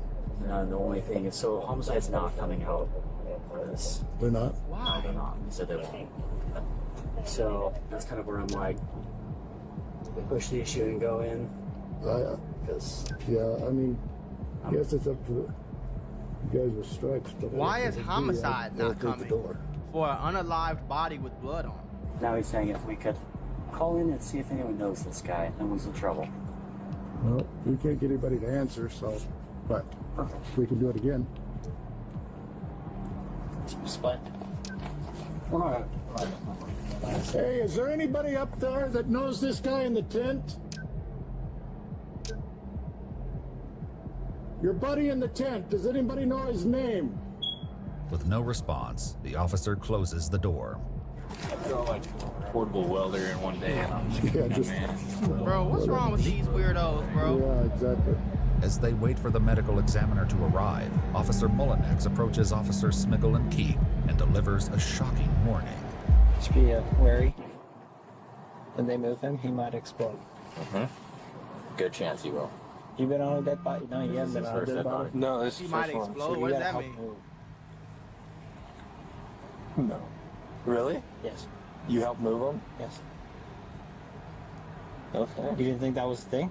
No, I didn't know that. That's the job. I've moved plenty. No, I didn't know that. Yep. So y'all some weirdos. Meanwhile, while standing guard This near the is funny closed to y'all? building door, several officers share their perspectives on the homeless. I don't think any of us would live the same way that the people here live when they're homeless. We'd probably have a tent in the backpack and like be out of sight, out of mind. Yeah. You know what I mean? Keep our stuff consolidated. There'd be a reason we were homeless though, like not like these guys where they're all dopers and Yeah. addicted to vices. Yeah. Well, I mean, a lot of it comes down to it.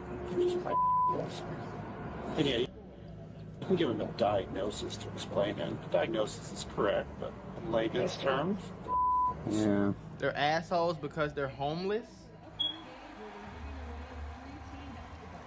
Or because they're dopers? That's weird to say, bro, when you the police. It's what you think about people, gang? You supposed to serve and protect. This what you think about people? A lot of people are homeless because they chose drugs because of a deeper issue. People don't just choose drugs because it's Tuesday. Some people all their friends passed away. Some people never had a mom, a dad, a sister, a brother. They have no family, no attachment to nobody. So they use drugs to cope, and that led to them being homeless. Some people went homeless and used the drugs to cope with being homeless. Some people, and I know somebody like this, like one of my old homies, real uncle was strung out, shorty. Like, you know what I'm saying? But he was strung out because he went to a party, everything, and I seen old pictures of him. He was normal looking, regular dude. He went to a party, somebody laced him. He woke up half naked off some dope. Half naked a day and a half later on the front lawn. Police woke him up, you know what I'm saying? And he was strung out ever since. You don't know people's story, bro. You can't sit on here and talk and call them assholes because they homeless, bro. Like, how would you feel if the worst happened to you when you was homeless and that's what people thought about you just because you homeless?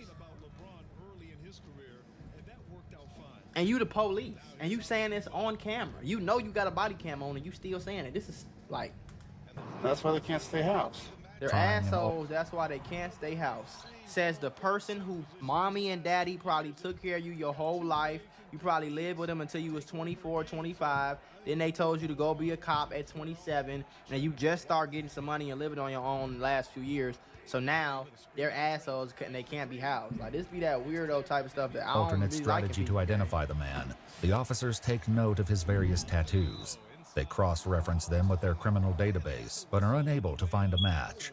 A sergeant contacts homicide and confirms they're not coming to the scene. We've heard his tattoos. Yeah. Not really anything suspicious. Yeah. Yeah, at least not yet, so.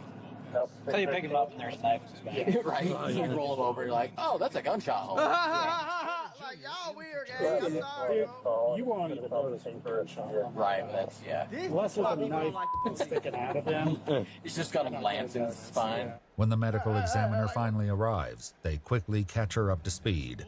As she examines the body, officers exchange remarks. I feel a lot of dirty. Break the seal. It's awesome. You know when you take your vest off at the end of swing, that's breaking the seal. I mean, 1,000 times worse. Yeah. When that happens, I'm not sure. Take a big. Yeah, take a big, or just embrace the fire. You know what? If you do that, if you take a breath, I'll fire. According to official documents, scoring a 5 is a reference to Recruit Smiggle's daily observation report. So what do they do to break the seal on him? Moving. The moving. Okay. The movement is the movement. No, they No. slice him open here. Yeah, he smells pretty bad. It's just very, I'm gonna stop pausing. It's just very weird to hear somebody be so lighthearted and jokey and funny with an unalive body right there. You know what I'm saying? Meanwhile, medical examiner pulls up like, oh man, gotta do this again. He taking pictures. They seem like they don't really want to be here. They're just trying to do this unalive man some service, find out who he is, let his family know, stuff like that. They over here telling jokes about homeless people, calling them assholes, and this is just weird. Is there something? Yeah. This is weird. It's a different smell. It's a different smell, and it's greasy, and it'll stick in your nose, bro. You gotta trim your Muslims after this. I'm serious, it does. Yeah, it'll just stay. It sticks to it. It's interesting how different it is from the other. Why do you think that is? Like, just because people are it's supposed to smell like that so that we aren't candles. We don't enter them. As the medical examiner retrieves a gurney with the help of 2 contractors, Field Training Officer Mullinex joins the group. His next instruction to recruit Smiggle sets in motion a horrifying chain of events. Hey, Buzz, I no help. I feel like you're pranking me. I'm not. I've been to that body. My first dead body I'm in, no help. Why are you smirking like that? Because it's just funny. But you think it's a joke, but I legitimately. So do you mind if we just do like some control popping? Yeah, go ahead. Do you guys need any help lifting him, or? I'm just. They're telling me. I think they're pranking me. Yeah. Yeah. So yeah. You may not want to help, but we're gonna allow him to help. There you go. You allow me to help? All right. Take this. All right. What do you want me to do? Recruit Smiggle is handed a box cutter by a contractor working with the medical examiner's office. What is going on? And his fellow officers stand by as he does the unthinkable. Shield your face. Shield. It looks like it's mostly gas. Go ahead and just pop all the blisters. Right there? Yes, sir. Anything inflated? Yeah, just poke it. That's it's gas. Yeah. Your fault. Like this is hey man, listen gang, this is weird. I don't care what nobody say. This is weird. All right. Yeah. Aaron, do you want a seat? It's better. Yeah. What might this with? Let me. What's up? You can get it. Oh, okay. Here you go.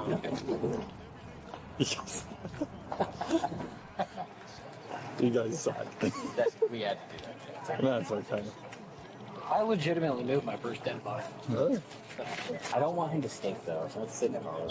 He comes with me. Right now. Yeah, it's right now. Can I even listen to that's it? You smell it now? It's really bad now. Yeah. I'm surprised there was no liquid. I was too. It was gas. As the medical examiner moves the body to the gurney, officers Peterson and Keep share their observations. You have to Isn't it weird that his clothes probably fit him at one time? Yeah, at some point he does probably. Like what are y'all like? This is so. And we need to hurry up and get this video over with. This weird. It's making my stomach feel weird and rumble. I gotta take a shit. Like this is just weird to me, bro. Like the I'm sorry. Moments later, training officers Keep and Mullinex check in on recruit Smiggle. You okay? Yeah. Throw up? No.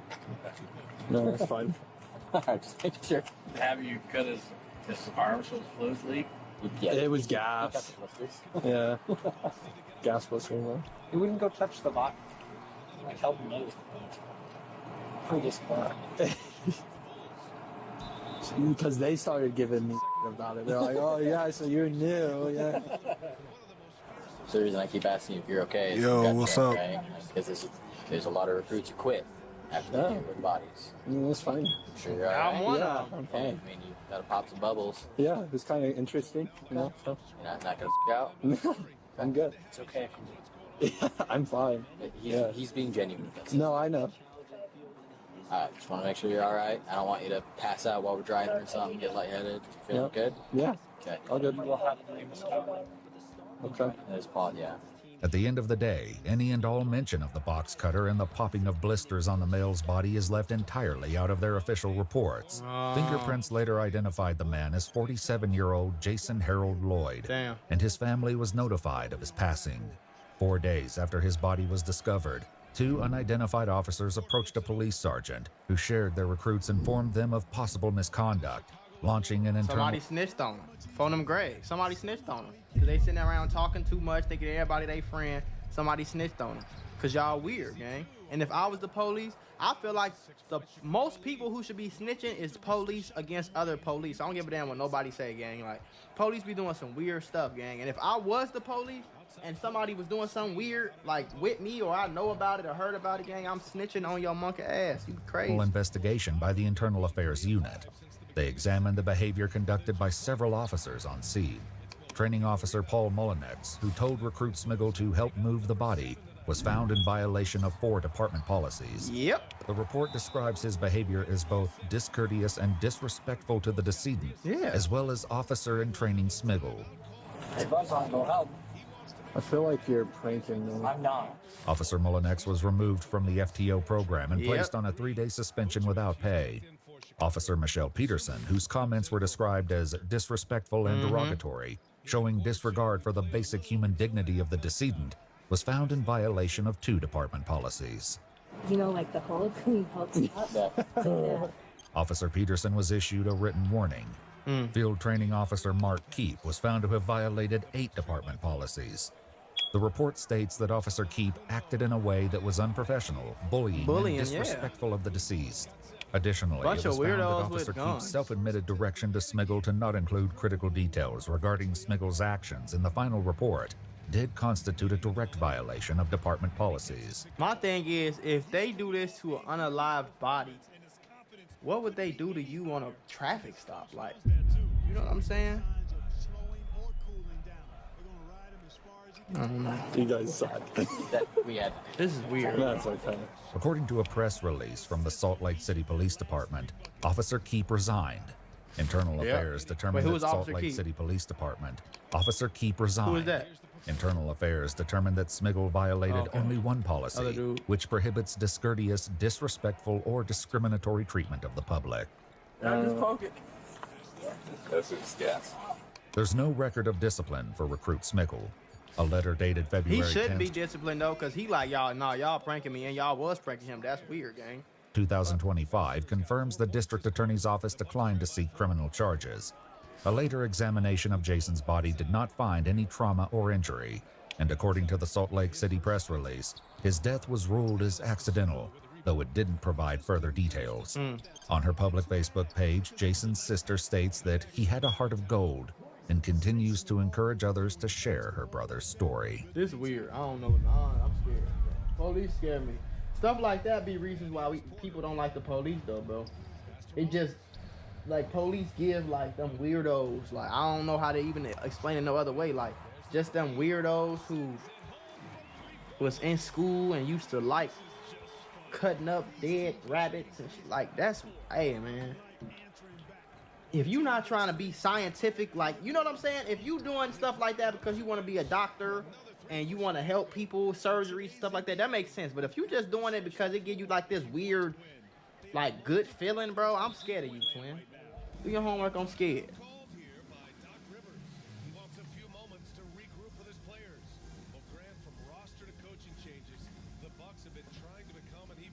This is the video of Lakewood police officers arriving at Roa Al-Danoon's doorstep for a welfare check after she was reported missing. Last time she was heard from was Sunday night at work, around midnight. Any reason why they're concerned? Does it smell like something sour, maybe? Yeah. The officers turned every stone to find her. However, despite their crushing hard work and overcoming several hurdles, their search ended with finding Roa's dead body in a horrifying state. Moreover, as detectives dug deeper into the investigation, dark secrets surfaced, exposing a killer who believed he had executed the perfect murder. Have you seen her from your neighbor? No, not today. When's the last time you saw her? I've seen her. 24-year-old Roa was found missing from her apartment on October 16, 2016. She hadn't shown up for work for 3 days straight, prompting her workplace to inform the police about it. Detective Kevin Kohuth was dispatched to conduct a welfare check for Roa on October 19, 2016. Reaching her apartment, he didn't receive any response when he knocked on the door. But they knew something was wrong. This prompted the police to call the person in charge of the building's maintenance to get them a duplicate key. So while we're waiting for maintenance to let us in, we started knocking on doors and spoke with her neighbor. Hello. All right. How you doing, sir? Have you seen her from your neighbor? No, not today. When's the last time you saw her? I've seen her a couple of days. A couple of days. How often do you usually see her? Maybe once or twice a week, but I do at least see the car. The neighbor said that he hadn't seen Roa for quite some days. While this wasn't out of the ordinary, the neighbor mentioned that she had a son, so he should have at least seen them in the last few days. While the police were questioning the neighbor, alarm bells were still going off in their minds because of the terrible and sour smell escaping Roa's apartment. After a few minutes, the maintenance guy arrived and finally allowed Detective Kohuth to enter Roa's residence. Just when the door of her residence swung open, the police immediately knew that something sinister had gone down in her house. Liquid police! Anybody home? Liquid police! Roa's room was a complete mess with everything scattered about. To contrast this, her son's room looked perfectly organized and even had some packed bags. When the police entered the kitchen, they discovered the source of the sour and decaying smell. There was a jug of milk on the table with a glass of milk next to it. It looked like there was a meal prepared. There was a pan that was filled with chicken, and it was all dried out, and it was just still sitting out. The spoiled jug of milk, the cooked but untouched meal, and the chaotic mess in Roa's room screamed that she and her son had been taken away from the house in a hurry. But despite the place being a complete mess where her potential abductor didn't try to hide anything, the police didn't find any clues that pointed in any direction.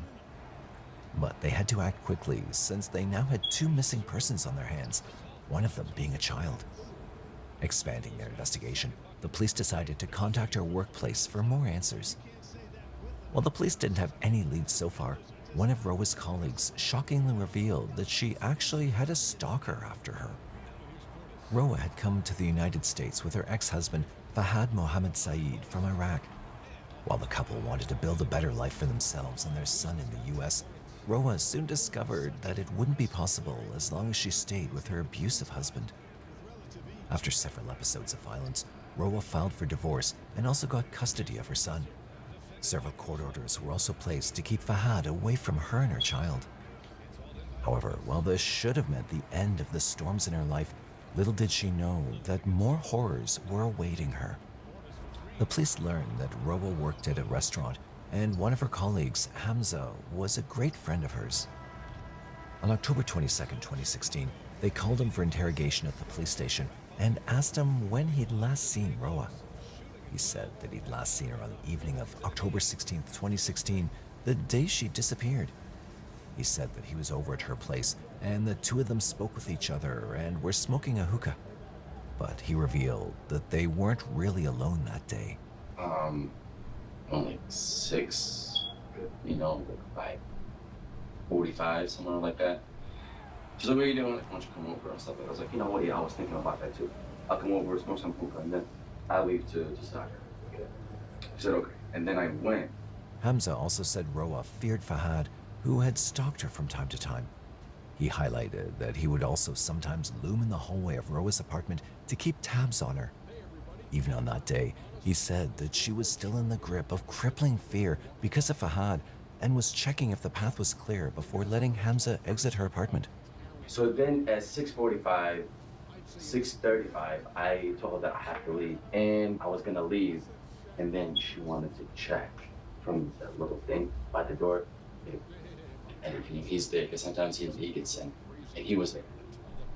What do you mean she checked? What did she check? Like, like there's a door and there's a little eye peephole thing? Yeah. Okay. Because like I said, she's a real afraid of him, Okay. Like, not afraid, but I would say, like, she doesn't want any problems, So then, and she was kind of all worried and stuff like that. Making a startling revelation, Hamza said that as she ran an eye to scout for Fahad, she saw him hovering about in the hallway. I was like, well, what do you mean to do? Like, if you want, I can leave. I don't care. Right. So like, she looks out the people and... Like from the little he's in the hallway? Yeah. He was in the hallway. She could see? Yeah. Okay. Yeah, he was there. Well, what exactly did she say to you? Okay, she was like, he was like, I don't care, you can wait, and you can come in. But he said that, like, because, it's like, like I told you, like, the Arabic community, especially the Arab community, people talks about each other. Blah, blah, blah, blah, blah, blah, blah, blah. So, like, and, like, for a woman, if something, came up, like, there's a guy went over her house, or friends went over her house, and, and she's a woman, and she's, you know. All right, let's run some pick and roll. You know, divorce. That's kind of like a big deal for them. Get to the cup. So then I told her, some mid range. I need to hit my 3 in a row for the first time. So then she tells me, you know what? Just get out of the back. I need to get another dub. I was like, sure. Thus, And Roa was very I need scared 11 that her points. ex-husband was outside her doorstep the night she disappeared. Moreover, the crippling fear she felt made her send Hamza away by the back door instead of the front. This immediately flagged Fahad as a person of interest. To add to the benefit of the investigation, the police discovered that Fahad had even violated a temporary protection order placed by the court. This gave them enough ground to detain him. The police got a warrant for Fahad's arrest and reached his workplace to nab him on October 25th, 2016. Hello. Hi, detectives from Lakewood. Is there someone in your human resources department we can speak to? We need to talk to you. Okay, what's your plate? We are looking for Fahad Mohammed Said. Come in, I'll have somebody pull him off the car. Hi. Detective Capital with Lakewood Police. How are you? The officers, led by Detective David Kappa, found that they wouldn't be able to properly speak with him since he only spoke Arabic. Regardless, they had to make the arrest and also interrogate him about his missing ex-wife. We're going to arrest you. You violated your temporary protection order. So you're under arrest. Okay? Do you have any weapons, anything sharp, knives? No. Fahad cooperated with the cops and didn't resist his arrest. Fahad looked very calm and his body language didn't show any signs of anxiety or hesitation, and the same behavior also continued at the police station. Detective Kappa started the interrogation by asking him when he last saw his ex-wife, and as much as he tried to give a credible answer, there was a strange detail that instantly caught the attention of the police. The last time that you saw your ex-wife? Sunday, 11 at night. Do you know what day in particular? 16th. And where did you see her at? She came to my house. Why did she come to your house? She dropped off. Did she tell you where she was going?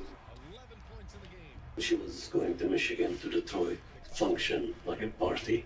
And she said that she would be right back the following day. Thus, Roa was last seen by Fahad in his own house and had gone to a party from there.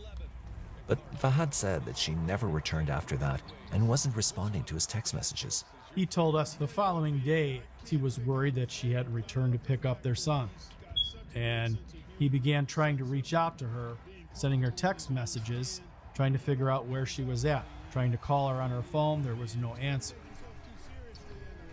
He was aware he was violating the temporary protection order issued by our court. He was prohibited from having her son in his presence. It just didn't really make a lot of sense to us. But this was all Fahad had to offer to the Lakewood police. This opened up the angle that Roa may not have been in danger at her own house. The real trouble could have begun in her ex-husband's residence. Moreover, from this confession, Fahad had not only made himself the last man to have seen Roa, but also came out as a man knowingly violating the court orders for custody of his son. This led to his arrest, and he was imprisoned in the Cuyahoga County Jail. However, the police couldn't really celebrate this small win now. In fact, while they did manage to put a suspect behind bars, the truth behind Roa's disappearance was also still locked away. The fact that Roa could have been kidnapped from outside her house after leaving Fahad's place seemed odd, especially with the mess her room was in when the officers entered her apartment. The police believed that her house was the site where everything started. To have another look, the police decided to go back to her apartment. While they'd observed a sour and rotting smell the last time they were in Roa's apartment, their second visit also led them to a foul odor of something similar, the stench of a liar. The police had learned from Hamza that Fahad was working outside Roa's apartment when he was gone the day of her disappearance. While this was a solid lead against Fahad, Hamza had also seemingly slipped a lie in during his confession. Roa! One of the things we located was a hookah, and this hookah was missing some pieces. A couple small pieces were located in the kitchen garbage can, and it was missing its hose. We didn't know at the time if this missing hose could potentially be a very crucial piece of evidence that we need. During our interview with Hamza, he tells us he and Roa were smoking hookah in her apartment. We're now in her apartment. We see this hookah. It's missing pieces and it's missing a hose. Now, why is this hose missing? So why is he telling us that he was there smoking hookah if this hookah that we found in Roa's kitchen is missing all these pieces and is inoperable? It didn't make a lot of sense to us. At that point, I was reluctant to rule Hamza out as being someone involved in Roa's disappearance. To get more clarity, the police brought Hamza back for questioning at the police station and saw him expose his lie before them. You say that you went there to smoke hookah. Yeah. Did you bring a hookah? She has her own. Okay, and describe it to me. It's a two-piece, like a bowl, and then it goes a metal piece, and then it goes the head, and then it goes a hose. So, the hose? Yeah. We've been to her apartment. I found the hookah, but I didn't find the hose, and I didn't find the mouthpiece. So I'm just trying to figure this out. The officers tried to corner Hamza by accusing him of having an affair with Roa in the guise of a friendship. For somebody who's 22 to say, I went to the house to chill, smoke hookah, that to me means you're probably over there for a relationship. There's no relationship, zero, between me and her. I guarantee you on everything. There is absolutely zero. And, I do have a girlfriend, and we're getting married.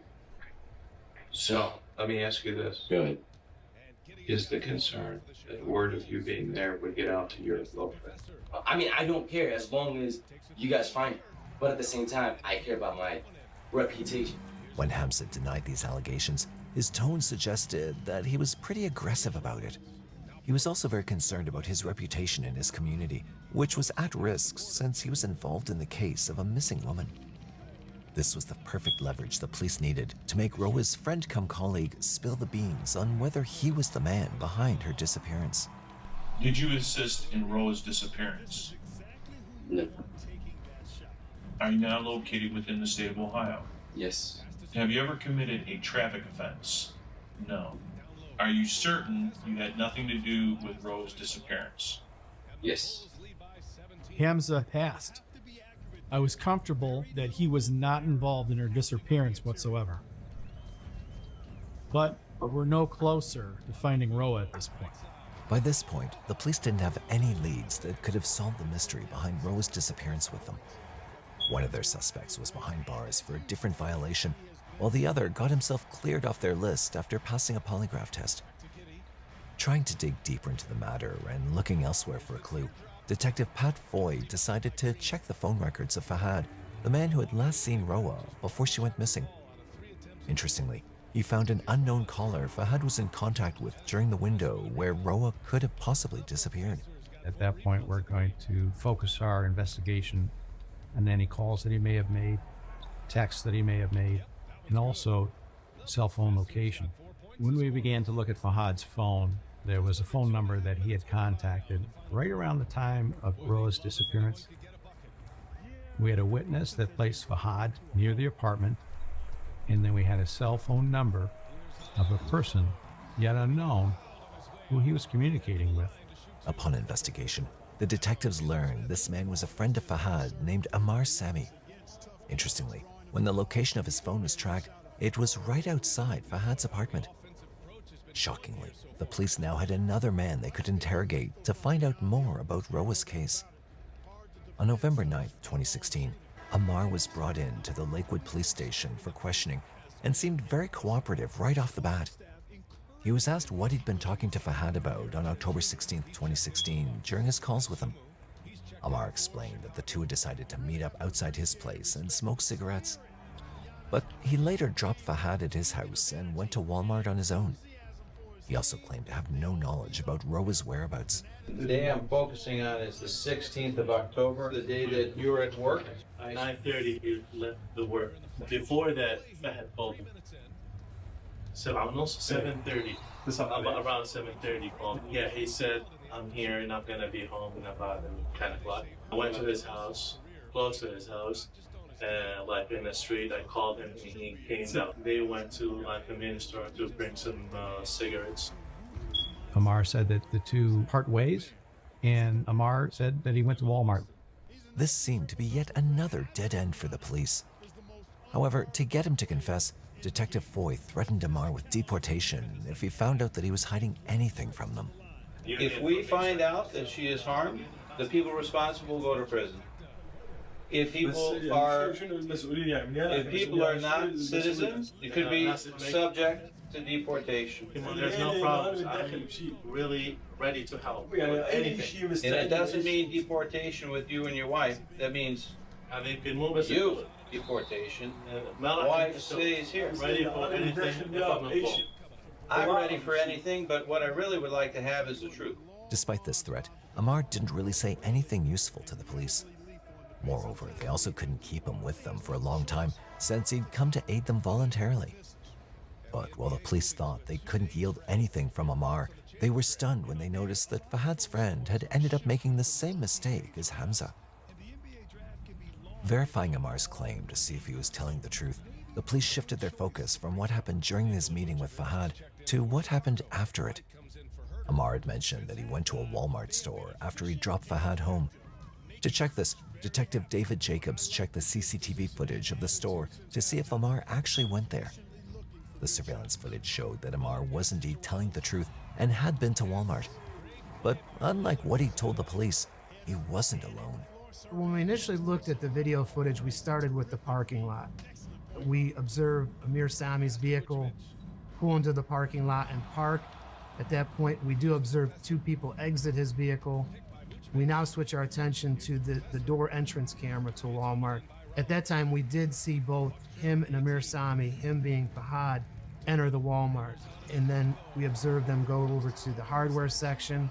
And at that point, we observed Fahad remove a 6-foot digging shovel from the rack.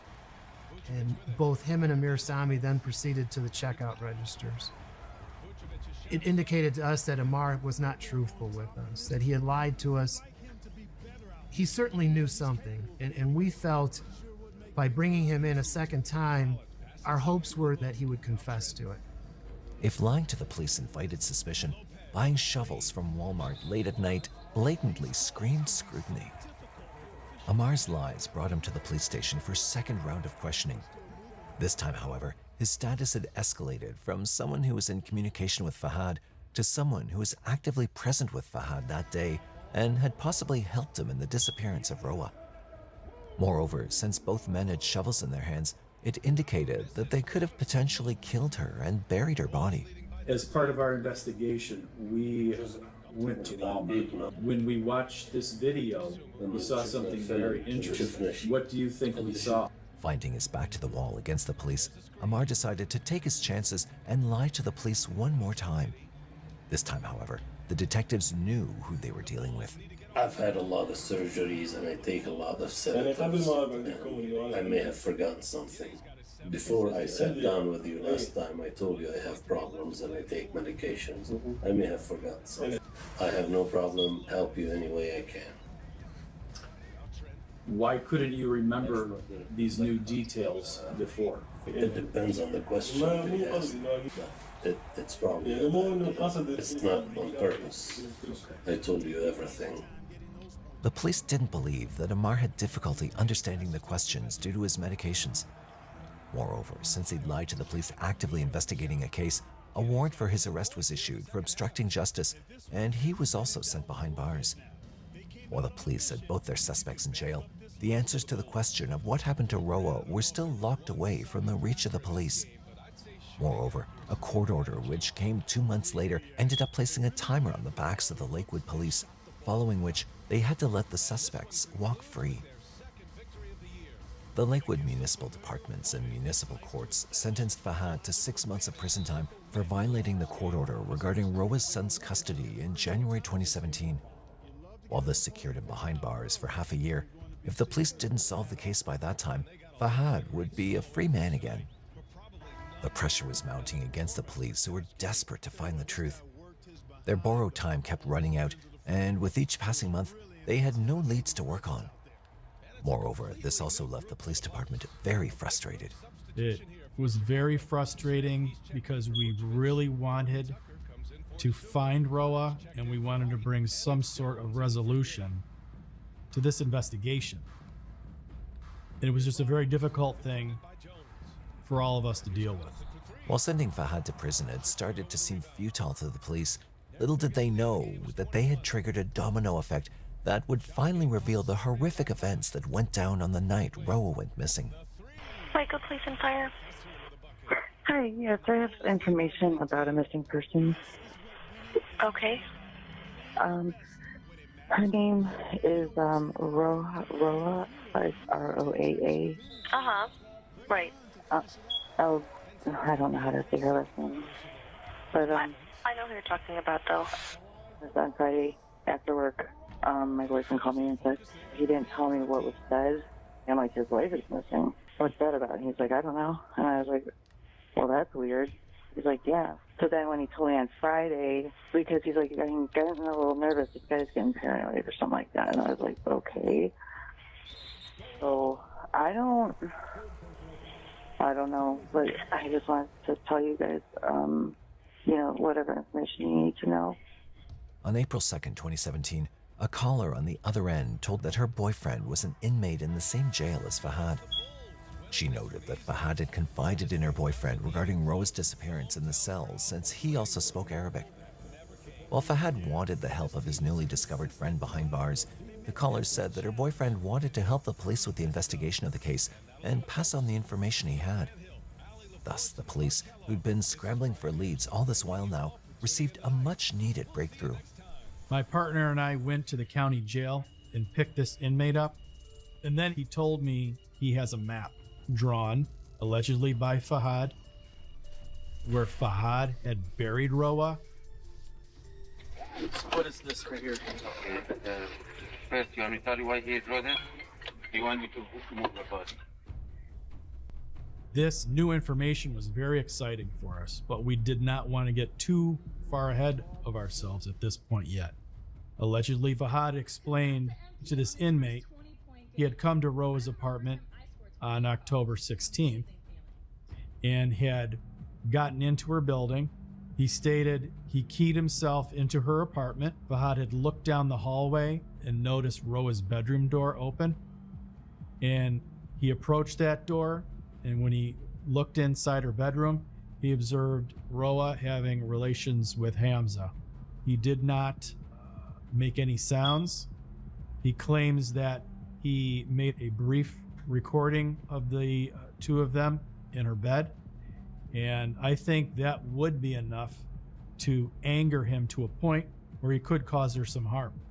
Thus, the police learned that Hamza wasn't a clean guy after all. But the police didn't have time to worry about him, since they now knew that Fahad was the guy responsible for the disappearance and the murder of Roa. He'd confided in the inmate about his perfect crime because he was worried that the rains during that season would wash away the soil over Roa's burial site.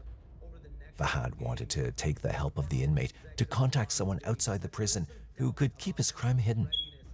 However, this ended up being a fatal mistake on his part because the information landed straight in the bag of Lakewood Police. On May 15th, 2017, the police used the map hand-drawn by Fahad to track Roa's body and dug it out. Moreover, they also took the help of the FBI's evidence response team to get her body out. This area, he lived in this apartment.